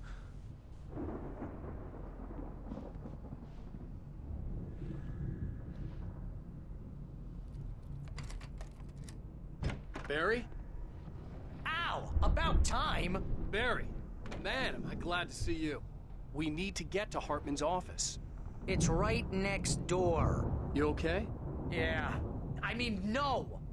The cops found me at Rose's trailer, but they didn't hassle me too much. I'm obviously a victim in this, and I demanded to be treated as such. Or else I'd sue their asses. Speaking of asses, that Fed gave me a real hard time, but I had no clue where you were. That guy's crazy, Al. But he let me go, and then I get a call from Hartman, that son of a bitch, who tells me you're here, and I should come pick you up, but when I got here, 2 goons clobbered me and stuck me in there. What's with the cutout? I stole it from the diner to piss off Rose after what she did to us. That'll teach her. Yeah, that's a harsh punishment. Come on, pal, we gotta get going.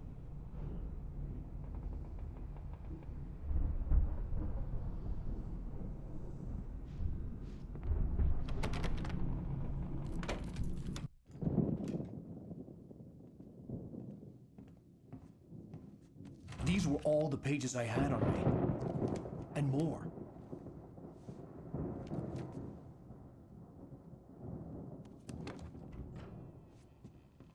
Alan, please. You're sliding back into the... Tell me one more lie and I'll shoot you in the face. Ah, well, it was worth worth a shot. Really, Wake, come on.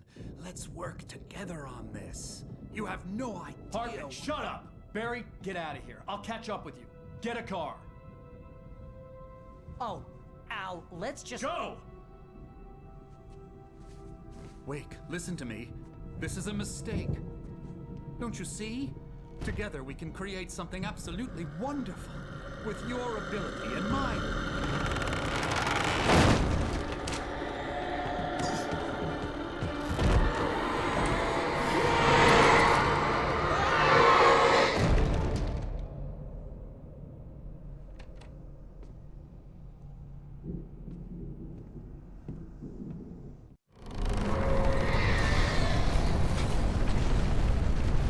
The dark presence would be on me in a moment.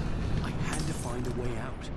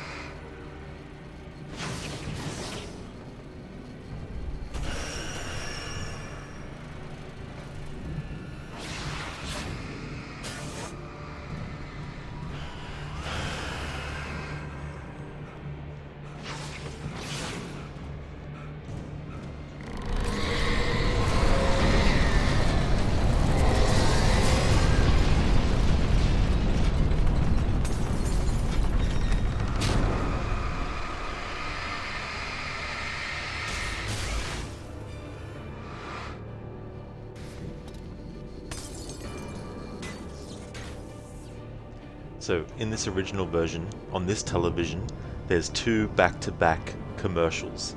But in the remastered version, because they didn't have the rights anymore, I guess, to the advertisements and didn't want to pay royalties or whatever the case might be, maybe simply because the ad was really outdated by 2021. But in the remaster, they put 2 Night Springs episodes back-to-back that originally were cut from the original version.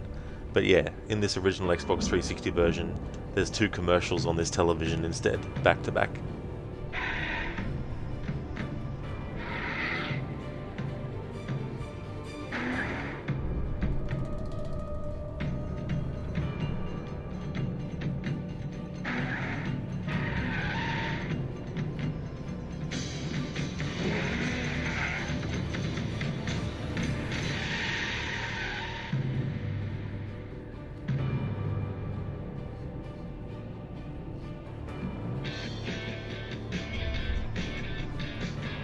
Want access to thousands of applications? Verizon Wireless has you covered. Check out the latest games. Discover new music and old favorites. Social networking, sports scores, news. It's all at your fingertips. No matter what you're into, Verizon Wireless can satisfy your never-ending appetite for apps. Check out VCast apps and load up your phone.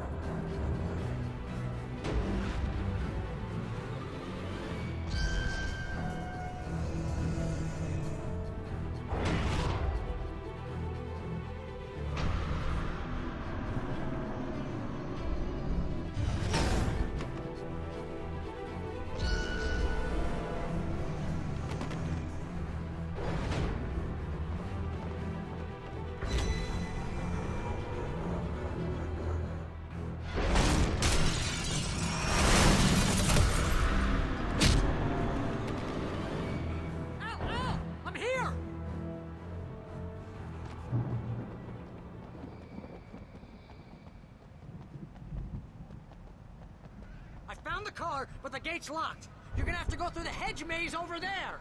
Barry, I don't have a light. Take this, Al. Oh, God! Look at the house, Al! Look out!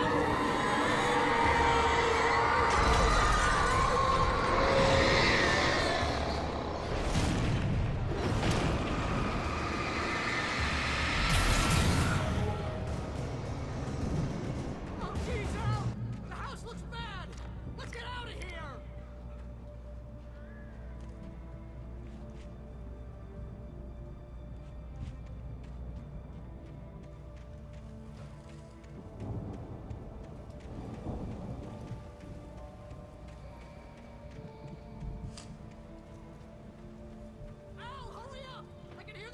Guys moving around!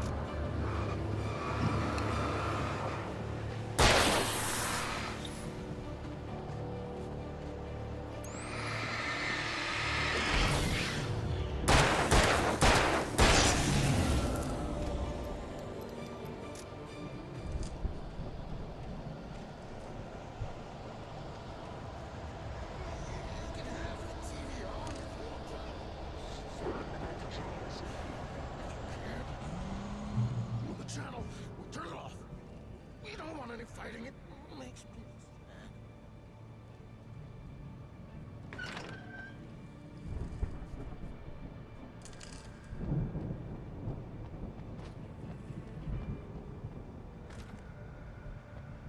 One of my favorite Taken dialogues. You take 2 pills in the morning and then you'll be nice and calm all day long.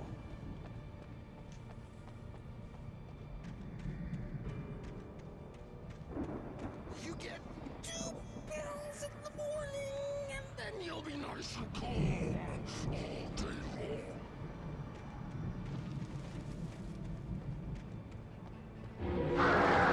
You get 3 pills in the evening, and then you sleep like a baby.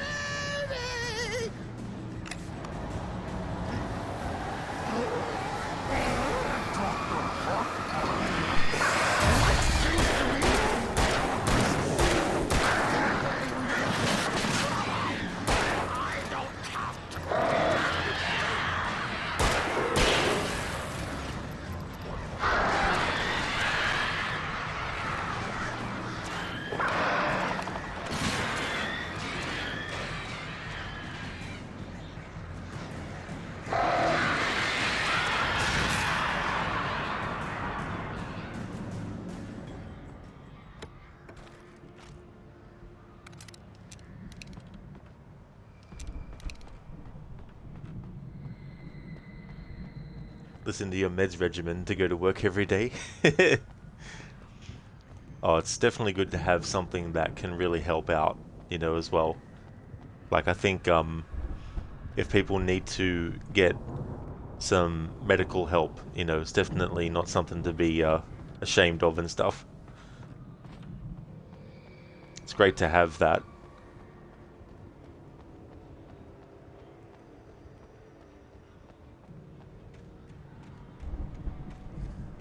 But it's also good to be able to have a sense of humor about some things as well, if you can. But it's funny how Emerson earlier was talking about how the pills that he takes, but he says it after he says that the nightmares are too scared of him. And then he gives the reason because he takes the medication.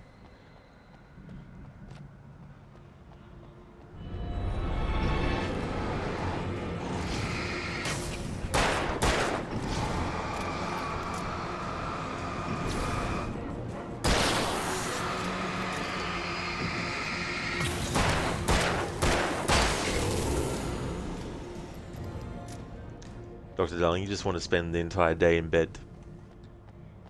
Well, I mean, it might literally be possible, I guess, some days. Cody, you're lapping up every second of your time off, as from Monday, you're 9 AM to 8 PM for 2 weeks straight. Yeah, Cody, that's going to be really intense, having to work those long hours for 2 weeks in a row, not just like a day or two. Dr. Darling, if you had a power plug next to it, you would have connected your phone to it and watch streams. It would be good to, you know, have a setup where you can be relaxed when watching stuff.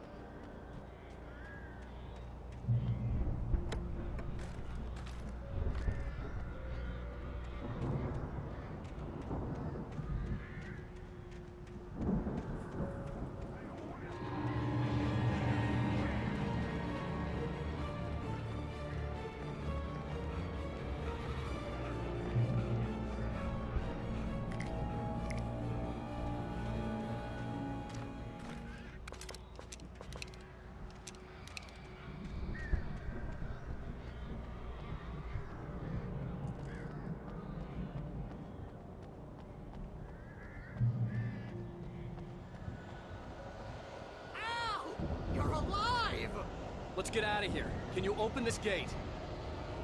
Maybe. Barry. Well, I slammed it shut when the nasty showed up, and the key fits kind of loose in the lock, so, Barry! I'll find it. Don't worry about it.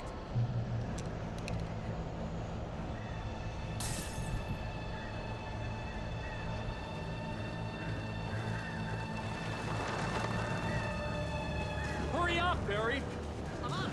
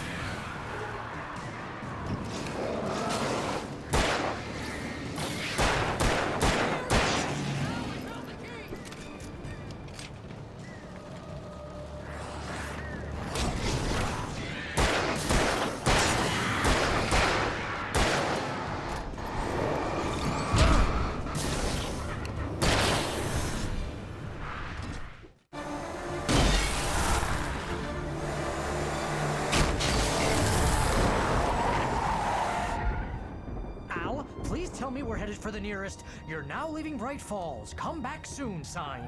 We're going to the Anderson farm. I knew you were gonna say something like that. You know what? You owe me big time for this. When this is through, if we make it, I don't care what anybody says, I'm done with darkness. You're gonna buy me a tanning bed as a gift, and I'm gonna live in it.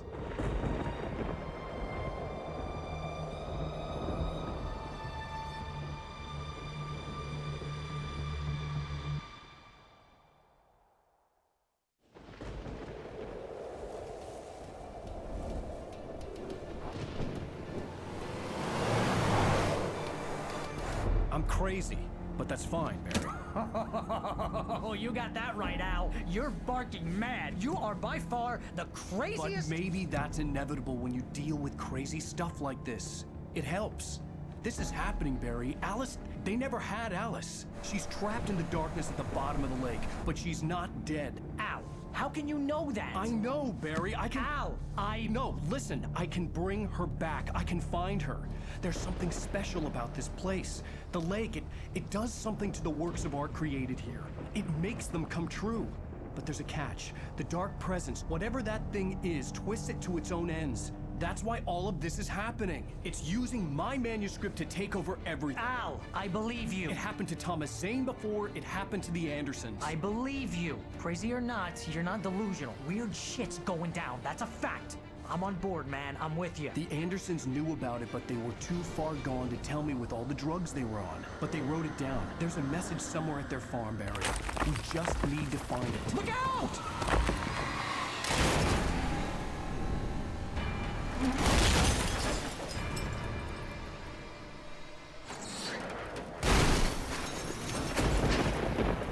Ow!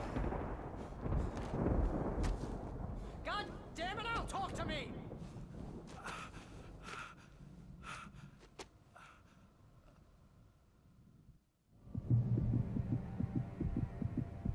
I had lost my gun in the crash. Barry was nowhere to be seen.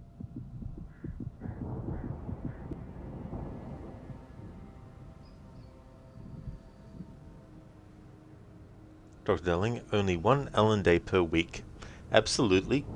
When I do some other phases though, I'll need to actually have more than one day a week. But for this playthrough, one day a week is plenty given the strain on my voice for reading stuff.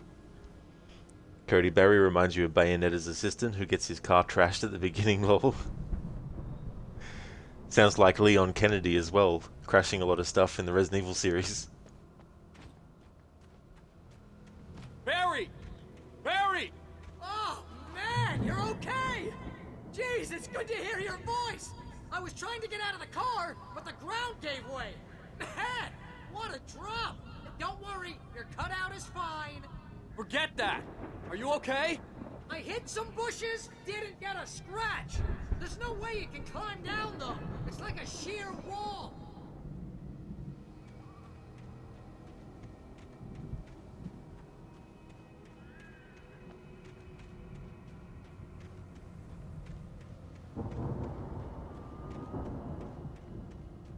Ah! Al! There's something moving down here! Barry, it's a Taken! Use a flare, Barry! Oh, yeah! Barry, are you alright? I'm good, Al! I'm great! Guess you never messed with anyone from New York City before, huh?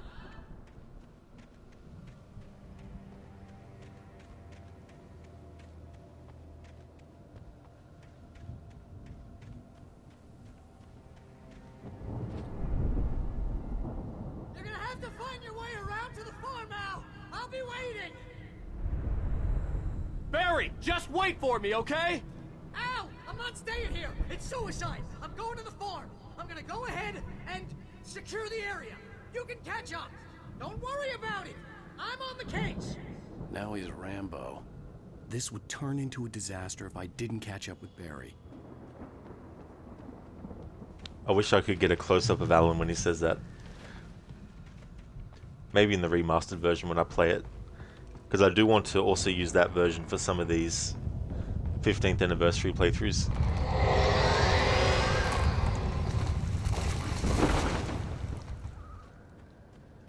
Because there's some content that the original Xbox 360 version doesn't have. that the remaster does, plus another extra thing on top they added for the remaster too.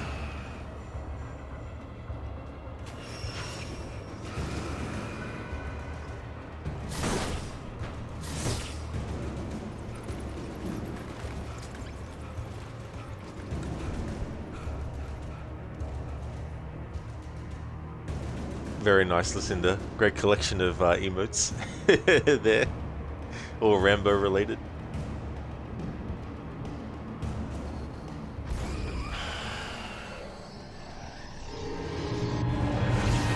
Cody, it's the way they both talk, is it? Oh, I got you, Cody, yeah. So they have similar accents, is it?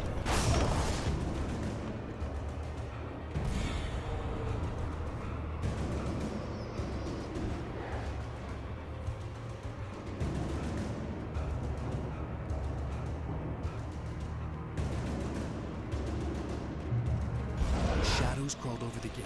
I needed a light to destroy them to get through.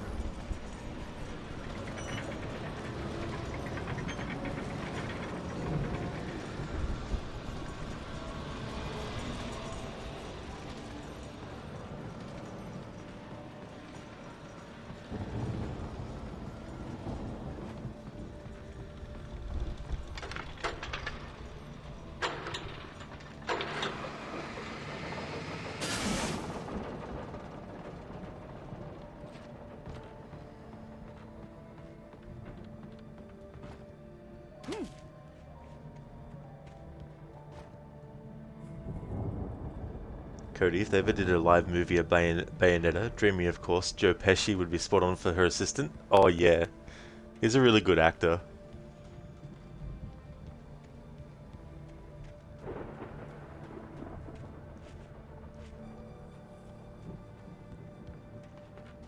I could sense the movement in the woods ahead. Facing the enemy without a weapon was dangerous, but I had no choice.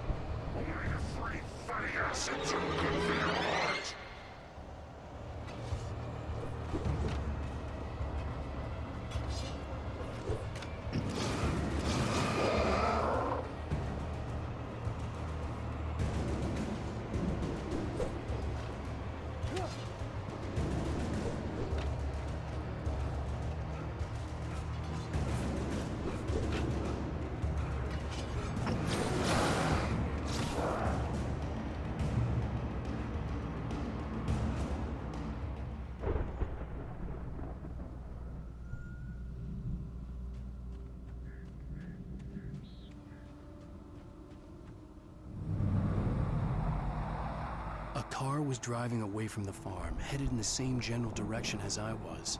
For all I knew, it was Barry, caught in the consequences of leaping before looking.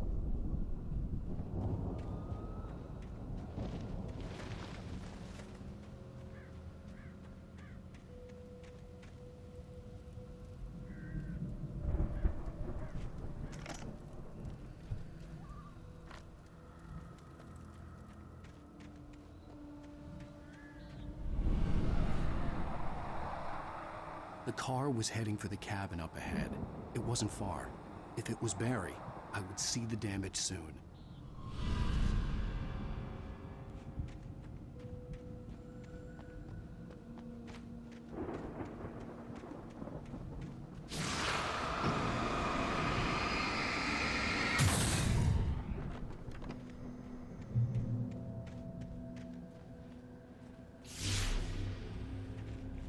I'm trying to deliver each page to the right time and place. I'm trying to show you how the story goes. I had seen glimpses of the light before. I had seen it in my dream. It was a strange spaceman or a diver in a bulky suit. He was the one who'd been placing the pages on my path.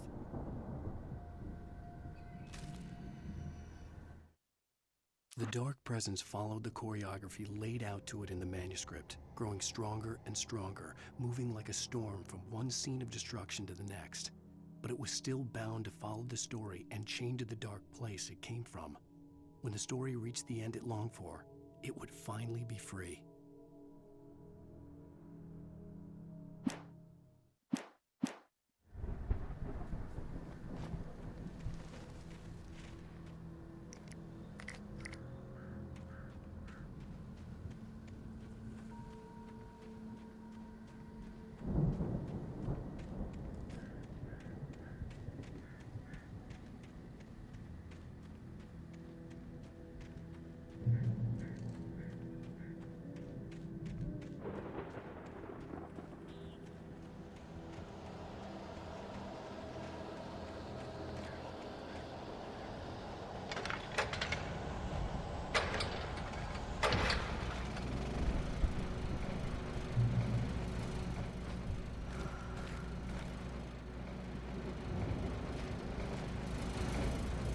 Someone had left a gun behind. Now I had a fighting chance of reaching the farm.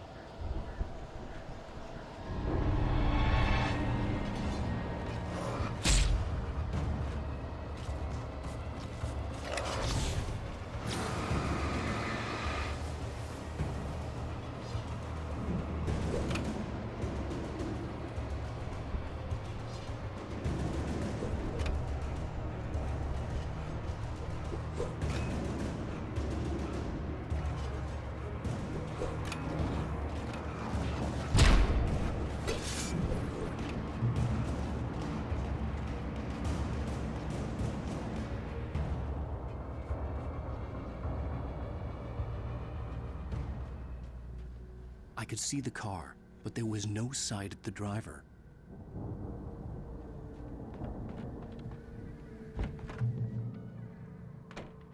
Hello? Anybody here? Barry!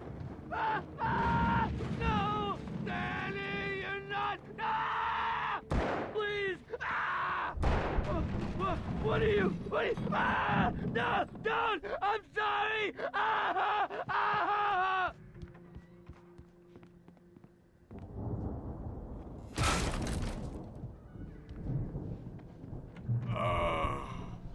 I know you.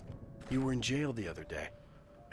I went to the farm again for the moonshine, you know? It makes you see. They're not gonna miss it. They're in the loony bin. But my buddy, Danny, I lost him. Something's gone wrong with him. It's not him. Like a real bad follow-up to a real good movie. The best friend's suddenly the bad guy. Who wrote this crap anyway?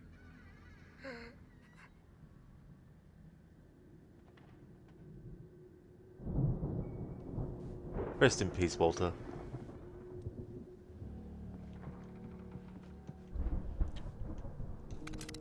After he says that, who wrote this crap anyway?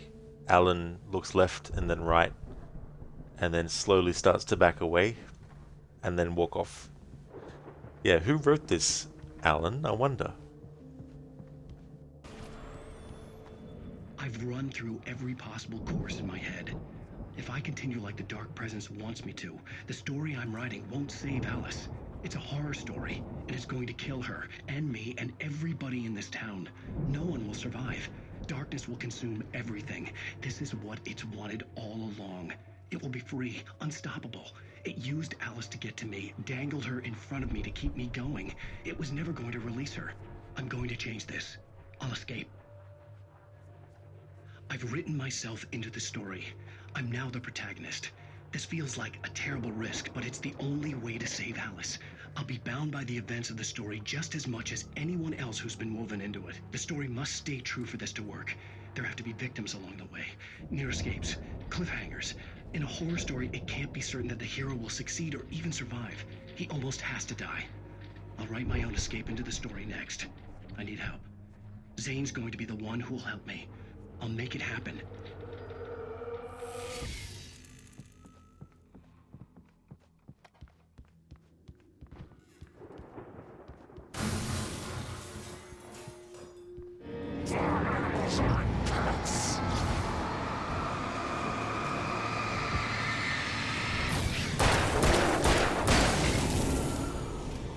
Let me guess.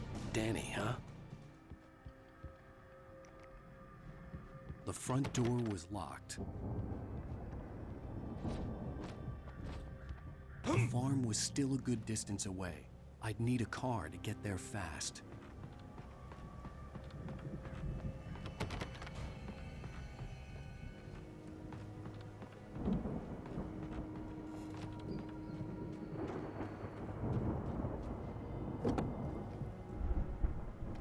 If Barry wasn't up here, he was probably in trouble down at the farm. For a moment, I felt bad for doubting him. After all, I made it this far myself. But Barry was Barry.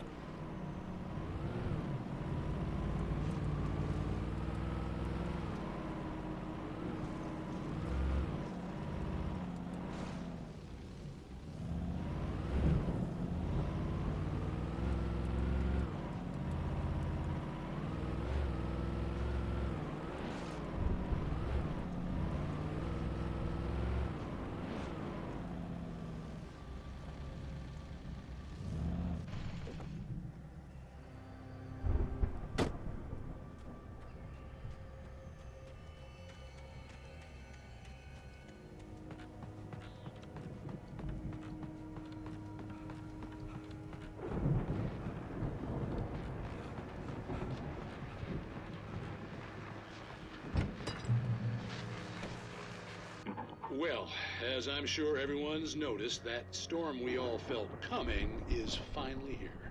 The boys at the Weather Service reckon it'll last until morning at the very least.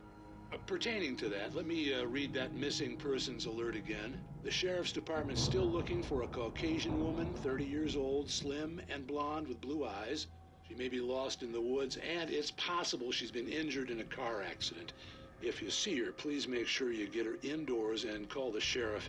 It's bad weather to be caught out in, so if you see someone in the area who maybe looks a little confused, give them a hand, all right? This is Pat Maine on KBF FM, hoping you're all safe and warm tonight.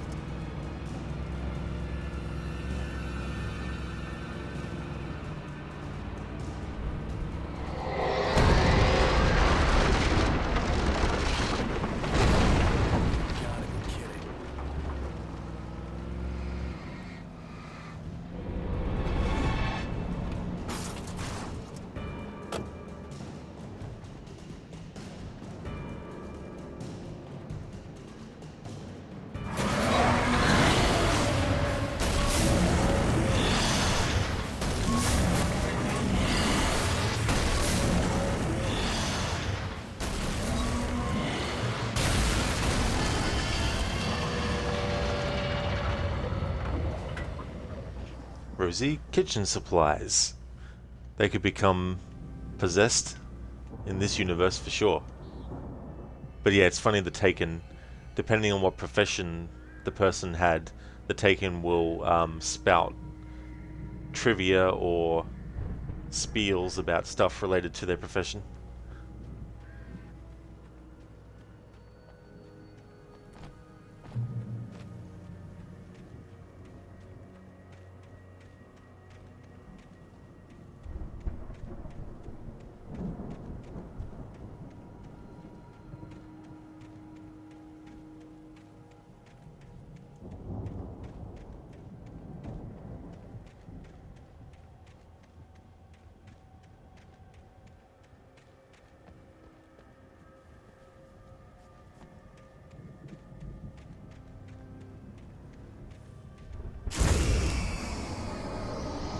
So skeletons.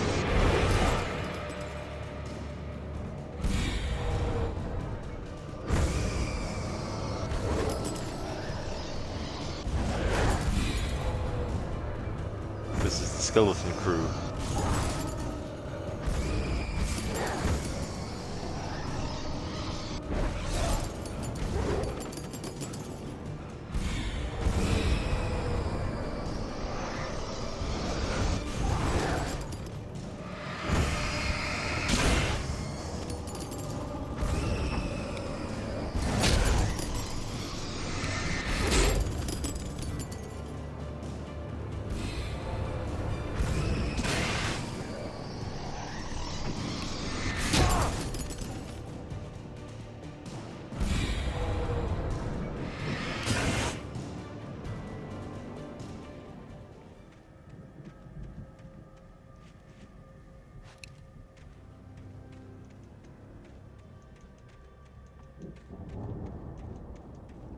Rosie, oh, you mean you got a toast iron, pepper mill, and burger smasher, and a jar opener because you broke up with your old one.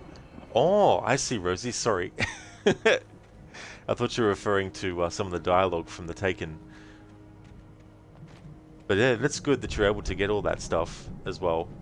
Sometimes, too, you never know what you can find. You might also come across something that you think you might not have needed, but you realize that it'd be good to get it, or if it's like an upgrade to something else.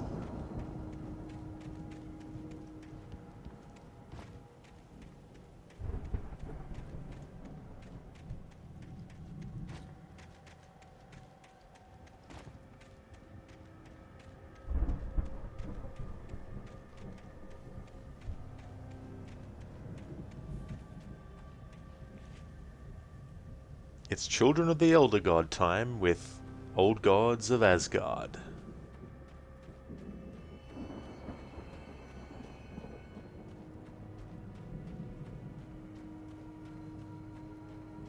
I'd known the brothers used to be some kind of rock stars, but it hadn't really sunk in until I saw the stage.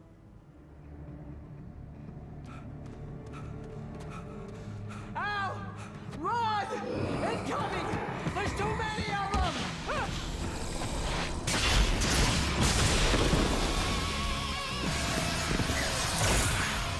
God damn!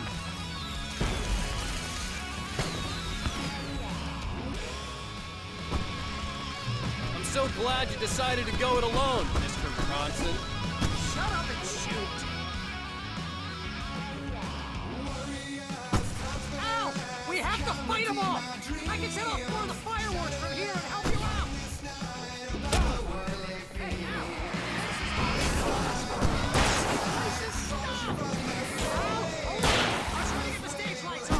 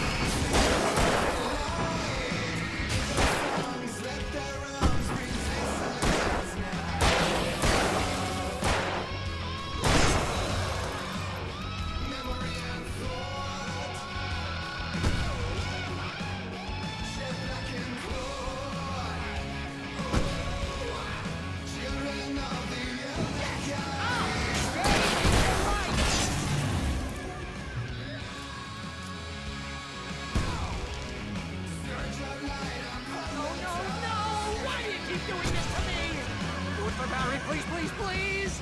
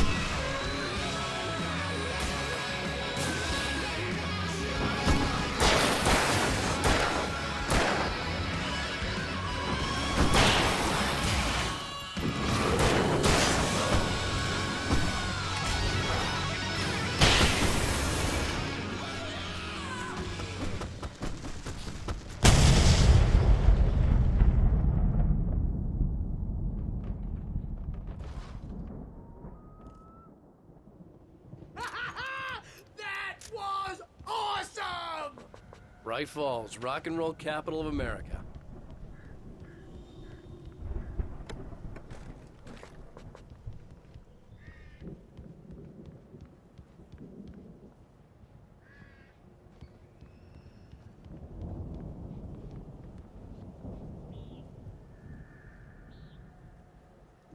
Rosie, the pepper mill is electric, which is so stupid, but that's how they get you. Oh, is it? Yeah, I mean, that can definitely be annoying too, as well.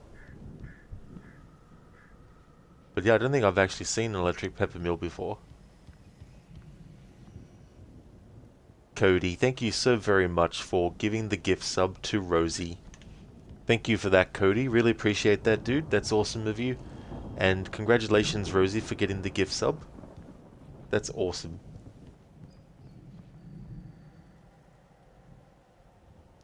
Hey there, Octavius. Welcome back.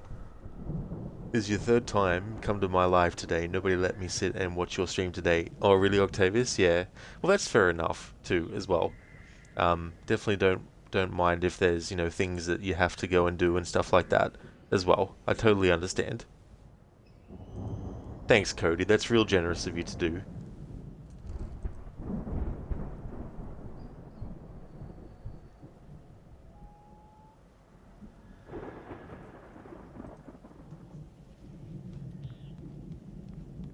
Hey, Al! This way to the farm!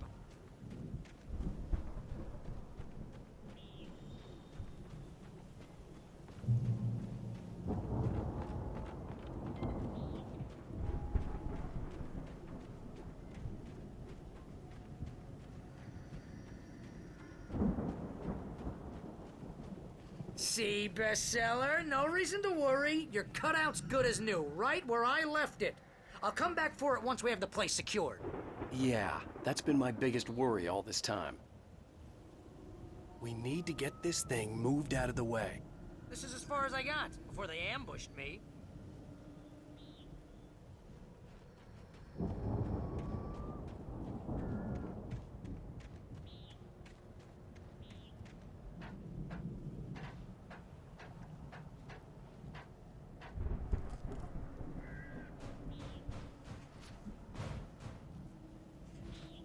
I think Alan Wake here has something to say. What's that, Al? Ooh, I'm Alan Wake. I'm always right about everything. And if I don't get my way, I'll sulk all day long. I'm always intense and moody. It makes me very attractive and mysterious. Right now, I'm just standing here because I need my best friend Barry to carry me. But that's okay. I can just take him for granted. I think I see what you did there. Yeah, it was pretty good. You want me to do my imitation of Barry Wheeler? No? Thought so.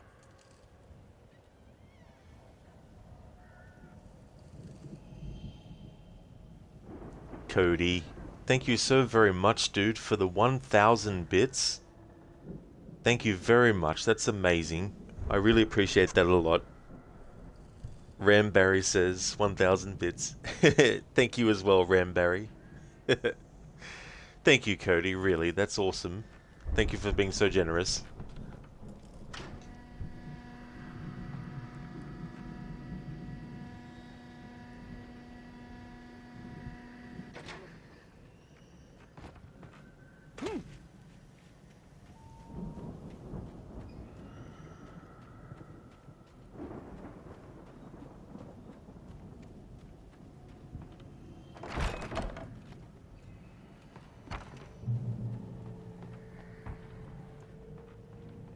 Wow!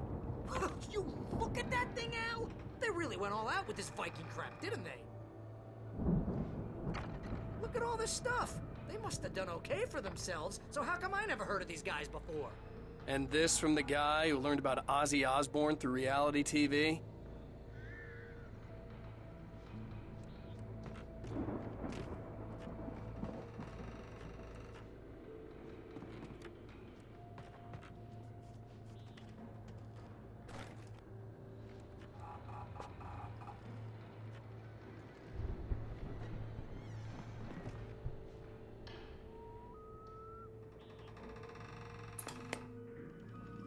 Sleep. We all spend a Night third of our Springs. dreams in its soft Man, embrace, brings back somewhere memories. between Hey, fantasy remember when I and got you that oblivion. gig? Your first When real dreams have writing a way job. of What got forcing you themselves started? into waking Was this life, one of your episodes? or vice versa. In Night Springs. Tonight's episode, The Dream of Dreams. That's by someone else. We join Mr. Jones as he explores the endless dreamscape, only to be brought to a sudden stop by a decidedly mundane situation. A long line of people. Hey, Jones, right? Listen, we're gonna have to wait until His Highness over there is good and ready.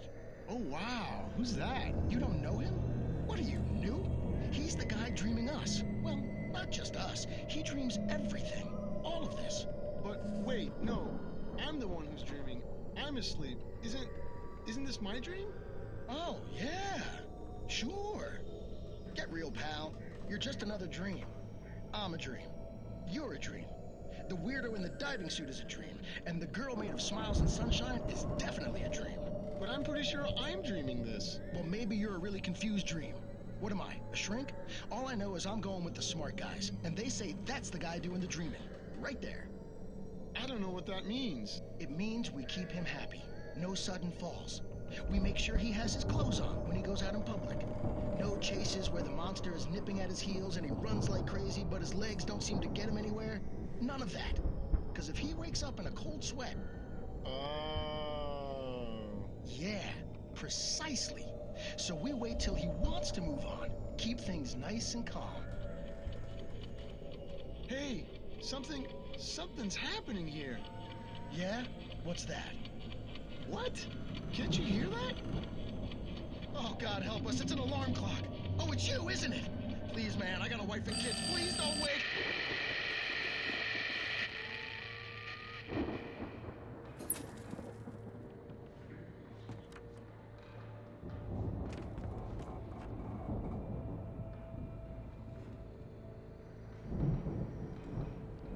That's an interesting one.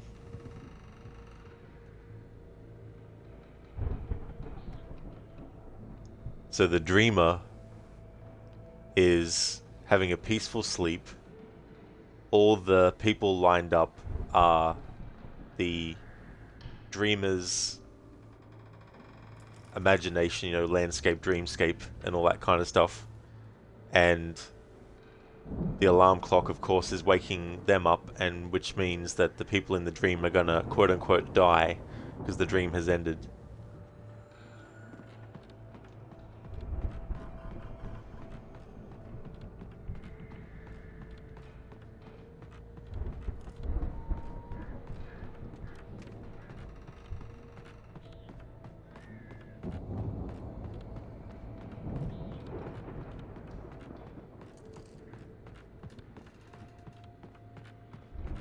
The Viking boat looked imposing, almost like a battering ram.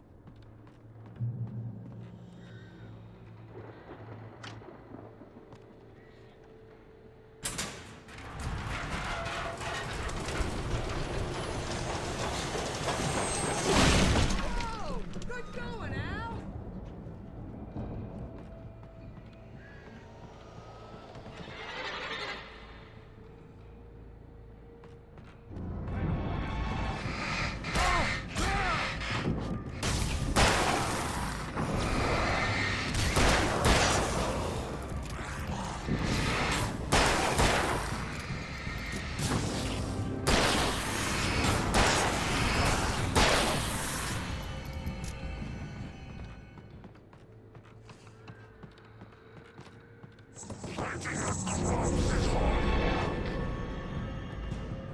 I think we can make it through here, Al!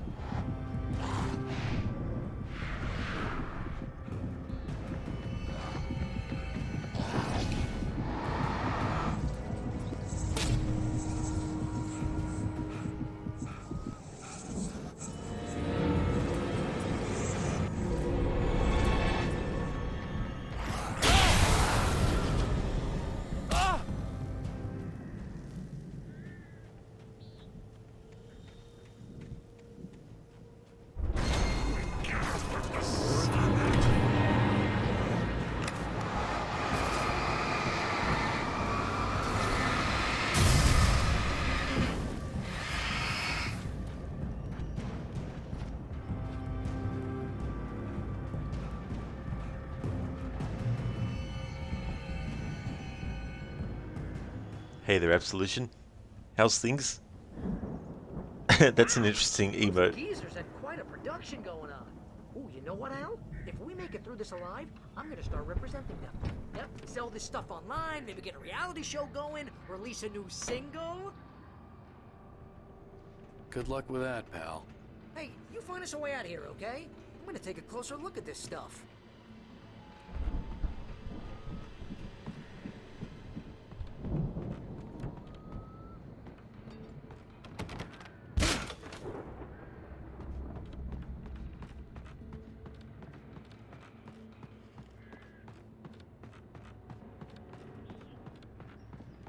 Be careful, Al!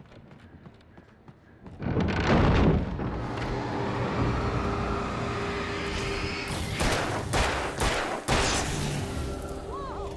You okay, Al? I'm good. Keep your eyes open, okay?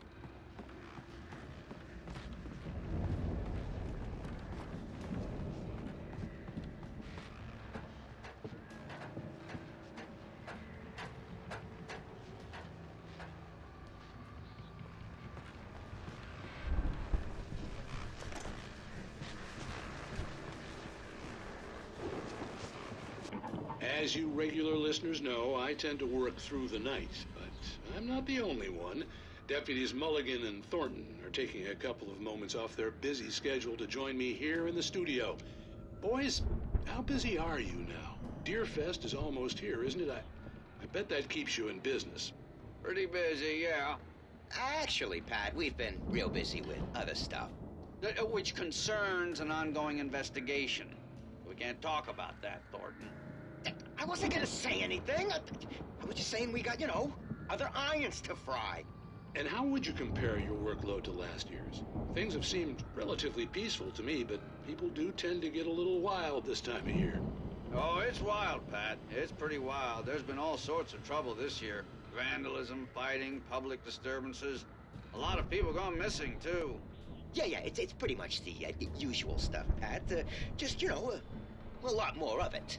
Now, is it just me, or does Deerfest get wilder every year? People seem to be more drunk, at least, or they start earlier and younger. Oh, it's definitely not just you, Pat, but... Definitely, Pat.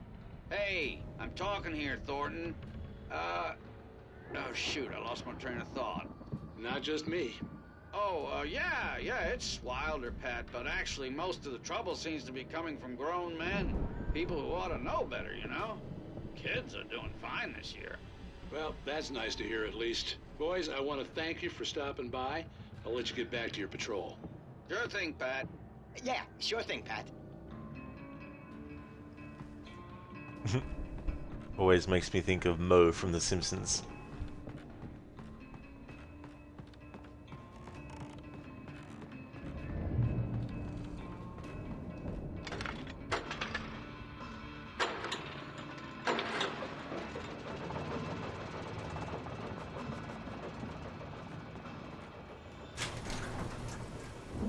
See the building that had to be the Andersons' home on the other side of the field. It wasn't far now. I wasn't worried about trusting the ramblings of two burned-out geriatric wrecks. They had the goods.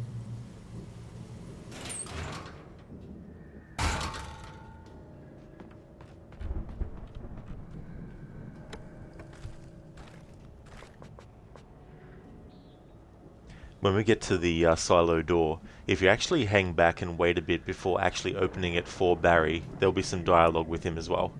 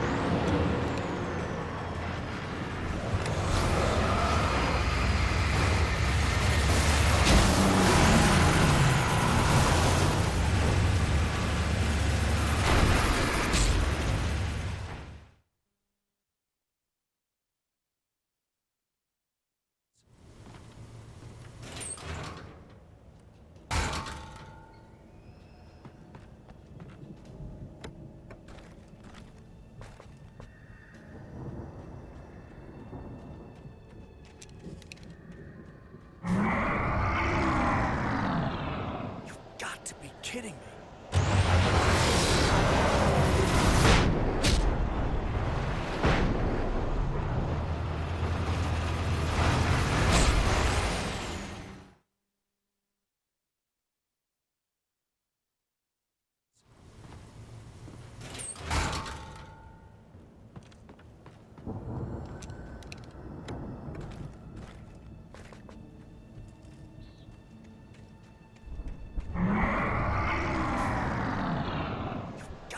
Kidding me.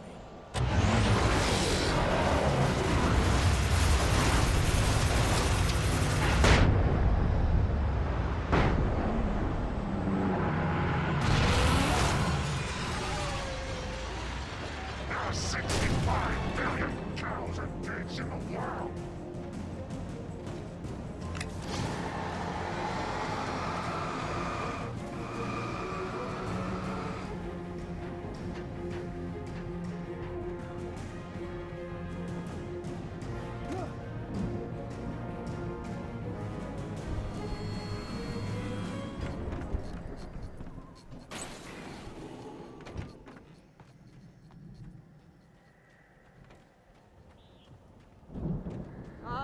Al? Is that you out there, buddy? Yeah, it's me. Hang on.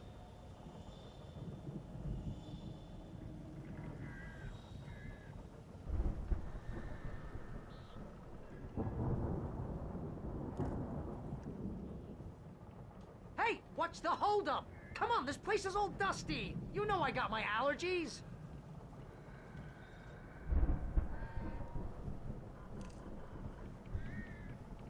Come on, Al, open the door already. Seriously, I don't like it in here.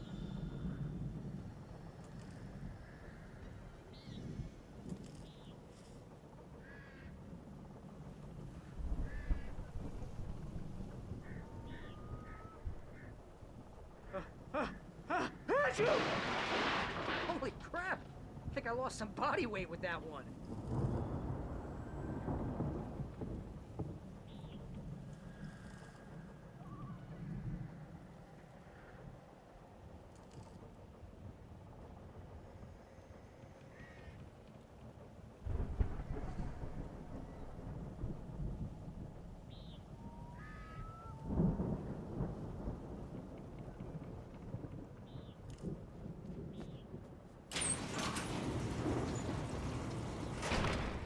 Hey, let's go, man.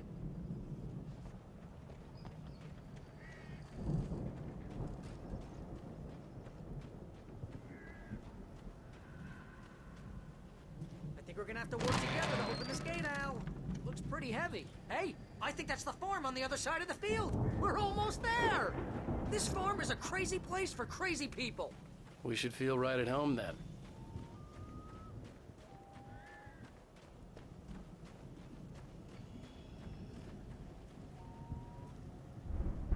Come on, one more gate. Let's do this thing.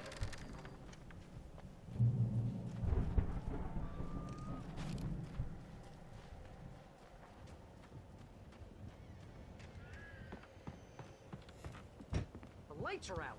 I guess we better check the fuse box.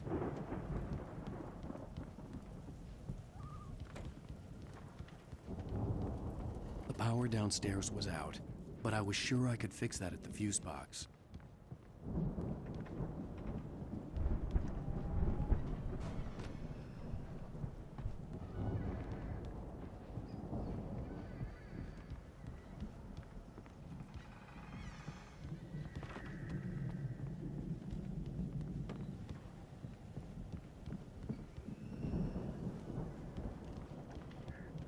You know, this place looks kind of lived in. I thought the Andersons were in the booby hatch.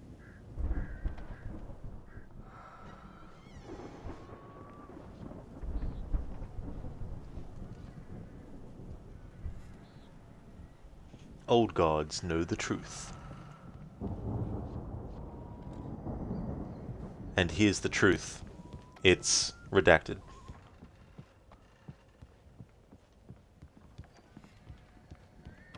Come on, Al, let's get the lights on, huh?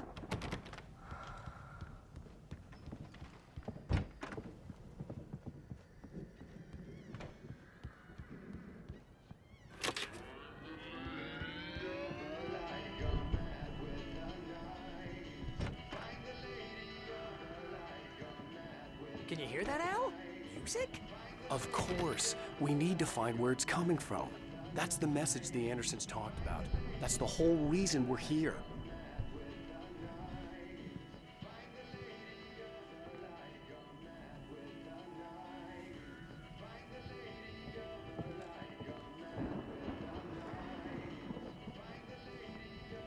Lady of the Light? Oh, that's gotta be what's-her-face, the crazy lamp lady from the town. Cynthia Weaver. Right. Must be.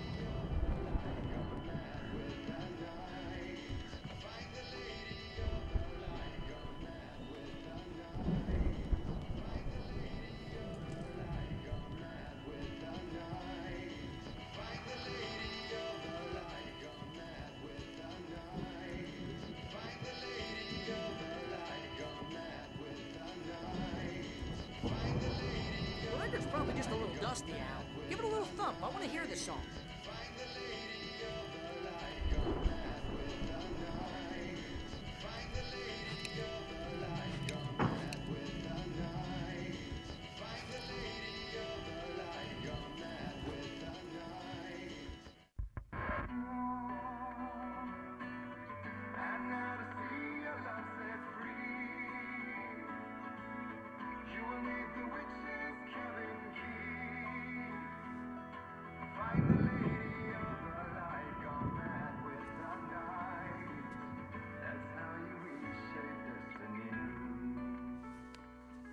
Okay. We need to find Cynthia Weaver. We'll stay here for the night and head back to town as soon as it gets light.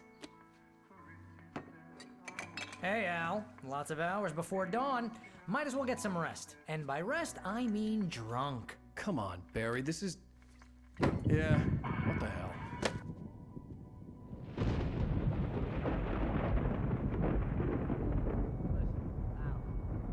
I'm sorry about this. No, seriously, because I know we don't get along, but we're gonna find her, right? And even though you're a crazy bastard, I'm gonna stick by you, no matter what, ever, Al. Sure, like a brother. I'm a writer, goddammit. Correct. If I just wanted to, I could write 10 books a year. And they'd be the best books that year. No, you couldn't. That's right, I couldn't. But I could, because I'm a writer. What? What do they put in this stuff? I feel like my brain is coming out of my nose. I'm gonna get the recipe off those coots and be a booze millionaire. I just miss her, Barry. I just want her here with me. I know, Al. I know. It's gonna be okay. We're gonna make it okay.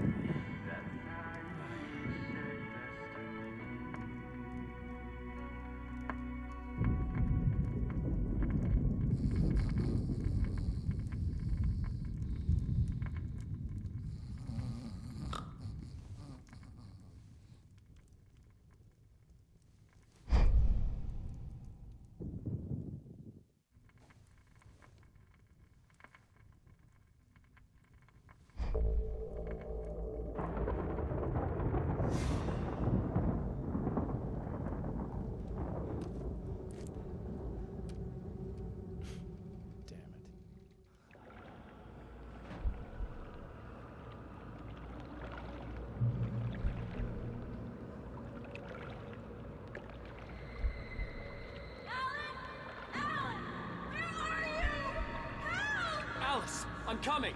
It's all right. I'm coming.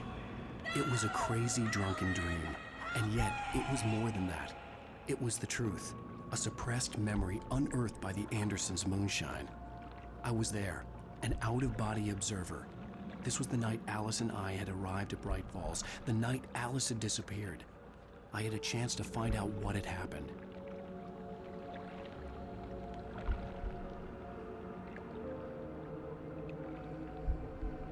Whatever power had brought me back to this night at the lake was also stopping me from leaving. I had no choice but to see it through, to find out what had happened.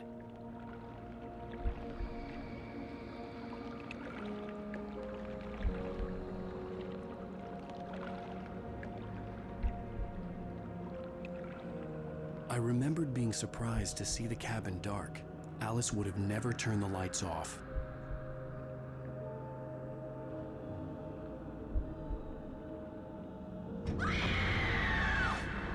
Alice? Alice!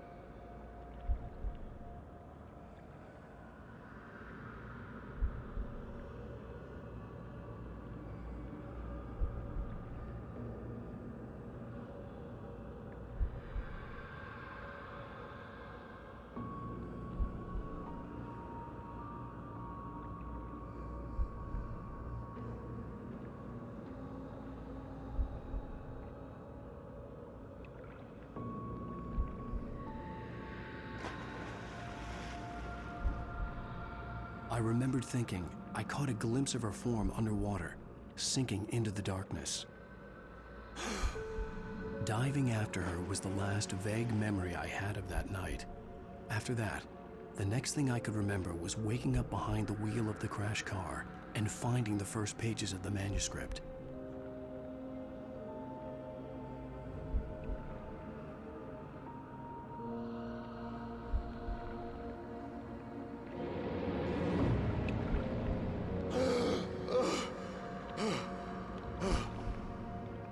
I couldn't find her in all that blackness. I must have thought she drowned.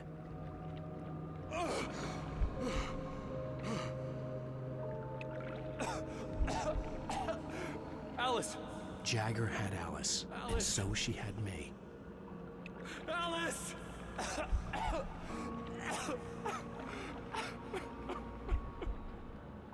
I'd been easy prey.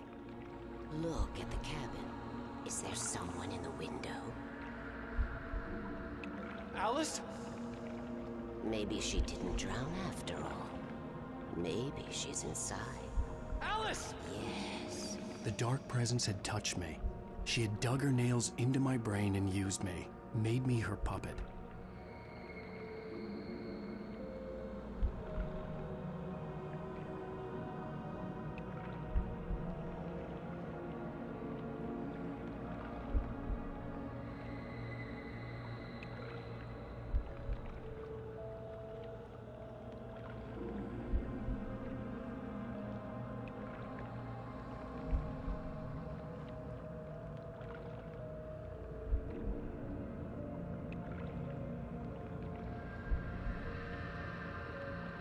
She must be here somewhere. Maybe upstairs in the study. Alice! Yes, that's where she is. You can apologize. Alice! You'll laugh at the whole thing together and put it behind you.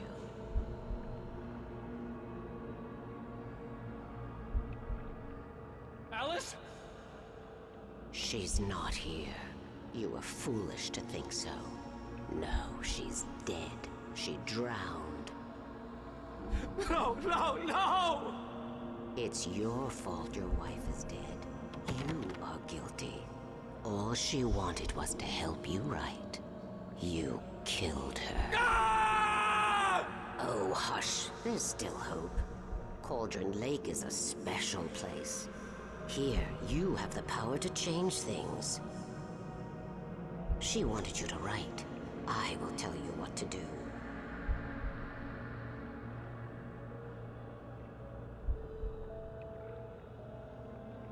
You can write her back. The story will come true, and all will be well again. She had Alice, and the manuscript was the ransom for her.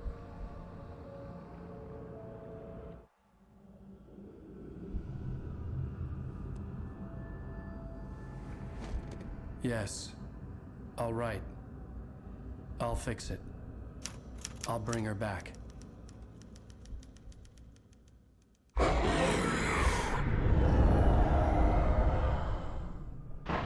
No.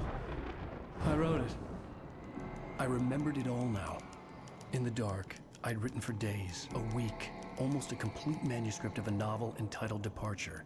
Jagger had been my editor, whispering in my ear, making sure that the unfolding story would make her more and more powerful. I thought I was saving Alice. Even with the cobweb she put in my head, some part of me had been aware enough to write my escape into the story, to bring a light into the cabin to release me before I could finish, to interrupt the horror story before the ending, where darkness consumed everything and everyone. Zane was weak and far away, but I had written him into the story, and his light had been enough to set me free. It isn't here now. I'm here because it was written. I brought the light to set you free. You must hurry. It will know I'm here. It will be back soon. It stole the skin of my Barbara a long time ago. She looks so old.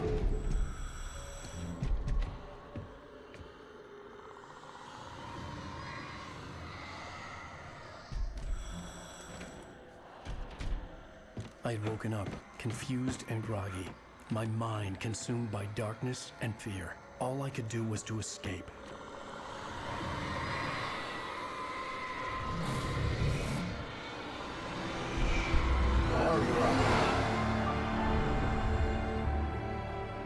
The week spent in the cabin had taken its toll. I was barely conscious, and fading fast. It had to have cost Zane terribly, thrown him even deeper into whatever dark place he now haunted. But he had managed to weaken the dark presence, kept me safe that night.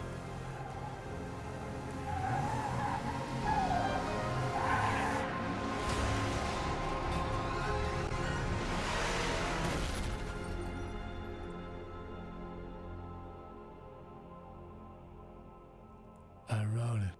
It's my fault. That's right, James Joyce. It's your fault, and you're gonna pay for it.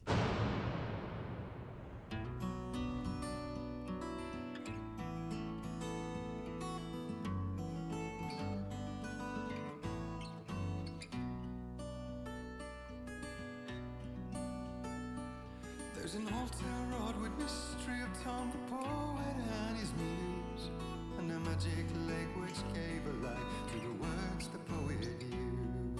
Previously on Alan Wake. Under the influence of the dark presence, I wrote a horror story that is coming true. Jagger had been my editor, making sure that the unfolding story would make her more and more powerful. Some part of me had been aware enough to write my escape into the story. Together we can create something absolutely wonderful. The lake, it does something to the works of art created here. It makes them come true. My mom gave me this old light switch. The clicker. Alice is being kept in a dark prison. I need to find Cynthia Weaver to fix this. It's your fault, and you're gonna pay for it.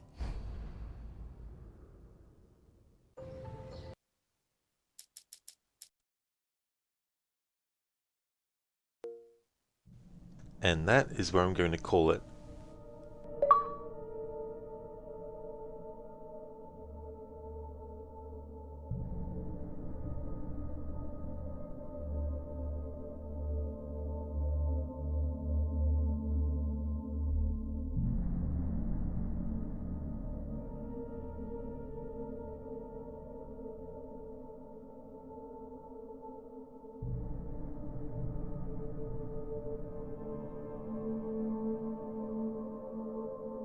Alrighty then. That was very weird. So the next stream of Alan Wake will be next Friday, and the plan will be to finish the playthrough. The next stream that you'll see from me though will be Assassin's Creed Syndicate, getting back to my Assassin's Creed annual playthrough series. I started Assassin's Creed Syndicate yesterday with a Rooks Focus challenge. Well, it's not really a challenge, I just say that out of habit, but it's just a Rooks Focus playthrough where instead of Jacob and Evie doing the kills, it's just sit back and let the Rooks do all the work, which for those who don't know is the name of the gang that you can actually get help from, that you are the leader of. So if you see me streaming Assassin's Creed Syndicate, then you know it's become Saturday. Exactly, Lucinda. Don't darkness and drive, folks. Don't do it at the same time, no. Hey there, Shaky. Got the hot dog there. That's okay for the stream, Lucinda. And same to you as well, Ogorki. Absolutely no trouble at all.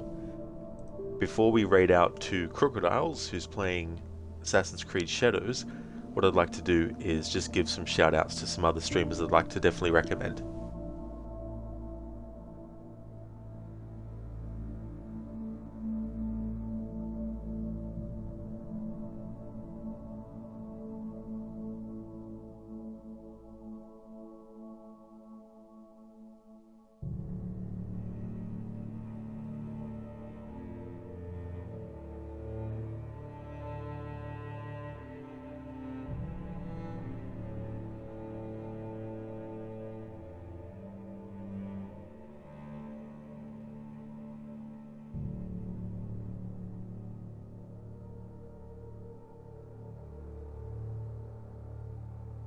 That's all good, Keone, for the stream. Absolutely no trouble at all. Time flies when you're having fun, and you're having fun. That's true, it really does. It's good when you can enjoy something, and but the downside is that it can go by very, very, very quickly as well. Would highly like to recommend people check out Absolution, who's doing a playthrough of games like The Hulk, in Mita, who's doing Assassin's Creed Unity. He's also doing The Witcher 3, 100%, no HUD, no fast travel, and no looking at the map unless forced. Lidus is a streamer of retro games. He's a big fan of fighting game franchises, especially Mortal Kombat. Lucinda is doing a playthrough for the first time of The Alters, and will also on her channel in the near future be doing Far Cry Primal. Shaky has been doing games like Mind's Eye. He's also a fan of the Far Cry series as well. So definitely recommend checking out those streamers if you haven't before. That's all good for the shout out, Lucinda. No trouble at all. Absolutely no worries. Here's a general raid message that people can feel free to copy and paste. I've also got a raid message for subscribers to be able to use as well. Hey there, Zereth. Welcome on in. Assassin's Creed Lava. Not for a while yet, but I do plan to do more games in that series with that kind of challenge.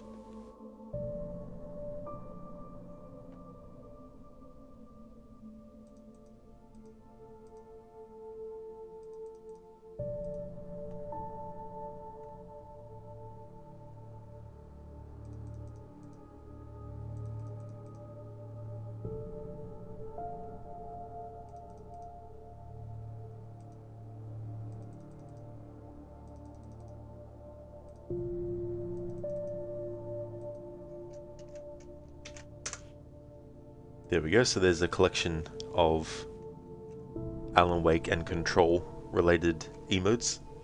So that's the raid message. The first one is for everyone to be able to use, and then the second one is for subscribers.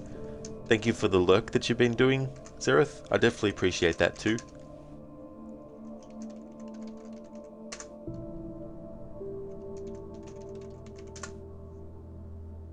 Current schedule, Saturday to Thursdays, is my annual Assassin's Creed playthrough series. Currently doing Assassin's Creed Syndicate.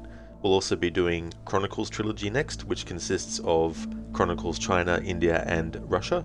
Then I'll be taking a break for a little bit, and the game that will replace Saturday to Thursday is to be announced. I already know what it is, but I want to wait until we get closer to the end of the AC series. Well, not the full series run, but the current grouping.